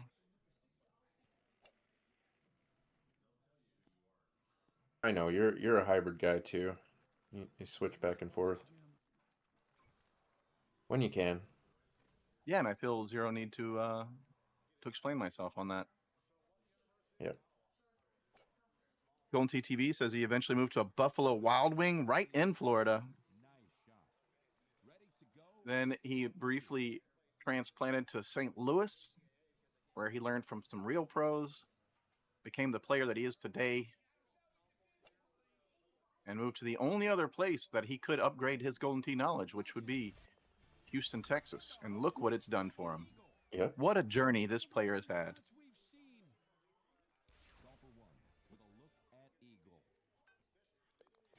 I think he's actually the only guy who hasn't moved from a different state to Houston who hasn't won Worlds. So Okay, I mean, that's some deep stats right there. That's deep. he'll get it, but So you're saying he's pretty much due. It's pretty much he's given. due. Yeah. I mean, Gomez, he knew what he had to do. He moved to Houston. He was like, all right, I won Worlds, now I'm moving. And he moved back home. Then he left Houston. Don't need this place anymore. I just got lucky. I qualified for a Worlds one year when everybody was sleeping. Mm-hmm. High T release. Got all of that. Googly moogly. Drained it. Let's watch golfer one. All right. Is he a... Oh, old school chipper. Old school chip alert. Looking at a birdie. That's going to be a 17 stroke advantage. How many strokes is that? Sorry. Yeah, there's 3 hardly strokes. no coming back from that. Turn to the tee shot. That's What are fortunate. what is Matt James's path to victory here? What could possibly happen? 2 or 3 hole outs. That's the only way, huh? We could get a missed putt on 14, the tiered green, potentially. Could have a missed putt there. Golfer one is about to tee off. Probably about the only stroke you could get gifted. That'll work. Great lies help make great shots. So we're gonna need to see at least 2 hole outs by Matt James. So he's got to start bringing some aggression. Get the bite off of that. There's no way that gets there with the bite. Go ahead and take the release off. There you go. He knows what he's doing. Played it out a little wide. Otherwise, pretty good shot. That was nice. Nice and aggressive. That's what you got to do. I think he's in the right mind space. This is a hole in prize play where every once in a while I do see some good players missing a stroke. Surprise drop strokes. Yeah, absolutely. Do you know why?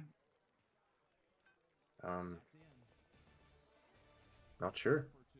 Yeah, me neither. I mean, maybe. And when I drop maybe strokes on it, I'm not sure why that happened.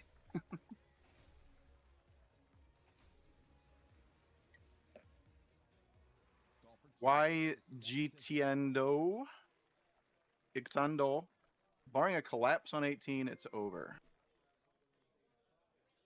Yeah, as far as without hole outs, that's what would have to happen. Which, yeah, I feel like we still need at least one other stroke. It's got to be a hole out or a drop stroke before 18.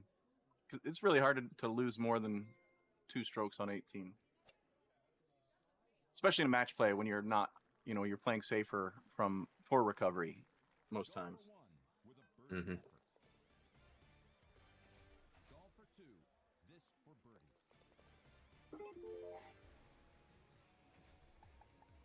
All right, moving on to hole 13 on Acoma Mesa. It's golfer two. Yeah, we had a front pin. Potentially, you take a hop and have a long putt. But this is what is Sean trying to size up a full? Get out of here. Swerbays don't fool around. I don't see Matt doing it, but with Stouts, you could definitely just not even move the tee and click out and hit a 6-wood full. Just max it out. It'll run by the cup at least. Yeah. Let's see if he's a full. Oh, looks like he's sizing up some other things. Medium tee bite. I hate that decision. I hate that for him. That was a lovely shot. Golfer Doesn't even get to the cup. Come on, man. Come on, man. 2 strokes, eagle. Golfer Sorry, hate's a strong word. for eagle. I Yeah. feel like he could have been more aggressive there. Golfer two. Oh, Parhan's in the chat. Bringing the buckles back. Cindy showing up. Nice commentary, gentlemen. There's something about Corey's voice that always keeps me coming back for more. Thank you. Actually, I have my baby in my lap at the moment, and she is like aggressively trying to grab the microphone. And so if you hear that, Trying to get a little bite out of that. yeah, oh man, she's biting everything. Doesn't matter what it is. Wow. I don't know. I'm not used to seeing Stouts player go across there. I thought the play for Stouts was just to lay back for the old layup. Pennsylvania and He's Cindy. got a long ball. What up, Ben? Right on the green. pointed it, did give it a little run there.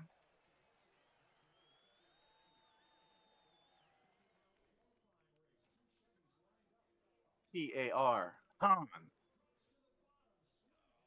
Sean shoving that gap wedge out. How many lifetime putts has Sean Gervais hit?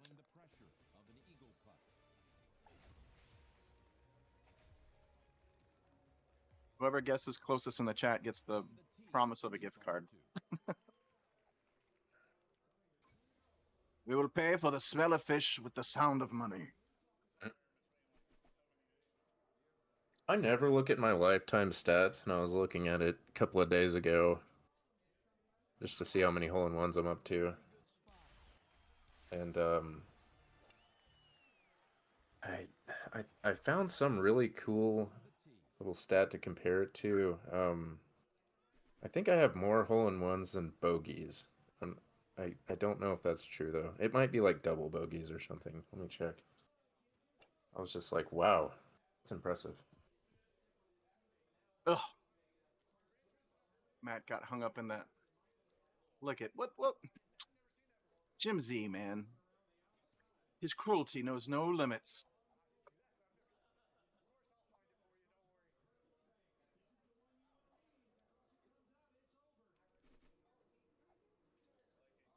All right. Got a few holes left. That will 1.1 million from Pennsylvania. Is that the guess? I wonder if it'll flash that stat at the end of the game. That would be awesome, wouldn't it? I don't know if it shows total putts though. It's not really an exciting stat. But just out the way he casually just swats at him. You know, that guy has hit a lot of putts. Hey, And I'm actually going but I to. never get any better. I've got to jump off and cook some food, but I'll be back in like 30 minutes or so, maybe an hour.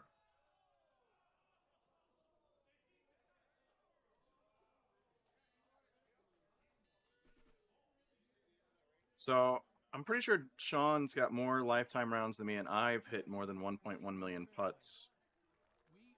So I think you're a little low there, Ben. A little low.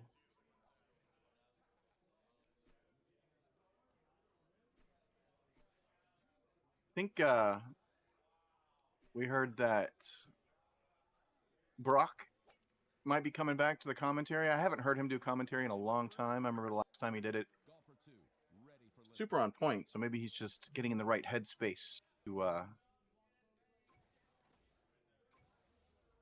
help bring this action to life for you guys.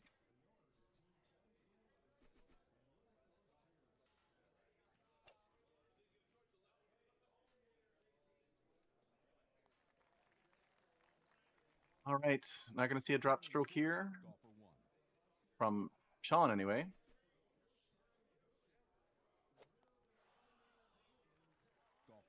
And just like that. That's a great way to finish a hole. Golfer 2 about to putt. The eagle has landed. It's a 4-stroke game. 5-stroke game. What? Sean is just having the game of his life right now. This is one that will be etched in his memory forever. Whenever he's feeling a little bit down, he'll think back on this match. Huge backspin on that shot.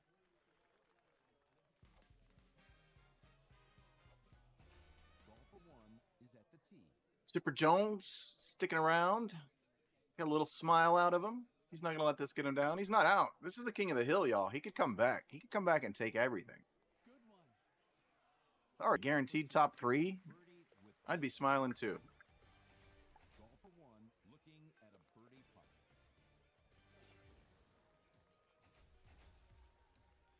.30 after 17 bombs. Let's watch the tee shot of golfer 2. All right, Ben, I guess you win by default as the only guesser, so you get the promise of a gift card. Let's see what I can find. I'll grab something next time I'm at Duncan. think they still keep them right out there on the counter.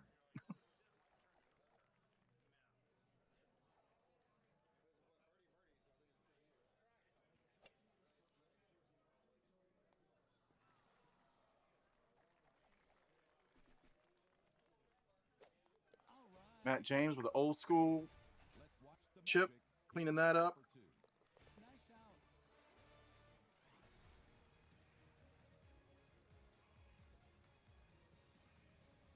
Taking it down, and I guess this is where we cut to commercial.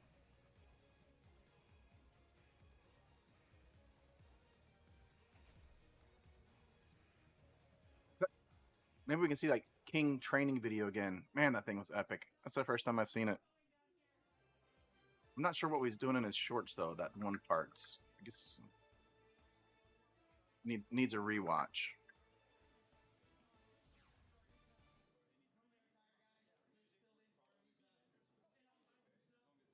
When we come back.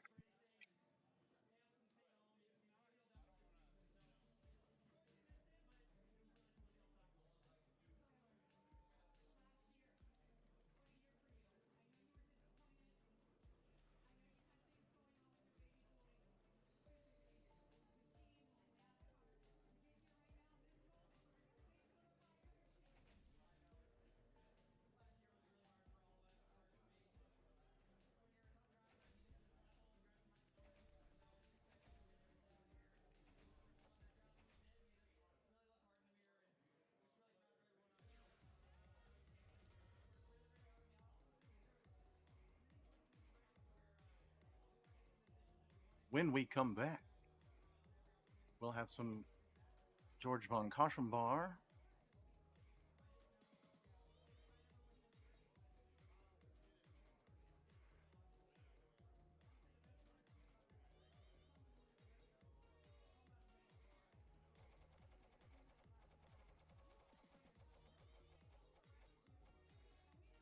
Against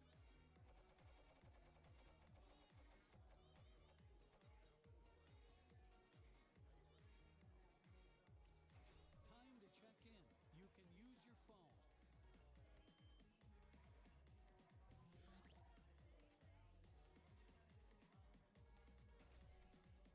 J-Mac, apparently. We get those graphics updated and get this match underway here. Quick as we can.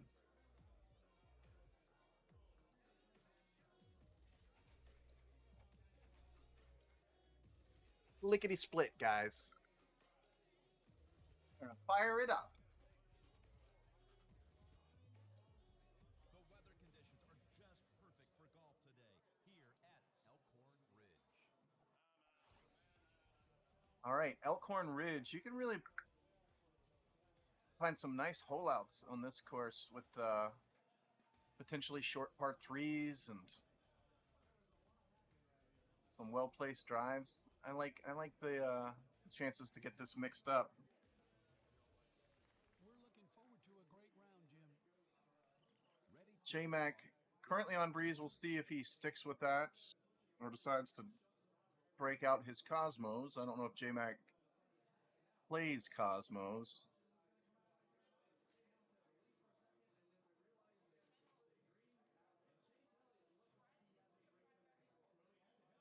I think he went to go borrow a towel potentially. Or perhaps get a t-shirt.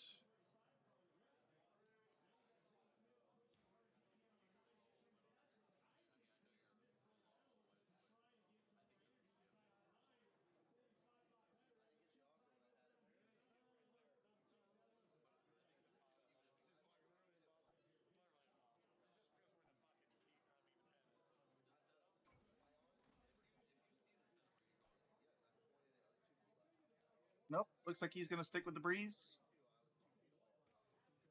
We'll get to see if they're a reasonable play on this course.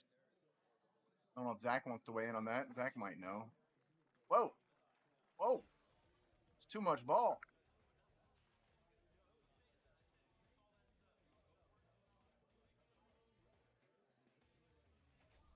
teeing it up. It's golf for 2. George, I expect to see play something medium T and aggressive here. He's a very aggressive player. Medium T backspin. Just a bit to the right. Early putting pressure on J-Mac. And it was too much pressure. He looks down at the trackball. He rubs his fingers together. That's what it's like when the feel's not there. Only one thing to blame, and that's yourself. I see that the season XP for J-Mac, he's level 31, so this man has not been playing a lot of Golden Tee since the T change. And the T change was also when this course came out this year, so I think we're going to see some low experience things going on here. Read that hole a little bit better than the old Georgie Porgy.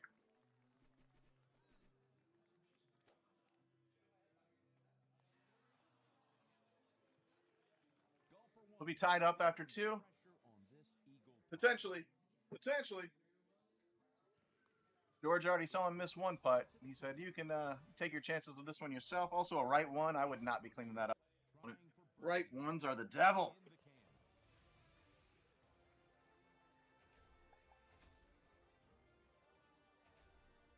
The first to hit will be golfer 1.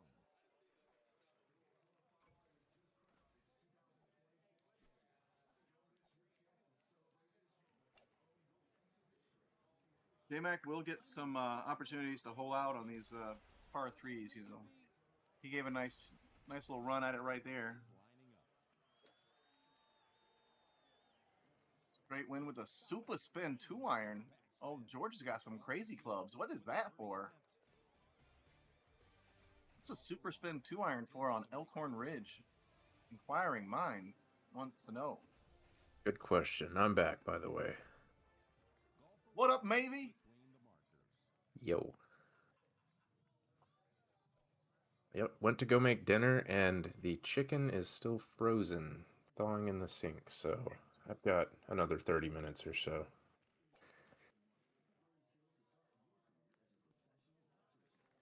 We had some early stroke differences in this course. J-Mac missing a putt on 1. George missing the green on 2. But we're all tied up here. We got a Stouts versus Cosmos matchup. What do you like to play on this course? So besides that one hole, what is it, like hole 8 or something? The ramp hole with the 7 degree. It's hole 11. Yeah, that's it. 11. Yeah, it feels like you can get everything with Stouts. So you're sticking with them? I really don't like not getting hole 11, so I'm kind of wanting to switch over. I can get the ramp all day with Stouts. It's just it stops and like always ramps right up into the sand. Maybe get better at your flop shots from the sand? Oh, dude. Sometimes it's impossible. Like you're up against that. It's like a wall of sand, and the pins I on the forgot. back. It's the moist sand where you stick up against the side of it. Well, even then, playing like a sand wedge 9-iron. So if I flop that and the pin's on the back, I can't make it. Zach also weighed in. He says he feels fine playing Stouts here. He doesn't feel like he's given up a darn thing. I mean, if you can hole out one of the par 3s, you're fine. But I'm not. I don't know. I've probably played like 10 rounds total on the remastered. George McKay. Here we go. But with that said, I do have a spreadsheet. I keep track of all my games, and my ROI on Elk is more than what I pay to play with Stouts. Golfer 2 is on the tee.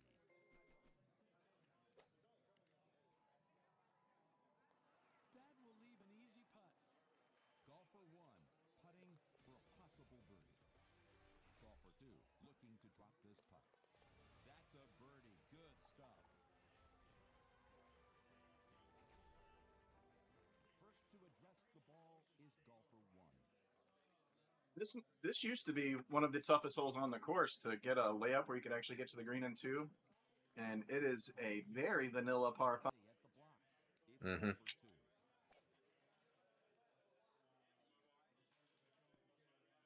An admirable tee shot. She'll get a lot of help from this wind. This ball will carry more than usual. That's on the green. Nice shot. Let's watch talent at work. Here is golfer 1.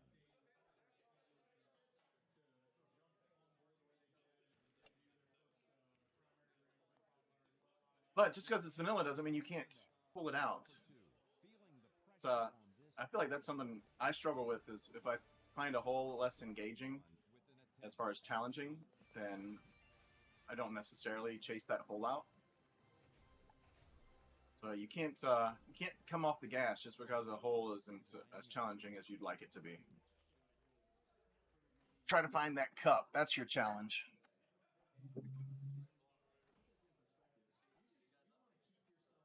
I wasn't playing during the original version of this course, but it feels like from what I played of this hole on the old version, like the reteed got way easier. Is that true or? I think all 3 of the reteed courses are easier than their original versions here in Season 2. I Okay. don't know what Season 3 has in store, but yeah, I would say universally across the board, they are easier On the dance for this floor, season. It's time to putt. Golfer 1 with an eagle look.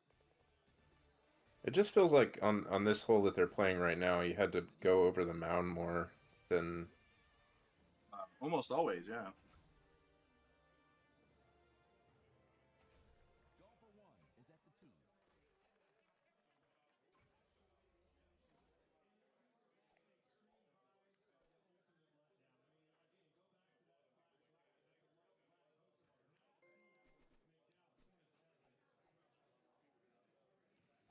Like any par 3 with stouts. Let's see if Jeremy finds some aggression. On the green. Get there. Get there. He put release on it. He knew he needed a little bit extra. It's golfer 2. Apparently, Yeah. he needed clubs. a lot more extra. Attempt. Uh-oh. Skip turn tilt. Don't do this on tour. That is against the rules on tour.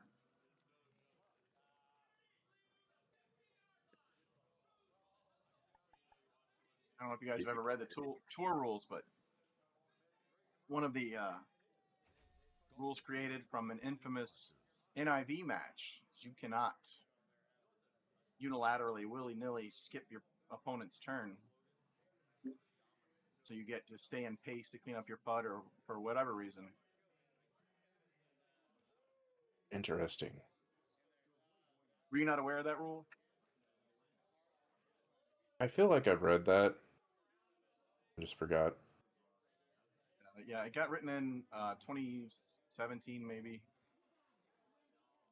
Yeah, I think it was the year after these courses, so I think it was 2017. Something bad happened? Or So basically, somebody had maybe a 50-foot putt, and their opponent had like a 20-footer.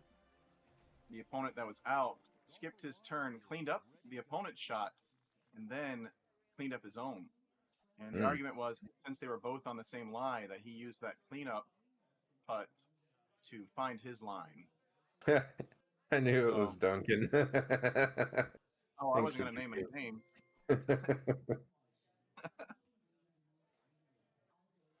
All right. Jeremy Ooh. having some fun going left Yeah, to he right. threw I that feel out like way too far. a lot of players would be scared to play left or right here because it feels like you're further away from the cup. But he did it. George sizing up to 180. I like a high 5-wood here. That's enough wind to get it there.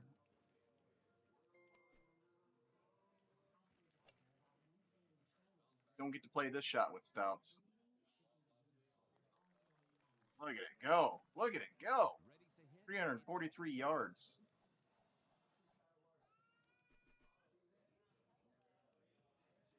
Jeremy, old school chipping. Old school chipping. Uh-oh. He balked. Butterfly. Ah.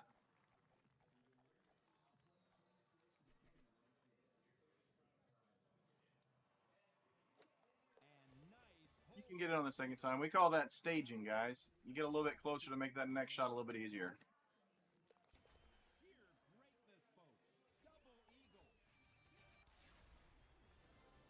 Oh, don't worry, Zach. We got the walkthroughs coming out tomorrow morning. Good to see all the shots.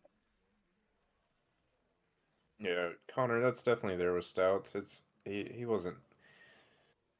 He used the wrong club. Does he even have a 7? Oh, and George, he's playing for some kind of chip, I see. I guess everybody's going to benefit a little bit from that walkthrough if they watch it. I did end up catching a drivable look on this hole, although I Great lies help make great shots, Jim. well, you'll see.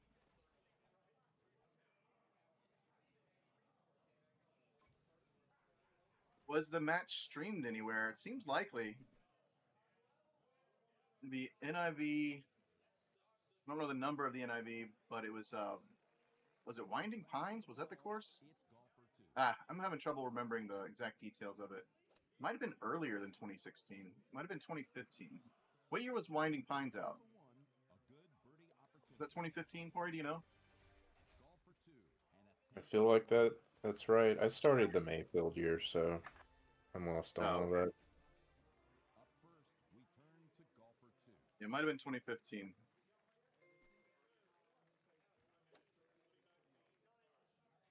Too much power on that one. That will do an about face. So yeah, that's the Duncan rule. Not to name names, but it's already out there, I guess.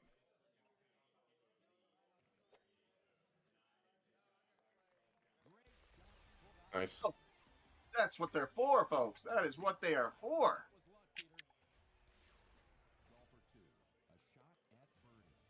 Is that to go up a stroke? They're No, tied that's to now. get back to it. Well, that's a good place to start.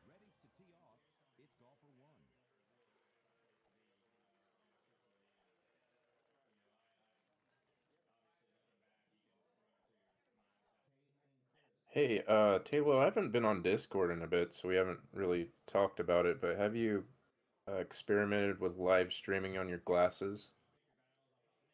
No, I took them to the tournament down in Florida, but then I only played like 2 matches, so Hmm. I didn't do it. And then when the stream got cut off, I was actually going to try to go live to show some of the purple stuff and pink stuff, but Yeah. the bar was so loud I couldn't deliver commands to Meta, and I was slightly inebriated. Might have had a few drinks at that point, and didn't way. feel like trying hard.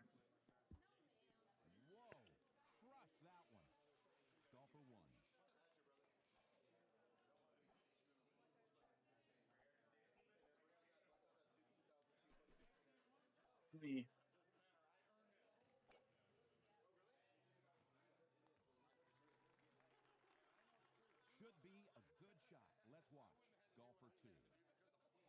Just did a brief scroll through YouTube to try to find maybe that NIV stream, but I'm not seeing it, and I'm not entirely sure if it was on stream. Not entirely. So in the meantime, chat. If you're able to chat, if you are enjoying a nice beverage right now, let us know what it is.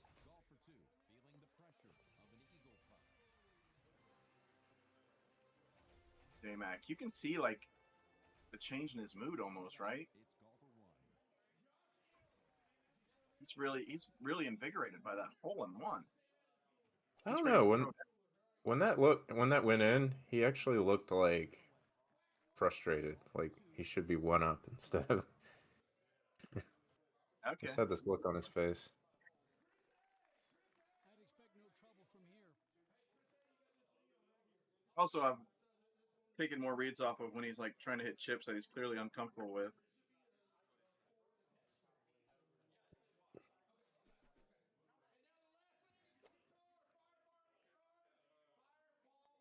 That's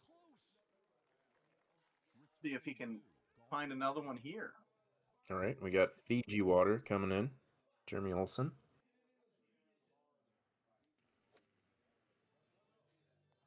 Whoa, look at this. What a shot. Fiji water. That's Spicy. got the electrolytes, doesn't it? The minerals from the natural spring. Yep.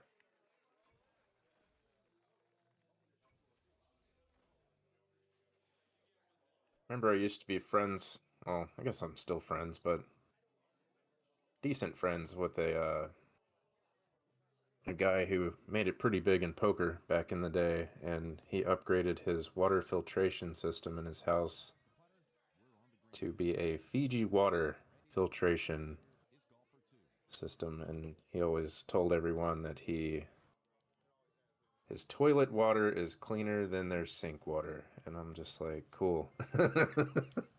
Cool flex, bro. Cool flex. I believe Fiji water is one of those alkaline waters, isn't it? I'm not sure.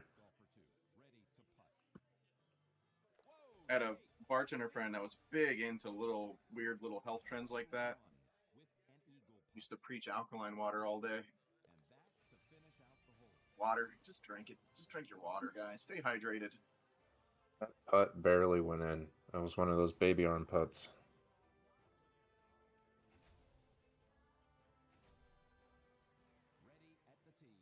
Harold Rayner, UNC. Is that Russell's Reserve 13 year? Is that what we're hearing? From the makers of Wild Turkey. Fine beverage right there. I do love me some bourbon. You do love you some bourbon. A little too much. Oh no.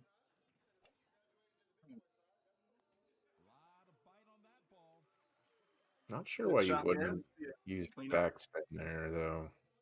Why bite? Oh, cut back. Leaving himself a chip. No pressure, no pressure. Relax, George. Breathe. Breathe. There it is. You do not want to drop a stroke there. Woo.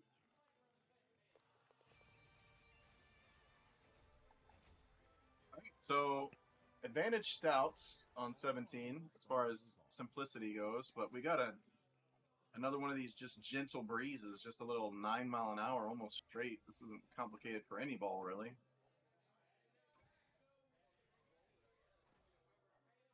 Yeah, he's got the super spins too, so he could just like low tee and thumb a 9-iron and it'll plug pretty much. Or that, but that's Pretty. okay. Pretty shot. It's not aggressive at all, but it doesn't really need to be. You know, this isn't necessarily, where you want to take your shot and try to Oh, it's settle a match. 110 yards. Okay, never mind. I wouldn't low tee that. Wow. Nobody's necessarily trying to hole out right here. But GoldenTee coming through with some just made up stuff. Desert Valley? Was Desert Valley out in 2014? I don't know. I'm pretty sure that's a 2026 course. Owned. Yeah, try to find that on a legacy. 2014. Oh my goodness. He almost took it down, y'all. That was Were a you really watching? good try. Were you watching? Yeah.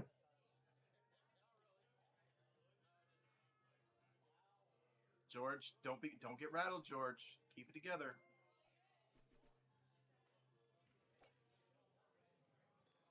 Fight, and we are headed to extras. George is definitely going to clean up this putt for the gentleman in pink. That's a reset. We'll go to hole 1. I believe will also be sudden death. I've never been to a STATS Texas Shootout, so I don't officially know what the rules are.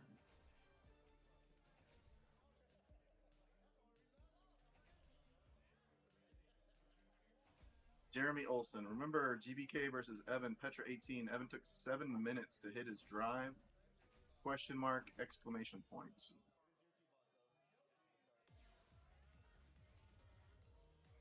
What more is there to say about that? Identification time. Looks like they're going to play Elkhorn Ridge for sudden death. I assume they have to.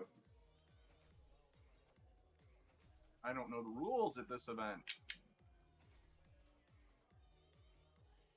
Nobody knows.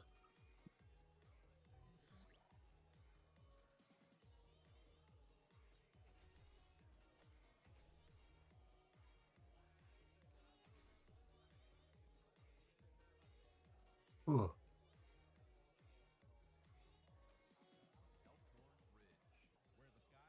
Hey, I haven't talked to you since that last part 3 Freaky Friday. What ball did you end up using on that? Oh, I followed your map, but I only had time to play like 2 rounds. And Gotcha. I watered one of the Alaska par 3s, so I finished 2 strokes worse than my pullouts should have allowed. Why did he take so much off of that? Okay, it was, yeah, it didn't even get 10 high. Come on, Jeremy. Sudden death, man. You got to find the aggressive shot. Mm-hmm. And George is playing a little floater. Not very aggressive there either. But maybe a little out of range for the medium tee that likes Yeah, to you could have went down to like a 3-wood and been more aggressive. Oh, baby's crying. I'll be back. All right, hole 2. This is where George gave one up last time. Let's see if he can improve. Jeremy hit a very nice shot here on the first game.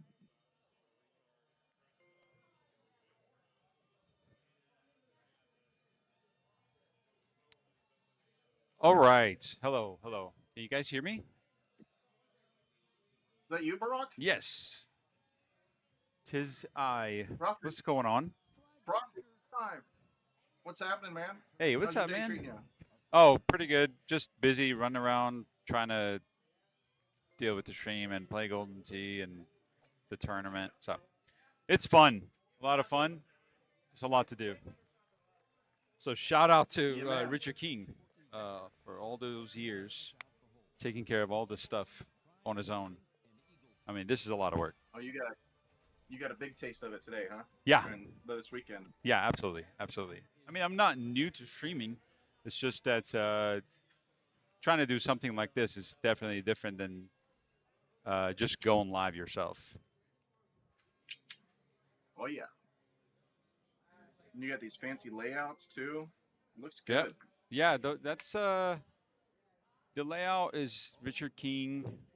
The bottom ticker where we see the finished matches is Richard King and Chad Hart collab.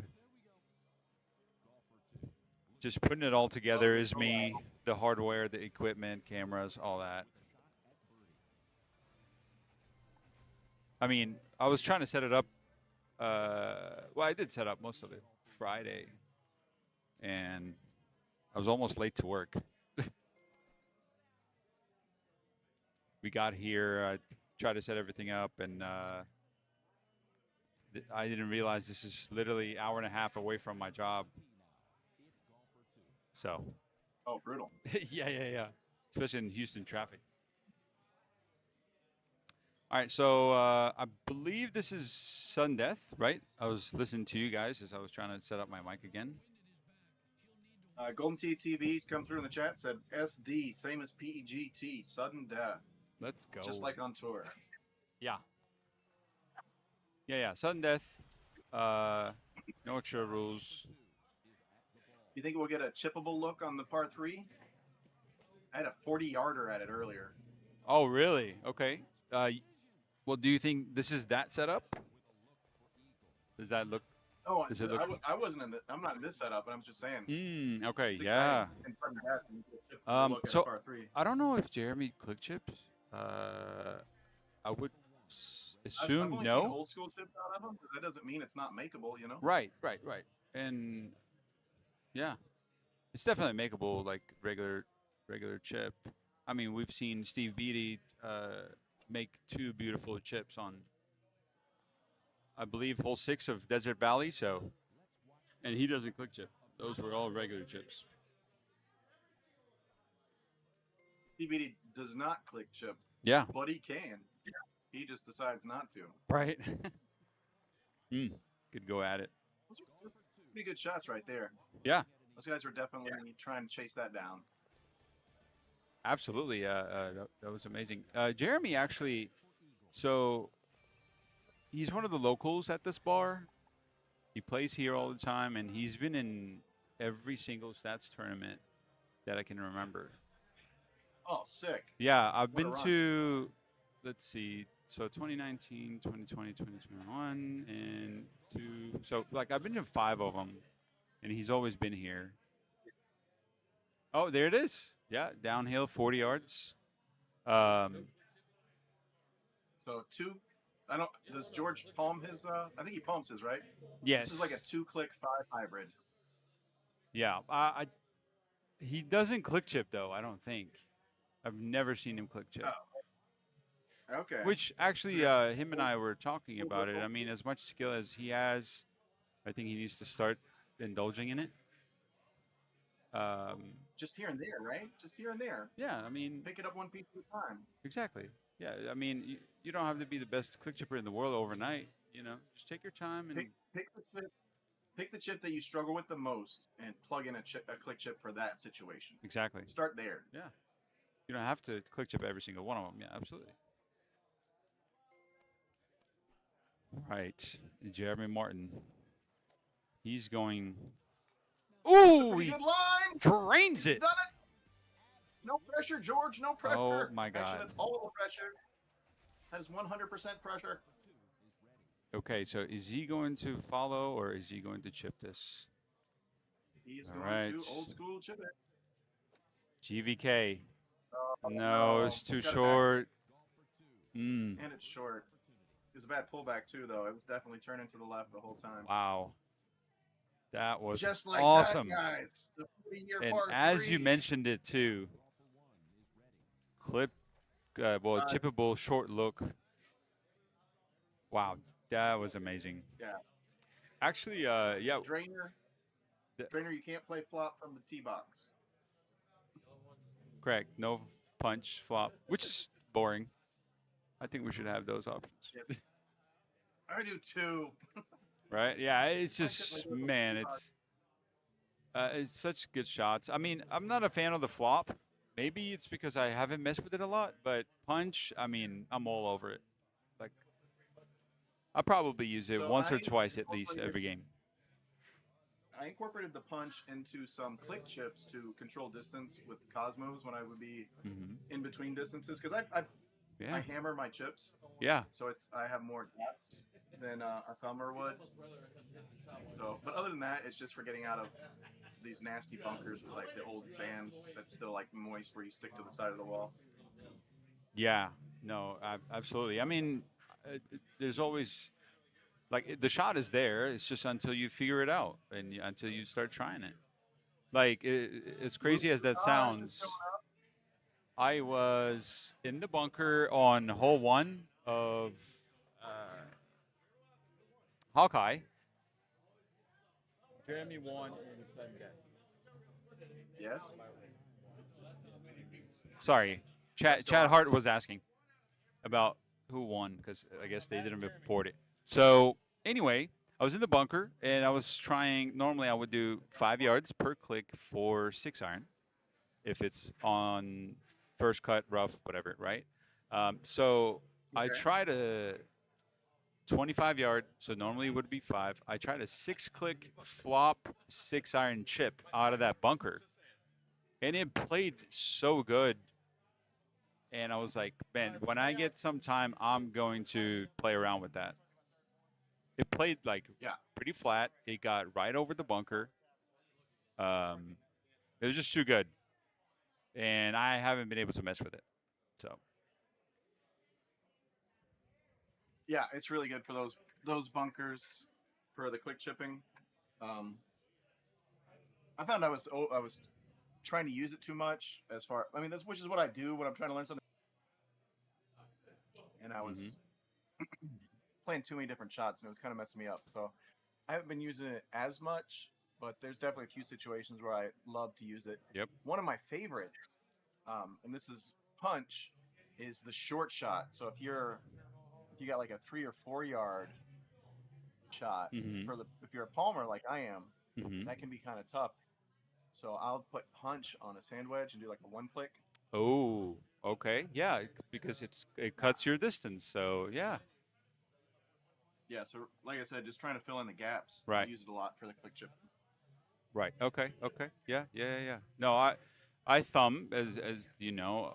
So it's just for me. There's always a click for the sandwich, but I do hate sometimes where it's whatever is in front of you is way too steep to get over. Like courses like I guess you would say Bonnie Moore. Courses. Which one? Bonnie Moore, for example, it's got those Which bunkers. Like There's probably two courses named Bonnie Moore. 18. I would say Bonnie Moore 18 and Which Bonnie Moore, man? Bonnie Moore black or Bonnie Moore white? purple. I don't know. I have used it in one of those Bonnie Moores. I don't know the difference because I haven't played enough of those older courses. Okay. Yeah. Fair enough. Yeah. Sorry. Yeah. No, I really don't have that much experience in those old courses. I only play them if they're invites. Well, Bonnie Moore Black, which is the newer Bonnie Moore, Okay. has the crappy moist sand.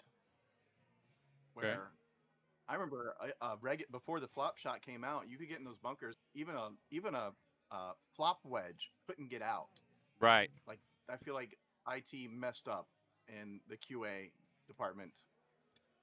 Like if you're gonna have to take 2 shots to get out of a sand trap, just put water there and give me a drop. Like what is going on here? It's just mental torture at that point. Sorry, I was getting distracted right here. Yeah. Have to change You something. know what I'm saying? Know what you're saying? I'm picking up what you're putting down. So All right, Matt James, Jeremy Martin. This will be Stout v Stout, whatever they spin. Yeah, I assume.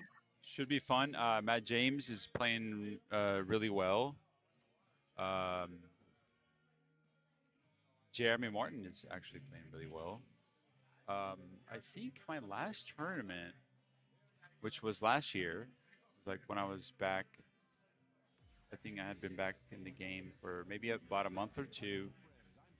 Jeremy beat me in sudden death in the early stages in the loser side, actually. He definitely has the ability to hold out. I mean, we've seen Matt James today play really well. So this should actually be a fun game, fun match. So tell me about this experience. This is like, I guess, first time ever. Remote commentary. What do you think? I've been asking this for forever. Like whenever the qualifying's happening at Big T Tour tournaments, like if a lot of times it's just a dead mic. Right. I'm like, somebody phone me in, like give people something to listen to. Yeah. I've got a great setup as far as like where I have like the stuff where I do my recording the videos. So I've got like 2 monitors working. Right. So I got one for the chat right now, one for the Discord, and I already had a nice microphone with some. I guess I do the background noise reduction locally on my machine, but on Discord they have that crisp or whatever it's called. Right. That takes care of a lot of that. So I like the setup. Yeah. Yeah, that's awesome. I watched a little bit of the stream earlier before I jumped into chat, and it was easy to listen to.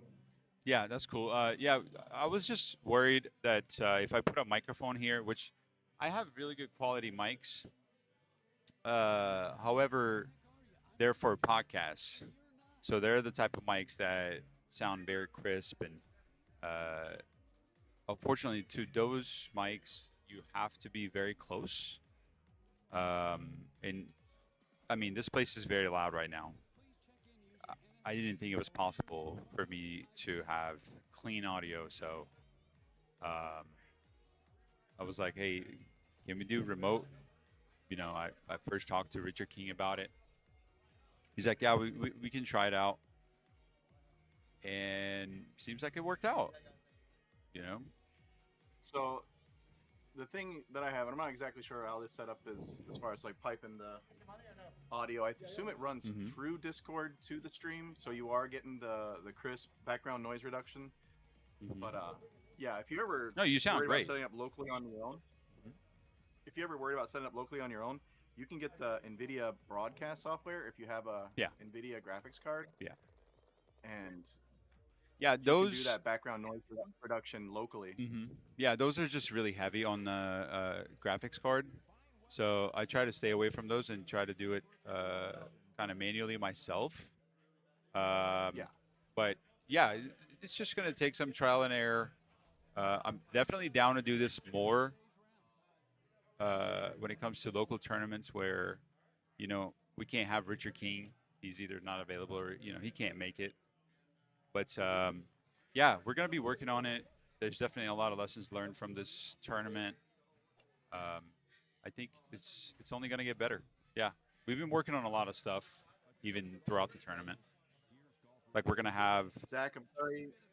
Zach's saying the audio levels are a bit low compared to other YouTube vids. Mhm. Okay. So, Yeah. audio experiences on YouTube are always going to be a little different for everybody. I don't know what it's on YouTube since I jumped in to Discord. Right. Yeah, we can definitely up that. Normally, what we've been doing, I'm just going off of what Richard King is telling me. He's basically just watching the stream and he's like, hey, lower this or, give this more gain or whatever. So I haven't been able to listen to the stream. Even if I tried to, I wouldn't be able to be a good judge because, well, like I said, it's just very loud in here. So, but even then, I might be able to invest in some good mics, like Richard King has. So we might not have that issue next tournament, or we might have Richard King here. You never know. I'm trying to think of how I feel about Stout v Stout on this course. I kind of like it. Mm-hmm. I kind of like the Stout v Stout here. I do too. I mean, I do like the matchup. I like to match up in Stout v Stout. This should be fun. I think I want to see a long setup on 17 instead of like a 40-yarder or 50-yarder. Just to make it a little bit fun. I want to see a drivable look on 8. Can Stouts ever get there on 8? I feel like they can, but they'd have to bounce. So, yes. Actually, when the tees changed recently, I was like, you know what? I'm going to try a couple of rounds on each course with Stouts and see if I like it. And I did get the 2 times I tried Machu. I got the longest setup possible. It was like 450 yards. I was like, never mind. So then I played it once on accident with Stouts, and it was like a 380 yarder, and it did get there, but like, I mean, barely. Just need a lot of bounce. Didn't, good bounce too. Yeah. So I went back and forth on the balls for this course on the last set of tees, and I think I finally settled on Stouts.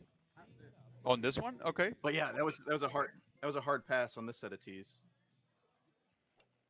Definitely Cosmos this time. Nice shot. Golfer 1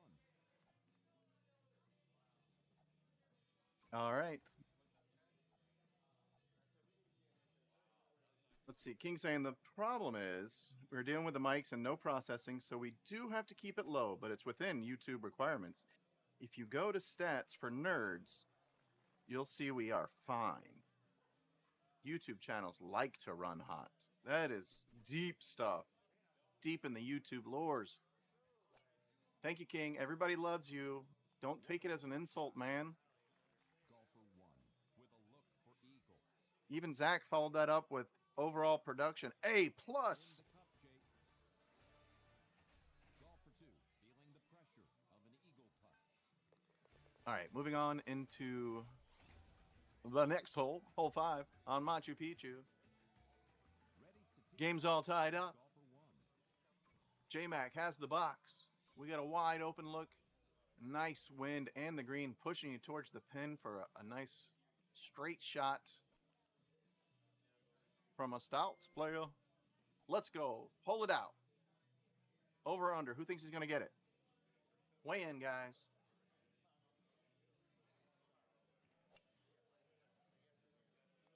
How about that, Peter? You got it. And now the Cubs got a crack This at guy's good. Look at him cook, man. Look at him cook. He just hit an ace 6 holes ago to win his last match. This guy is on fire right now. Not to mention, he's never missed a STATS Texas Shootout. This guy is in his element. He's been here before. Let's see if Jeremy can match him. That's weak. Put a little cut on it. Golfer 2. Took it way offline. Flower ball. Too bad, so sad. The dance floor. That's a great way to finish a hole.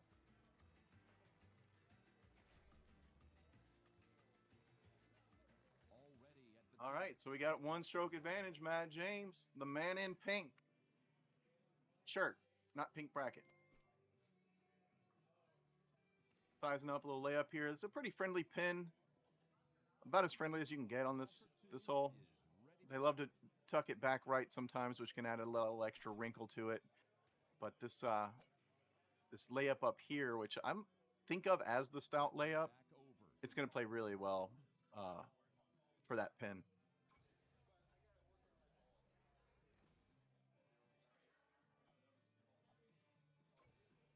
What do we got here? Is this guy playing without a 3-wood?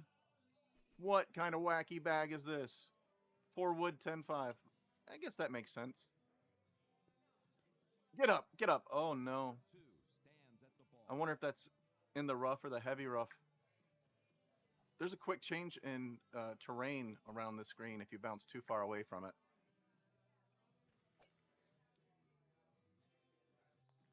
Well bitten. Matt's making sure he gets a putt. He might be out still. Yep. Let's see if we can clean this up. Put a little bit of pressure on the J-Mac. Golfer 1. He is in the deep grass, so that's the nasty stuff.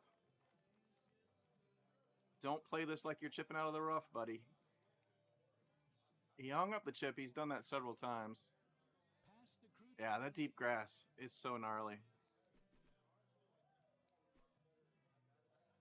That would be one of those spots where you might try to leverage if you're not super comfortable in your chipping, you might try to leverage a flop shot just to manage your distance so you can hit the ball a little bit harder, use a little less finesse.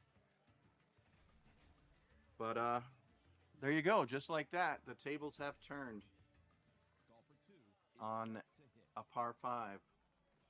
Got some elevation on this screen. And again, I'll say I noted that J-Mac with his, I didn't notice for Matt, but J-Mac has enough Oh, made that look experience on these tees to get to 31 or 32, or probably 33 since all the aces. But so we'll see how comfortable he is with his almost blind read here. Level 31 is maybe playing, what, 3-4 cycles total? There's a spinner. Got it up there. 1 for birdie. Golfer 2 needs to sink this putt to make birdie. Nice gentlemanly cleanup.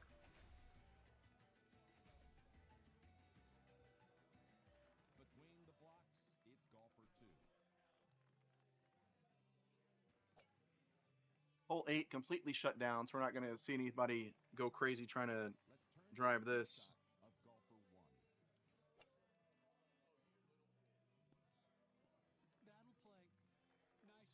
This should be good.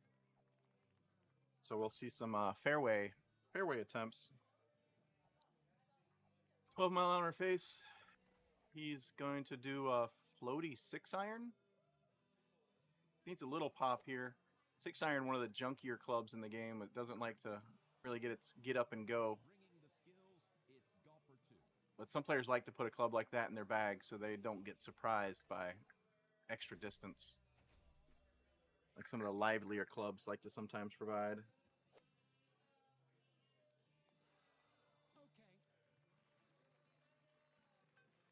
There you go. All right, birdie. Moving on, hole 9. Birdied that hole.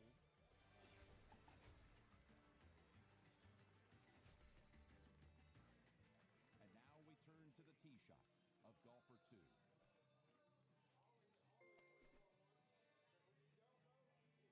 Hole 9's pretty fun par 5. I mean, obviously it's wide open, so it's a little vanilla. But I like the way it sets up Ready to tee off. for a 6-wood or a 5-wood, so I'm almost always hitting a full, trying to attack that pin. Probably not going to see that from these guys, but still wide open for aggression here. And with stouts, you never really have to take your foot off the gas. And Jeremy's showed us that he knows how to gas it. 2 hole outs and 6 holes. If you count the sudden death into this match.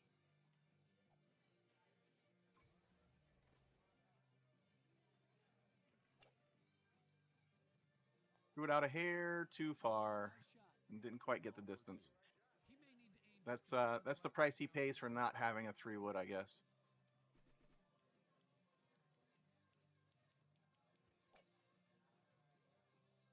Call that the Mike Arrington strategy. Back to the Also green. plays without a 3-wood, I believe. Golfer 2. Out of the fringe. Throw the club in the bag. Golfer 1. Matt gets trying pin to high. an eagle barrel. Try to give himself a chance to pick up another stroke there.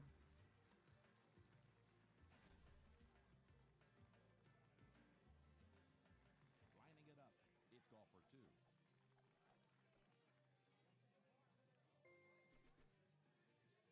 King Tech saying this is a very interesting 3rd place match during a stats tourney. Both of these guys I've played in this event for years. Nice to see one getting to go to the show. I agree. I'm enjoying the hell out of this match.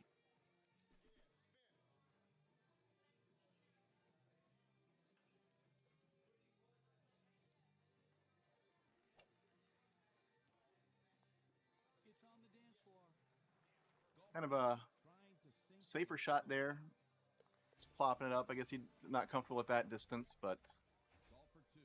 that's trying to understandable. stop this putt. We'll have plenty more shorter approach shots that he'll maybe get to take advantage of. Ready to tee off. It's golfer 2.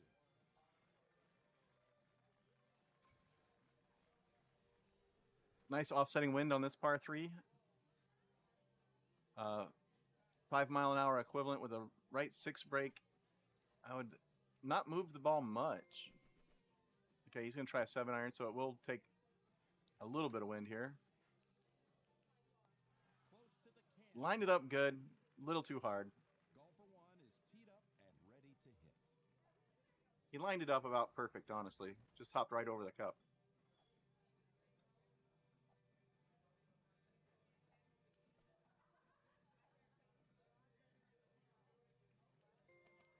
Five hybrid low, so he's taking wind way out and went up the green because of it. Good idea. With a birdie putt. Less than satisfactory results. It's okay. I feel like he's going to keep chasing those pins, guys. Nice birdie. We might see some more magic at any moment, any time. With the ball on the tee, it's golfer 2.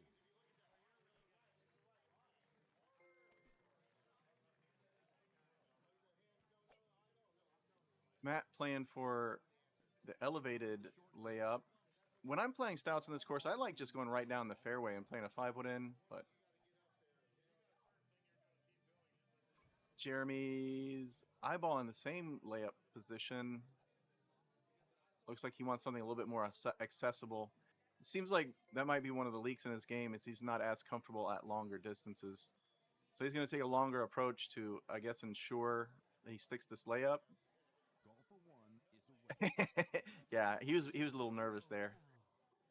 I get the impression he's not a big fan of this hole. We got a reasonable. Whoa, whoa, whoa, whoa, whoa, whoa! Take the roll off, dude. I was scared for him, guys. I was scared. Nice job. Golfer 2 is away.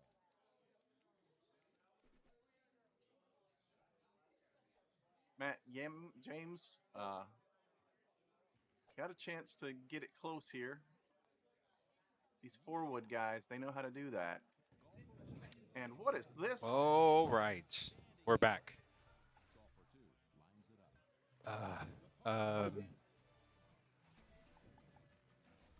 Why can I not see my... Okay, here we go. Sorry, Taylor, I had to leave you by yourself for a second. Are you back? Yes. Burak? Is that you? Is that you? Welcome back. Welcome back, man. Yes, sir. Okay, so what do you think about the setup? Is there ever a time where, like, this hole, is there ever a time where it's, like, hard, per se, for stouts? Or difficult? I don't play the stouts here during this season. Oh, okay, okay. But from what I've seen, it's about the same mix as it was last season, where you're probably 80 to 90% there for stouts. Okay. And it might be more, honestly, because looking at that tee box, you know, it's got you closer to the closer just side of gotta the green, get the left there. side of the green. Okay. Because when I wanted to try stouts, you know, this hole was one of my concerns. This was definitely one of my concerns. I was like, do I want to risk giving up a stroke just because of the distance?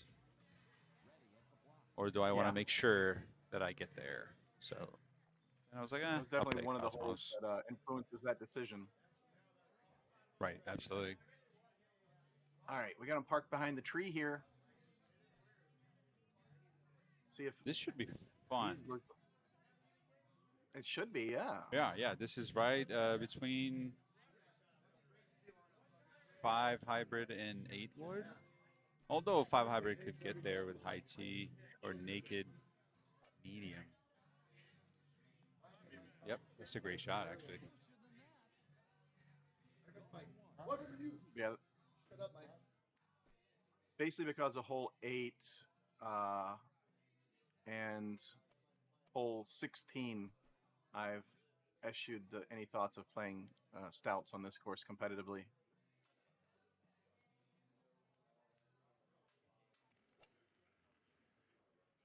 Not to say it can't be done. It's just it takes me out of my comfort zone when I know I'm potentially giving away free strokes. You know.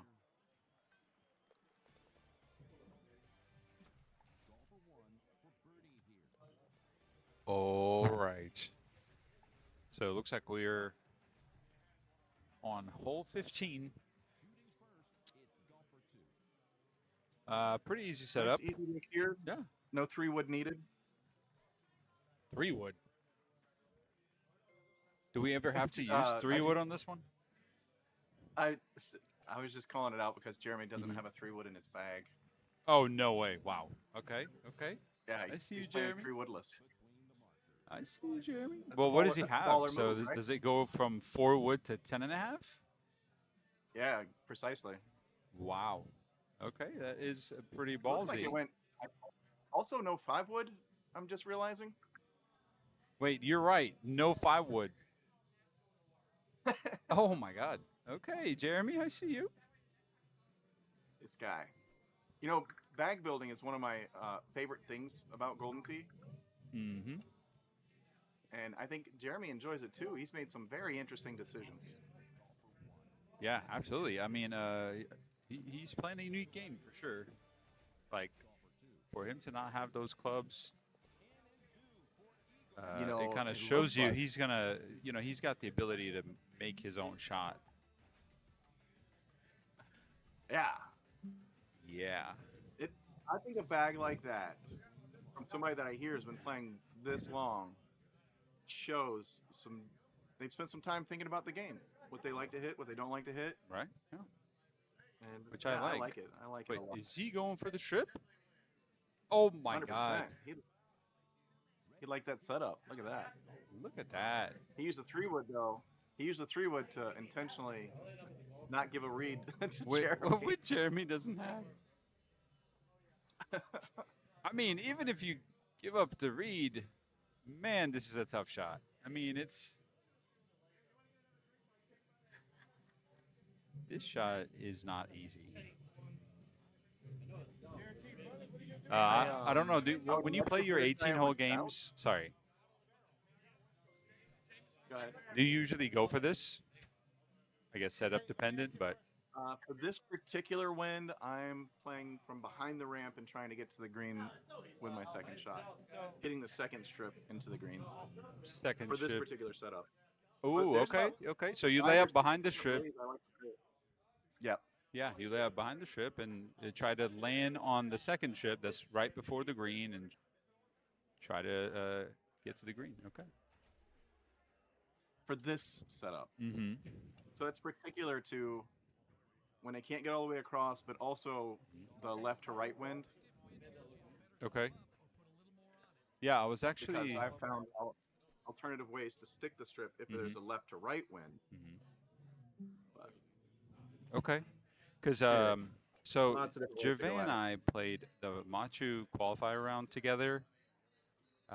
We both laid up behind the strip, and I was telling him that one of these days I'm going to try to land that last strip and try to get on the green, but it's not today. Oh, yeah. So I've done it several times. I've actually got I made a little short clip where I tried to do it in one of the online like state team tournaments, and it was 401 yards to the pin, and I drove it over and got wet. oof. Oh my God! You drove over the entire green. Yeah, from behind What? the ramp. Yeah. Wow. Ooh. So the distance is definitely there. Wow. We got the long look here, the slightly more challenging, but we got a pin in the middle of the green, and Yeah. again, just a gentle breeze, just a light 9 mile an hour. So And Matt played that shot with a lot of confidence. You can Yeah, tell he advantage knows his Matt, he can distances, fill up and the he room. has played this course once or twice before with this setup. I mean, that was great to see there.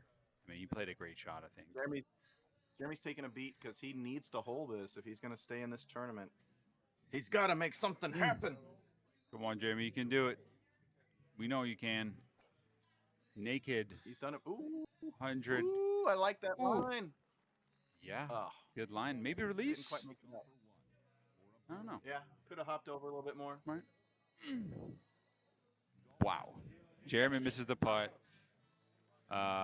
He was already down a stroke. Yeah. Now he's down two. That's too bad. Okay. Hole 18 can cause errors. It is challenging enough to do that.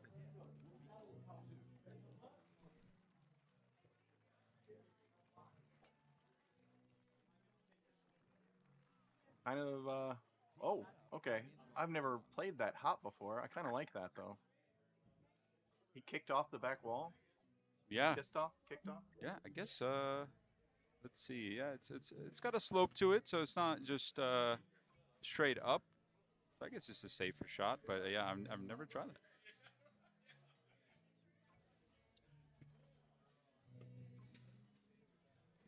Okay. So he's got to hope Jeremy for a Martin. hole out and a missed Yeah. chip potentially. I think if he aces this one, he's putting a lot of pressure on Matt. Yeah, it could rattle him. Because right now, Matt is up two strokes. He can just lay up with backspin sand wedge, just chip it onto the top of the green and just let the ball stop. But if he that had such a good line. Man, he used his release a lot, and he didn't that time. Yeah, and he didn't do it last game either. So, Oh, oh my coming in goodness. hot. Rocketed that fast too. Mm. So downhill chipping to me has always seemed more challenging. Looks like he's going to do what you said. He's going to do a little bit of a lag thing, Mm-hmm. which is Okay. smart. Yeah, absolutely. Smart play right there. Yeah. So that's definitely what I was talking about. If Jeremy was to make it, that would have been a lot more of a pressure situation for Matt. Yeah. Matt James All right. moving on to play Sean Jeremy, good Gervais. show, my man. Congratulations on your finish in this tournament. It was a good show. I'm going to step away for a moment while you guys get set up for the next match, and I will see you shortly. All right. Sounds good, my man. We appreciate you, and I will be here for a second, but we will leave the stream to Richard King so he can run some fun stuff on the screen. And we'll be right back.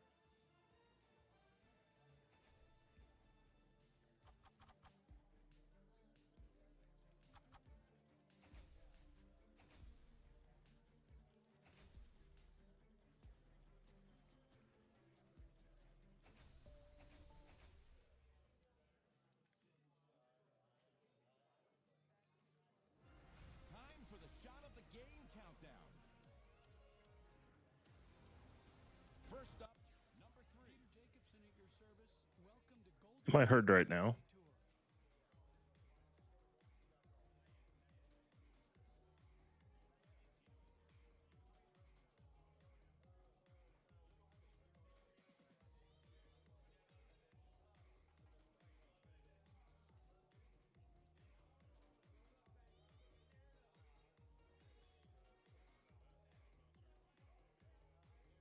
Hello, hello.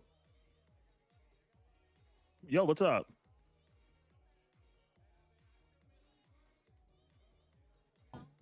Okay. So we should be good. Can any? I say I don't know if anybody can hear me. Yeah, they can hear you. right. I just need confirmation from Richard King about your volume, and then we can continue because it might be a little too loud, but I'm not sure. So he's Fine. definitely on the stream side. Well, that's fine. I can adjust that a little bit. Yeah. But Maybe down to something like this. but I think you're good. Okay. All right, ladies and gentlemen, next up, we're going to have the finals match between Sean Gervais and Matt James. Matt James will be our losers finalist. And to win this event, he's going to have to double dip, a.k.a. Beat Sean Gervais twice to be the champion. And Sean Gervais needs one clean round to be the 3-time back-to-back-to-back STATS Texas Shootout champion. So right now on screen, you guys seen the PGT Tour schedule. We just had the Florida Open 2 weeks ago. Next event will be in Wisconsin, Sussex. And I'm really excited for this event. I'm 100% or 99% going, but this is actually one of my favorite spots of the year. Out of all the tournaments. So, Gino, what do you think about Sussex? Are you going? And tell us a little bit more. I'm on the sign-up list. I'm on the sign-up list. I have a flight to go, so I have every intention to be there. Barring weather issues, I have every intention to be there. The Florida Open it's just a weird year for the Florida Open all around. Even for you guys just going down there being a part of 25, 30 degree weather in Orlando, Florida. We were getting snowed in here in the upstate of South Carolina. So couldn't be there for that. And so just said if I couldn't do Florida, I'm going to do Wisconsin. Okay. And looking forward to it. One of the long time running tournaments we've had in Golden Tee kind of precedes the tour a little bit. You know, they didn't really become a part of the tour until the mid 2010s. Prior to that, I think there was a good 6 or 7 years of really being independently ran. So I'm excited to see it for the first time. Awesome, man. Yeah, can't wait to see you there. Yeah, I'm gonna do my best to make it out there. However, we have plans to go to Turkey and visit my family. Um, I mean, it's going to be after the tournament, regardless. However, Yeah. so it's just going to be a little bit of a crunch. So we're going to make it happen, both of them. I'm going to try to be there and make a run for it. Burak, tell me about Matt James. Matt James, actually, fun fact, he's good friends with Paul Luna. He's a casual player from Houston. He's a local. He doesn't really play here at this bar, but I believe that he goes to Jake's a lot, where the Texas Holiday Classic used to take place every year. However, I don't know how long they've had it over there, or they had it before they moved it to Dallas or Austin. Gino, do you have any idea? Yeah, that was a good 3 or 4 year run. Okay. I think the guy's name was Marv or Marty. I can't remember his name. But he was a super nice guy, and I think the original connection was just Mark Stenmark, and Okay. just knowing him at the time. And at the time, the tour was just they were looking for a new home. Had gone through a couple places throughout Texas and Dallas that wasn't going to be a long-term fit, and Mark knew a place that had enough room to hold 20 Golden Tee machines and serve some Philly cheesesteaks, and was willing to put.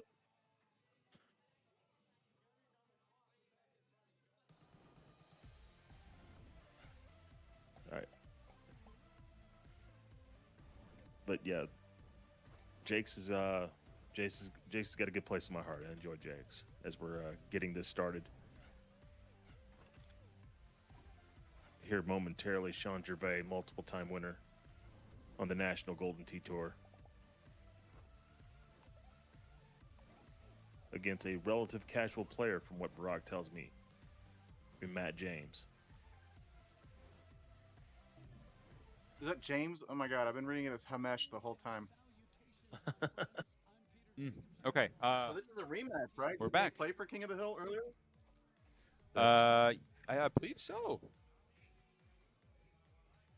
Let's check it out. So actually, if you hover over the player name on GoldenTee.golf, it'll actually show you the player's path to that match where they're at right now. So it looks like he went undefeated until King of the Hill match. Yep, loser side, and beat Jeremy Martin to face Sean Gervais again in the grand finals. The grand final. The grind. Okay, course requests. What course do we want to see here? Kings Canyon. Kings Canyon. I can agree to that. I Yeah. can agree to that, but I would like basically something that you haven't seen much of already. So I haven't seen yeah.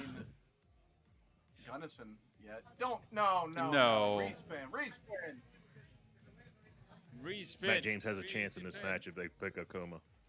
Okay. I think they went with it. Yeah, they went with it. Yeah. Ripping it. He's got to sweat hole one. They're Hole ripping. one's a pretty big sweat here for Touts.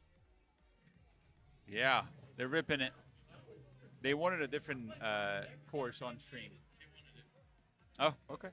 So I'm hearing that Matt James was okay with it, and he wanted that. So Yeah, this course gives Matt James an excellent chance. yeah, I like it, man. That's the course he beat me on. And actually, I've seen that name. after I lost to him, I played Mike Hall. We spun, and it landed on a coma. And he was like, "Didn't you just play that?" I said, "Yeah." Well, he goes, "You want to play something else?" I'm like, "Cool, yeah, it's up to you." And he's like, "How about Alaska?" I was like, "Okay." So we played Alaska. Because I don't think we want to see Acoma back to back on stream. It's cool and all, but let's I would rather see different courses. I don't think we've seen Elkhorn. Although I'm not sure.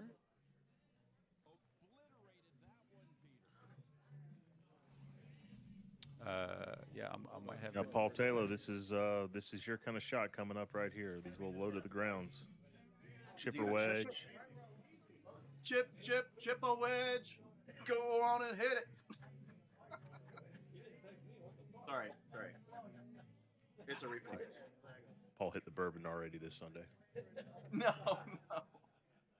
Gino, have you seen the latest music video? I have. Just Nobody likes it. Nobody likes it. I've had a hard time getting through it a couple times, but I did. That's my walk-on music now. You make them play it at every tournament before I play a match. 50-50 whether this goes in for Sean. He is clicking. Nobody Yeah. shushes anymore. Well, I think we're kind of out of that business, man. I love a shush on this hole. Same. That was a bad pullback. He cut it. Put some cut on there. Yeah. Always the danger.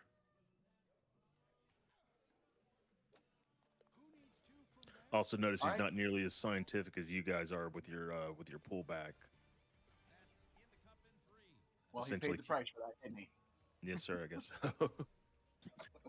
You guys are, how I've noticed here lately, you're using the one finger on the side and then pulling the trackball, basically trying to keep a roller in place, from what I understand. Who comes up with this crap, do you know? Well, Paul, I mean, people that are super creative and super original, just like you, sir. No Austin players. Robert Washburn. No unnecessary falls, Robert. No unnecessary falls. Dutch, welcome to the stream. Glad Hope you're you're reading comments. Someplace warm and comfy.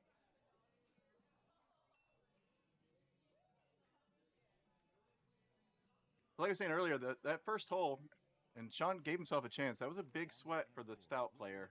Yeah. Stouts have an advantage here. Okay. On the par threes, generally, is where you're going to want them. The non-drivable par fours and par fives, you're not really getting an edge. And there are two drivable par fours on a Coma that are can be very tough for stouts. Hole 8 can set up like 360 yards uphill, and hole 10 can be very long as well. So dropping that stroke there, you never want to drop a stroke, but you really don't want to drop a stroke when you also don't have the ball advantage. I feel like this is advantage Cosmos. So both players using stouts, correct? I believe Sean's playing Cosmos. Okay, I thought I saw stout down there. Maybe I was wrong. My bad. Let me go to a full screen. That's probably going to help me. So Matt James playing as Chipper Jones. Now, Burak described him as more of a casual player with a 7.9 handicap. I wouldn't call that casual. Maybe casual in the area of Houston, Texas, but It's a different standard out there, I guess. yeah. Sean, early lead.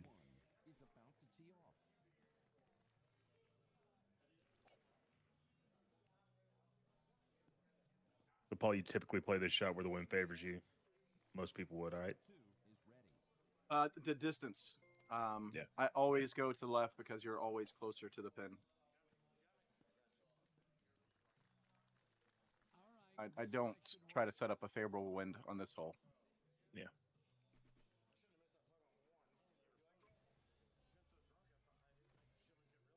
I worry about people that lay up to the right. Feel like their head's in the wrong place, and maybe they should think about getting therapy. Oh. Golden Tee therapy. You get that on YouTube, y'all. Welcome to your therapy. Yeah, Sean's with Cosmo. Might be. And Sean doesn't seem like a guy that... It's a beautiful shot right there. Sean doesn't seem like a guy that does a whole lot of switching golf balls between courses.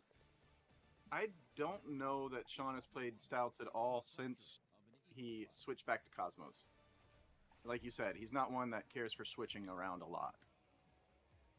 Might be one of those all or nothing guys. I mean, there's a lot of them in Golden Tee. But But but I mean, guys like you, guys like Hickey, guys like Gordy, who keep an open mind, keep constantly keeping their mind fluid. Really, when it comes to the golf ball, you guys are able to not make mistakes with it as much because you do it all the time. Where a guy like me who just needs to play Cosmos, or else he doesn't feel like he's going to be that successful switching around. I'm going to forget one time that I have half wind. It just takes one lapse in judgment. And Yeah. You pay the full price. I caught myself doing it earlier because I tried Stouts on a couple of additional courses. I was just playing them on the Vegas course. Mhm. But I played 3 games in a row with Stouts before I ended up on a Cosmos course. And it was immediately the read started to slide a little bit. Like, oh.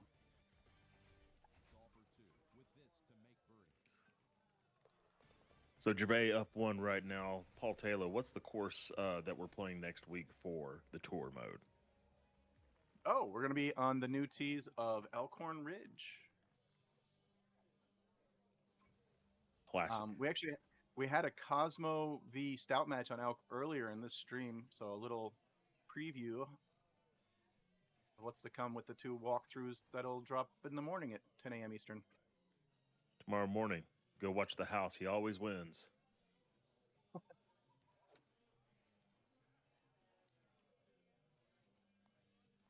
Sean is also not a guy that's going to show you a lot of fulls or anything. He's pretty much directional to the hole most of the time, if not all the time. Swerves, he likes the little cuts. He likes to swerve it.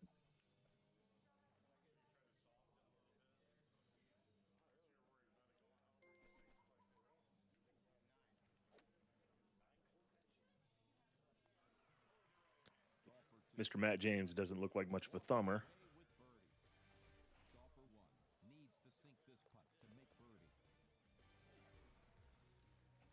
So, trying to think of where Matt's likely to pick one up here. I feel like his best opportunities are the par 3s, probably. Yeah, it's going to have to be. There's no real break in, or nothing that's really going to challenge Sean until you get later on to the round. Maybe getting down the hill on what's the double tiered drivable part? Is that 14 or? Yeah, hole 14. Yeah, potentially that might be able to give Matt a break, but he just right now needs to keep up. That's really the most important thing.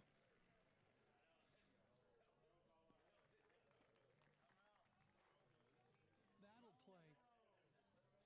They say 25 players for this thing. That was nice.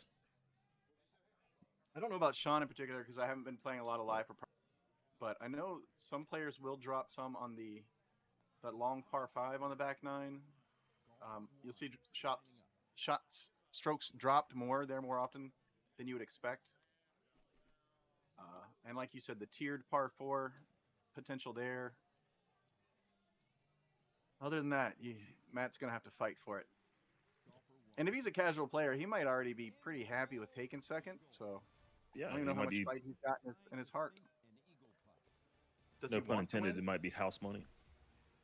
Yeah. Like to know, does he want to win?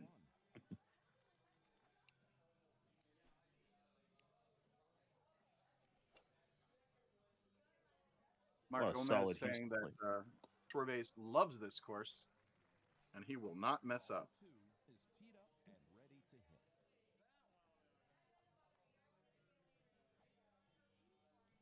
Got the short look here. This is a good thing for Stouts. This is one of the holes that could trip you up if you're a Stouts player on a coma. That is asking a lot out of a 5-wood. Mm-hmm. Oh, my goodness. Uphill 5-wood. All right. What kind of chipper are you, Matt James? Old school chipper. Oh. Well played. Very well played. And I didn't look all that nervous there, Taylor.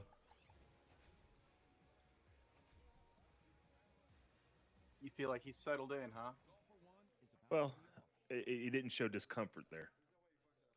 So that's, to me, personally, and I guess this is more of a reflection of my psychology than anybody else. Giving up is a good way to kill your nerves. No, if he's already resigned to taking second, that's, you know, Yeah, you're not going no, to be he's as nervous as if you're fighting for it and you're trying so hard to find a hole out. I've heard many stories from many Golden Tee players over the years where they kind of outperform or something happens to them in a match and they kind of get away with it and it frees them up and allows them to play for a long time. That made it Yeah. to the carpet. Takes the nerves out. Hitting from the fairway.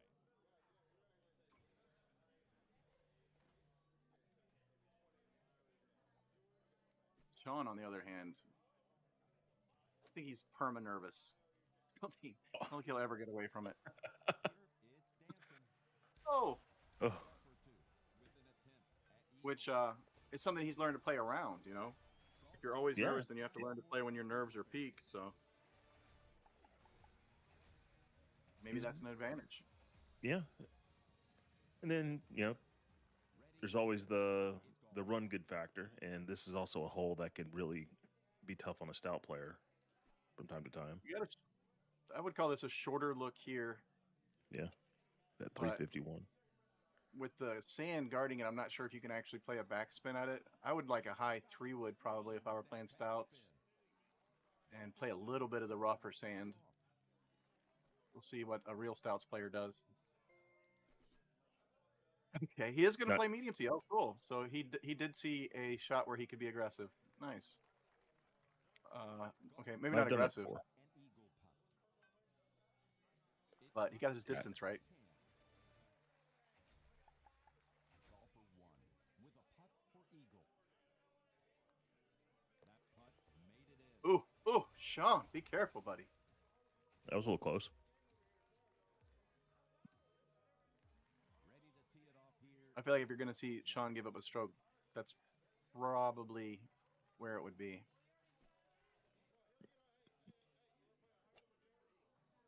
Because as far as his nerviness goes, the putts Yeah. have always kind of driven him crazy. Used to be chipping, but since he's found click chipping, that's taken care of. He's got that on lock.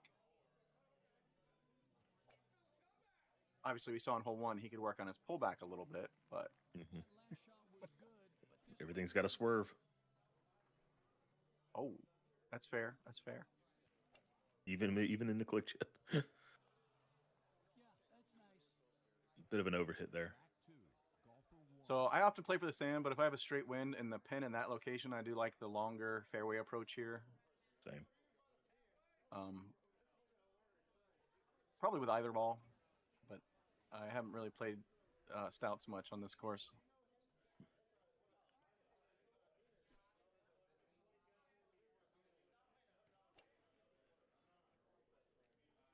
Still, Little swerves on that one. little swerves on that one is right. Golfer two with a look at eagle. Just looked like his kind of shot right there. Finish the hole. Baby cut. Golfer one with the putter looking at an eagle. Jeremy looking over, thinking of what could have been. Good job, Jeremy. Good third place. Golfer one with the honor. Actually, now that I'm thinking about it, I know I said earlier, we might see a par 3 hole out from Matt James. The par 3s on this course aren't the best for holing out. We don't get any No. like 40-yard looks like you might see on Elkhorn or Golfer two is at the tee. Hawkeye. Typically No, for me here, if I'm a thumber, I'm picking a spot on the green and I'm just letting it go to the hole. Maybe with a high little tee. floaty. Yeah. But as we've seen, he doesn't have any palms, so it's medium tee with some release. I'm sorry, he doesn't have any thumbs. Can't leave those on the table. That worked out. Golfer Mhm. one is at the ball. Look at him being playful, sticking his tongue out. He's very relaxed. Between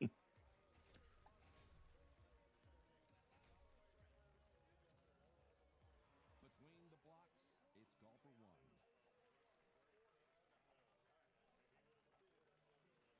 Speaking of a Opportunity to be floaty. aggressive here. Mm-hmm. Yeah.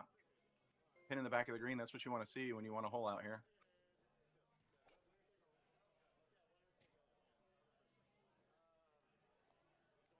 That's a decent approach. It's on. Need a Good little shot. bit more juice there, Sean. Golfer 2 is lining up.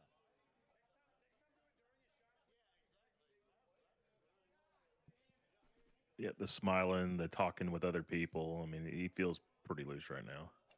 I don't like this bite. I don't think 120 is enough to get there either. Golfer Let 2 it run, y'all. putting for eagle. You got to free of the ball sometimes. Golfer 1 trying to putt it in. Use the green. Work together. Work together with the green. Golfer 1 will start things off.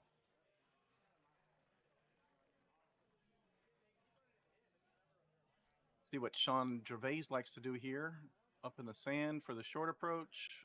Straighten out the wind.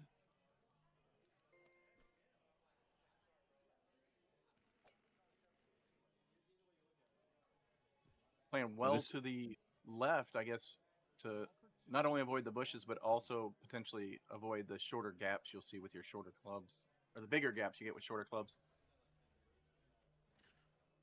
Having kind of a straighter wind helps too. Yeah.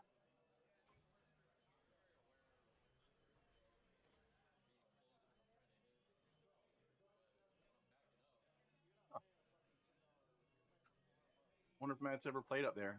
Seem to give it some Yeah. serious thought. Go for it, bro. You got this. Have some fun. Have some fun while you're at it. Gonna have a look at it. Good 180. Nice clean 180 there. To say this lie is bad would And be ooh, I like the I club he love got. those. Yeah. 8 wood. Let's go. Spin. Bro, you know you need a hole out, right? Did he? Oh my gosh. Golfer 1 Oh, so annoying. It's so frustrating. I mean, it wasn't bad to get a 15-foot putt. It's getting late in the evening. I know. John's going to let his run. He knows what's up. Golfer 1 with an attempt at eagle. Golfer 2 with an eagle look. Golden Boy GT5. That must be my guy Connor Franta. Thank you. Appreciate you tuning in to us here. 1 will be first off the tee. The bottom tier here is not likely he's going to get left up at the top. Yeah, I don't think he'll even look at the top. Yeah.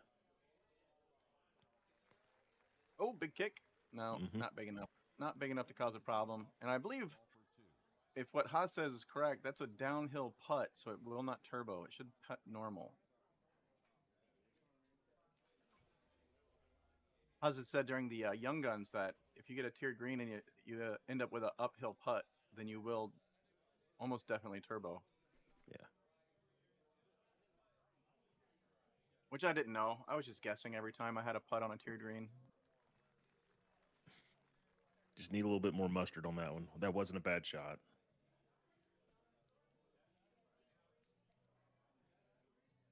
Speaking of nervy, see if he can do it. He's fine. Eagle. 2 strokes. Golfer 2 with the putter. The thumb putt. He switches back and forth, huh? Thumb some, palm some. Yeah, I guess so. Lining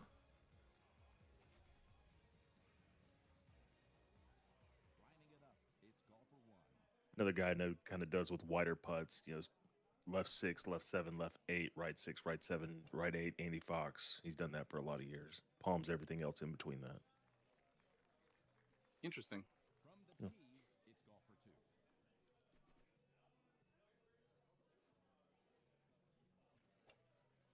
Palm everything, I think, when it comes to putting. How you Same. drive a golf ball. So, is anybody playing up in the sand anymore, Paul? Yeah, this whole- yeah. If you have like the wind that, like from this angle, it would basically be blowing from 2 o'clock to 7. Mhm. You know, kind of where if you line up with a sand, you got a straight green and a straight wind. Yeah. Then the sand is a good play for a 3-wood approach typically. Look at golfer 1. But yeah, 80% or more from the fairway. I haven't found any other ways to make this hole fun or gain an edge. You know, like last season where you get down for a 40-yard chip Oh yeah. It's not really a thing this go round.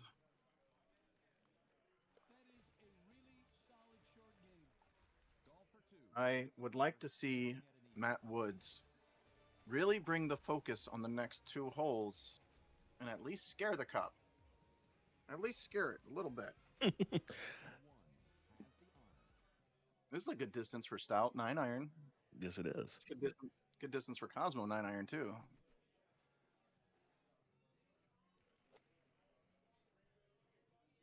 How about a cut into it as well? Sorbets. All right, Matt, pretend like you want to win. High T floaty. High T. Thummy backspin I'd be into right now. Yeah, I was thinking backspin as well. He wants Oh, he medium doesn't bite. 115. Oh, he medium teed it. Okay. Yeah. All right. It wasn't the worst efforts, you know. I like it. I like what I saw there. Been a lot of the same shots he's been playing. It's been a lot of pull the ball back, pull the ball forward, hit bite. That's been his basic shot. Back pin here. You get an opportunity to be aggressive when you let it run at the pin. I feel like this is an easier hole out than the front pin where you have to also play the backspin adjustment. And how about Sean giving himself an action chip? Ooh, Sean, what's going on? Changes the attitude a little bit for Matt James here. Matt, put the pressure on him. Put the pressure on him. 320 yards. This is a lovely high 3-wood. Lovely high 3-wood. Pop it. You like to palm it. Put some palms on this.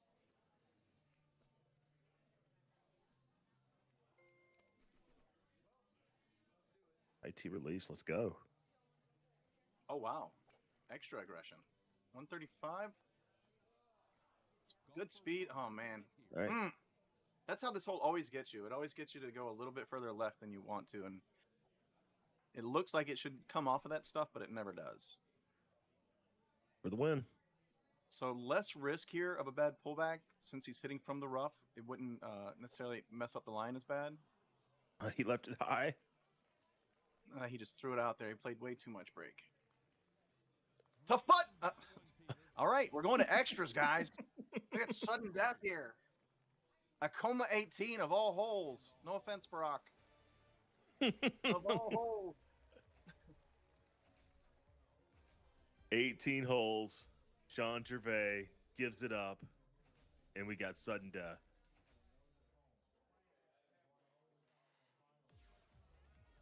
All right, hole 1 could be a decider here. We've seen Sean knows how to get it in 2, and Stouty McStouterson, not so much. Stouty mixed. I'm sorry, Matt James. That's great. Let's see an action look on his first hole. I think we're likely to. Yeah.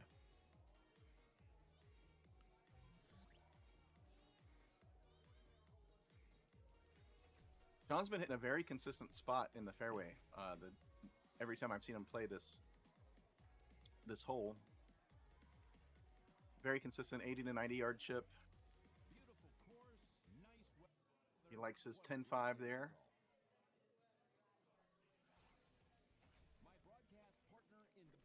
Sean Gervais extra focused today. There is no professional wrestling on television tonight. No distractions for him. Yeah, slightly tucked pin. I think Sean can see that pin from the spot he's normally in. Yeah. They'll go a little bit longer to the left, I believe, as opposed to aiming towards where the fairway meets the green or trying to get anywhere in that range. Oh, yeah, see, he's checking the line right here. You got to get super deep to get a chipper line at that. Shaking his head like he doesn't like it. He's going to hit it up there anyway. Just hit it. Cut the theatrics, bro. Picking his spot. All right, so medium 8-5. He was just playing for a different shot. He did decide he couldn't get that chipper line.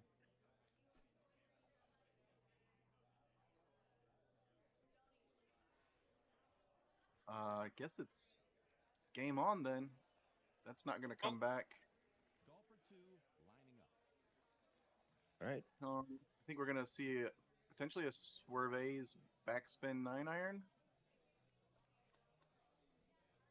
Oh, punch. Let's go. Using that new tech. We have not seen this out of him yet. Using that new technology. Release. Don't hit it too hard. Whoa. His pullbacks always freak me out. It always looks like he cut the crap out of it when he pull it straight. Yeah.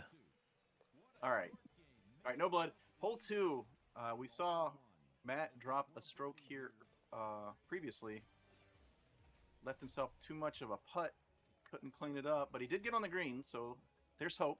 There's hope. So this is Matt James that I just read about. This is the Paul Luna protege right here. Apparently, Step it up. yeah, apparently Mr. James has been under the tutelage of Paul Anthony Luna for quite some time. And with shots like this, well, That's good. Thought That's that'd be a good little bit stuff right there. That's a 250-yard look, so that's kind of longer for a swerve 6-wood with stouts. Yeah. But see if Sean can get pin high. I was concerned he was going to leave this on. He's good. Come on, Sean. I'm just kidding. I wouldn't clean this one up either. Forget about a right one. Forget about it.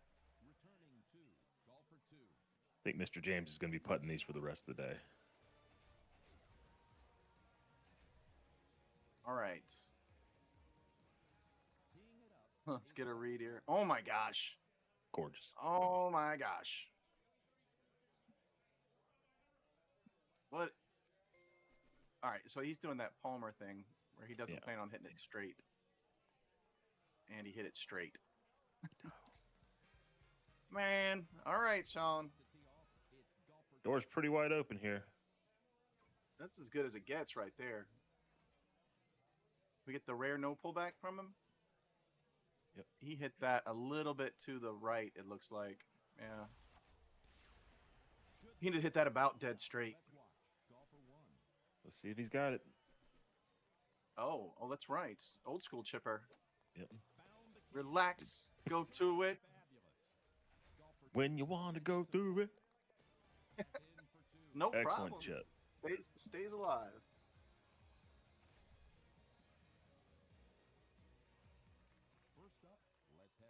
You know, I can't remember the last time I saw Matt James hole out, so maybe he's got something saved up. Yeah. He didn't use He's those due. hole outs until he needed to. And now we turn to the tee shot of golfer 2.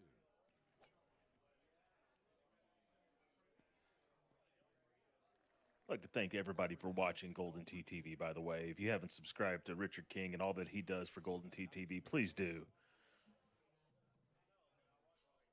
Golden Boy, it was very juicy. Wow! Golfer 1 ready for liftoff. Now that'll All right, this is a pretty good look right here, too.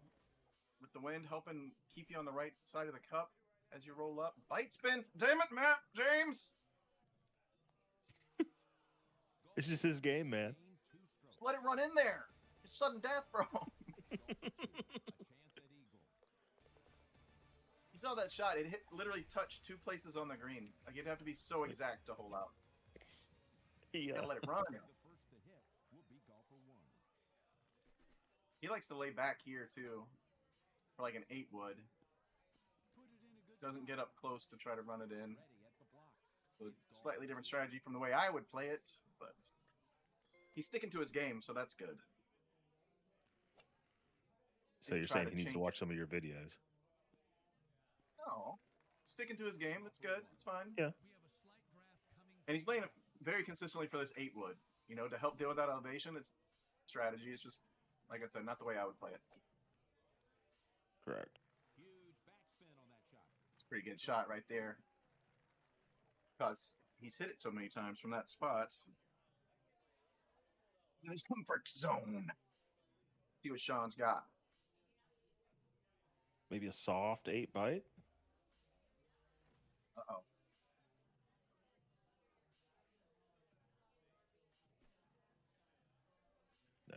A harder Here. backspin. Got a bit. I like the line. No. Golfer 1 with this Never mind. to make birdie. All right. How many holes? What? Anybody want to guess in the chat how many holes this is going to take? Are we going to go all night? Everybody's going to be hitting it within 10 to 15 feet for the rest of the night. Golfer Yeah. 1 is at the tee.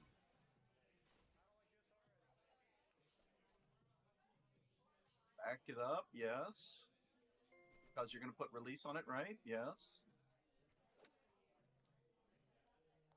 This He one likes it. looks- Wow. Mm. It must have had a little cut on it. Is it just hung out to the left? Oh, it's also left breaking green. That's the second time he's done that. He's moved into the break with stouts. I don't like that. This is a good look for him. So a low T release. Oh, no. Looks well right. Uh-oh. Pressure. Pressure. Uh,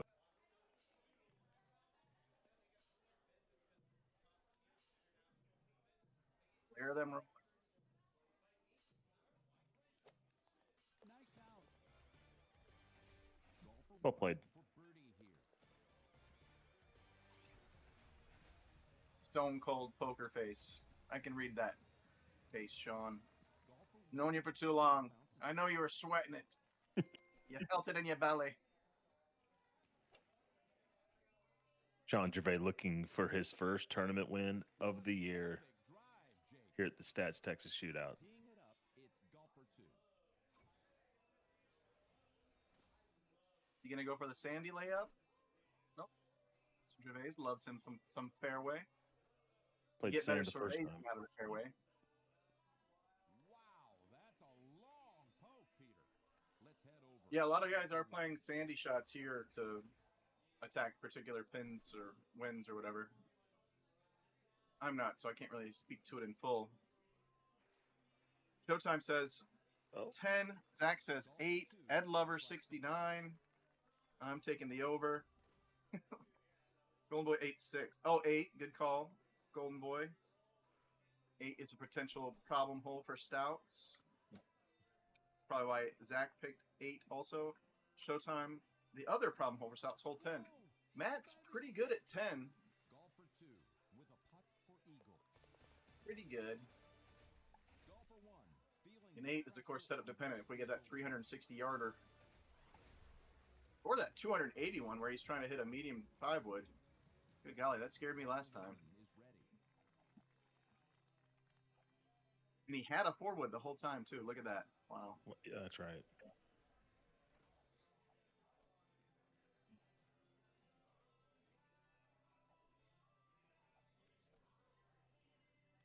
Getting the feeling that he does want to win. He's bringing Yeah. a little extra, bringing a little bit of extra focus on right here. Don't want to be too hard with this. Oh. All right. If you guessed 8 in the chat, you were right.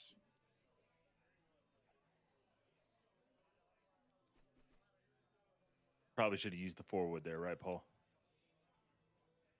I mean, I would have liked to see him hit a 4 wood or Gosh, Sean. put a little cut on that 3 wood. Yeah, for sure. So See what if he's got. not a click chipper, this is not going to be his easiest play. Thank God he has a lob wedge. We'll see what happens. Click chippers don't favor these shots. These high elevation shots. Golfer 2 trying for an Apparently neither do lob wedgers. What was that? All right, Sean. It's right there. It's right For the there. win. Just grab. Take it. No, he missed sir. it. He doesn't No, want it. Sean. He's not out of it. No, Sean. It's right there. It's right there, man. work, Peter. He drills it, Golfer 2 will and the match will continue. birdie that hole. He missed it by a lot. He missed that putt by a lot. Like, I'm almost concerned. Is Sean just playing with it? I mean, Sean's, you can see he's walked about 20 feet away from the machine over there. He's doing a little cat and mouse, maybe. Just trying to enjoy his moment in the finals. Yeah. Got the short look here. So- That's good. Golfer Someone told him he had 100 people watching on GoldenTeeTV and he needed to show off some. Are there 100 people watching right now? That's awesome. 75 on YouTube. I'm just gonna hope that there's 25 through the other channels. Sick. He's got a heavy wind at his back. Should see some added distance here.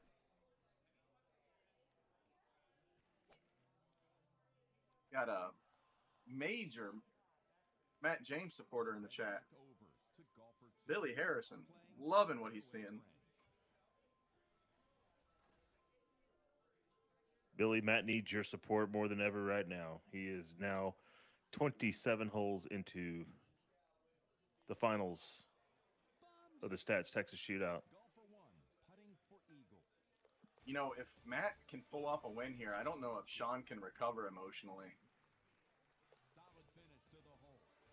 He might melt down in the finals if we get there.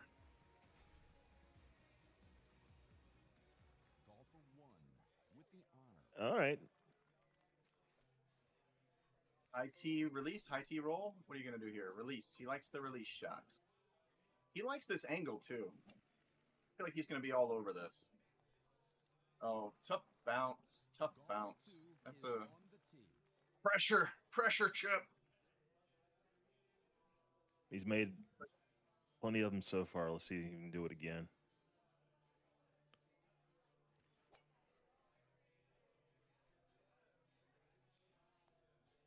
This shot has Napoleon syndrome. A kick in for Gervais. This will be the, I think, third or fourth in this round he makes if he can make this.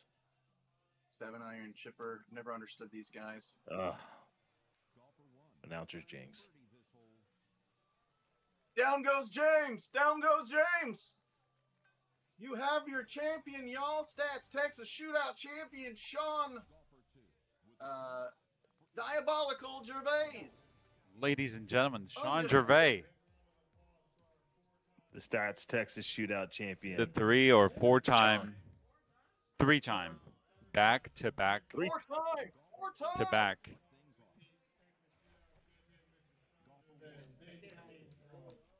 Yep, and Shots he for gets everybody. round of Let's applause. Round of applause Get- from the bar. Get the Mountain Dew on ice.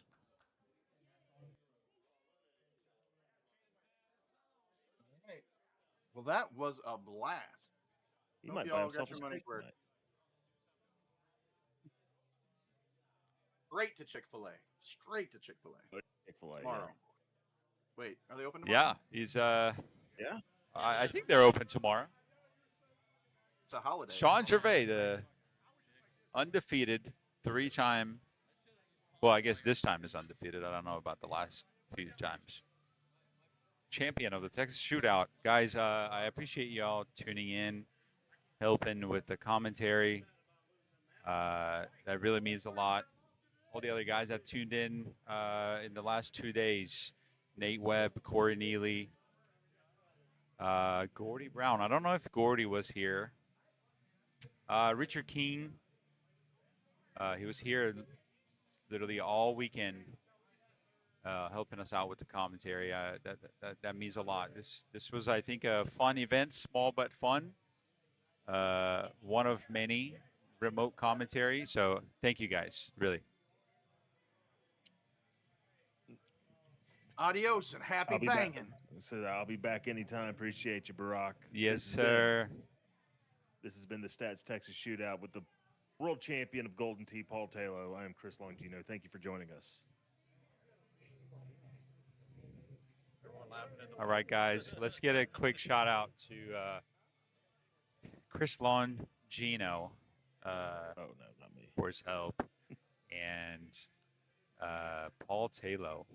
I think Paul was here damn near all day. Corey Neely still in the chat. I don't know if he's still with us, but thank you guys. This is Burak Temel. We try to set up the stream here in the brackets. Me and Chad Hart. Richard King remotely helped us out with everything as far as the layout on the stream. Man, everything stream related, really. I was just responsible with just setting it all up, just as far as hardware, cameras, and whatnot. So this was fun. This is. Hey, were you able to get those guys pictures or whatever? Yes, I'm about to get on it right Yeah, now, okay. right after we end the stream. Yeah, Richard, thank you, Who man. went up? Appreciate Yeah, you. thanks, man. I think we No, did that was great. Got a lot to improve, but this was fun. Who was purple? Did Tate win purple or? Tate I'm lost looking at the bracket purple. right. Oh, he did. Okay. Yeah. Tate actually lost purple. I was going to, before everybody leaves, I'm going to put the GoldenTeeTV on stream and kind of give a rundown, and then call it. All right. Go ahead then. All right. Go yours, baby. Yes, sir. All right, guys. So just before everybody leaves, just showing what Chad Hart has been working on. He's got a quick, cute little bracket website. It's GoldenTeeTV. The link has been in the chat all day. It's actually pretty cool. A couple things. You can see what course everybody played, what machine. You can see their path. If you hover over them, obviously on mobile, it'll look just a little different. It's actually pretty cool. Yeah, GoldenTeeTV. Check it out. We're going to have a lot more. Leave us feedback. You can reach out to me or Chad Hart on Facebook or wherever you want to. You could have my phone number. So, yeah, check it out. This is what the qualifiers look like. This is live updates. Yeah, pretty cool. We've been working on this for quite a while now, and we're happy to see that it actually worked out. So, thank you guys. This is Burak Temel, and love y'all, and thank you for tuning in. We'll see you on the next one. Goodbye.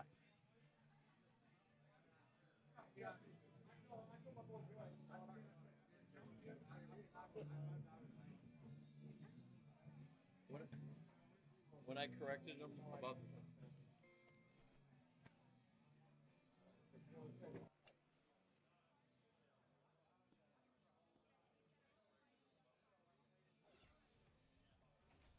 Yeah, you there? Between the markers.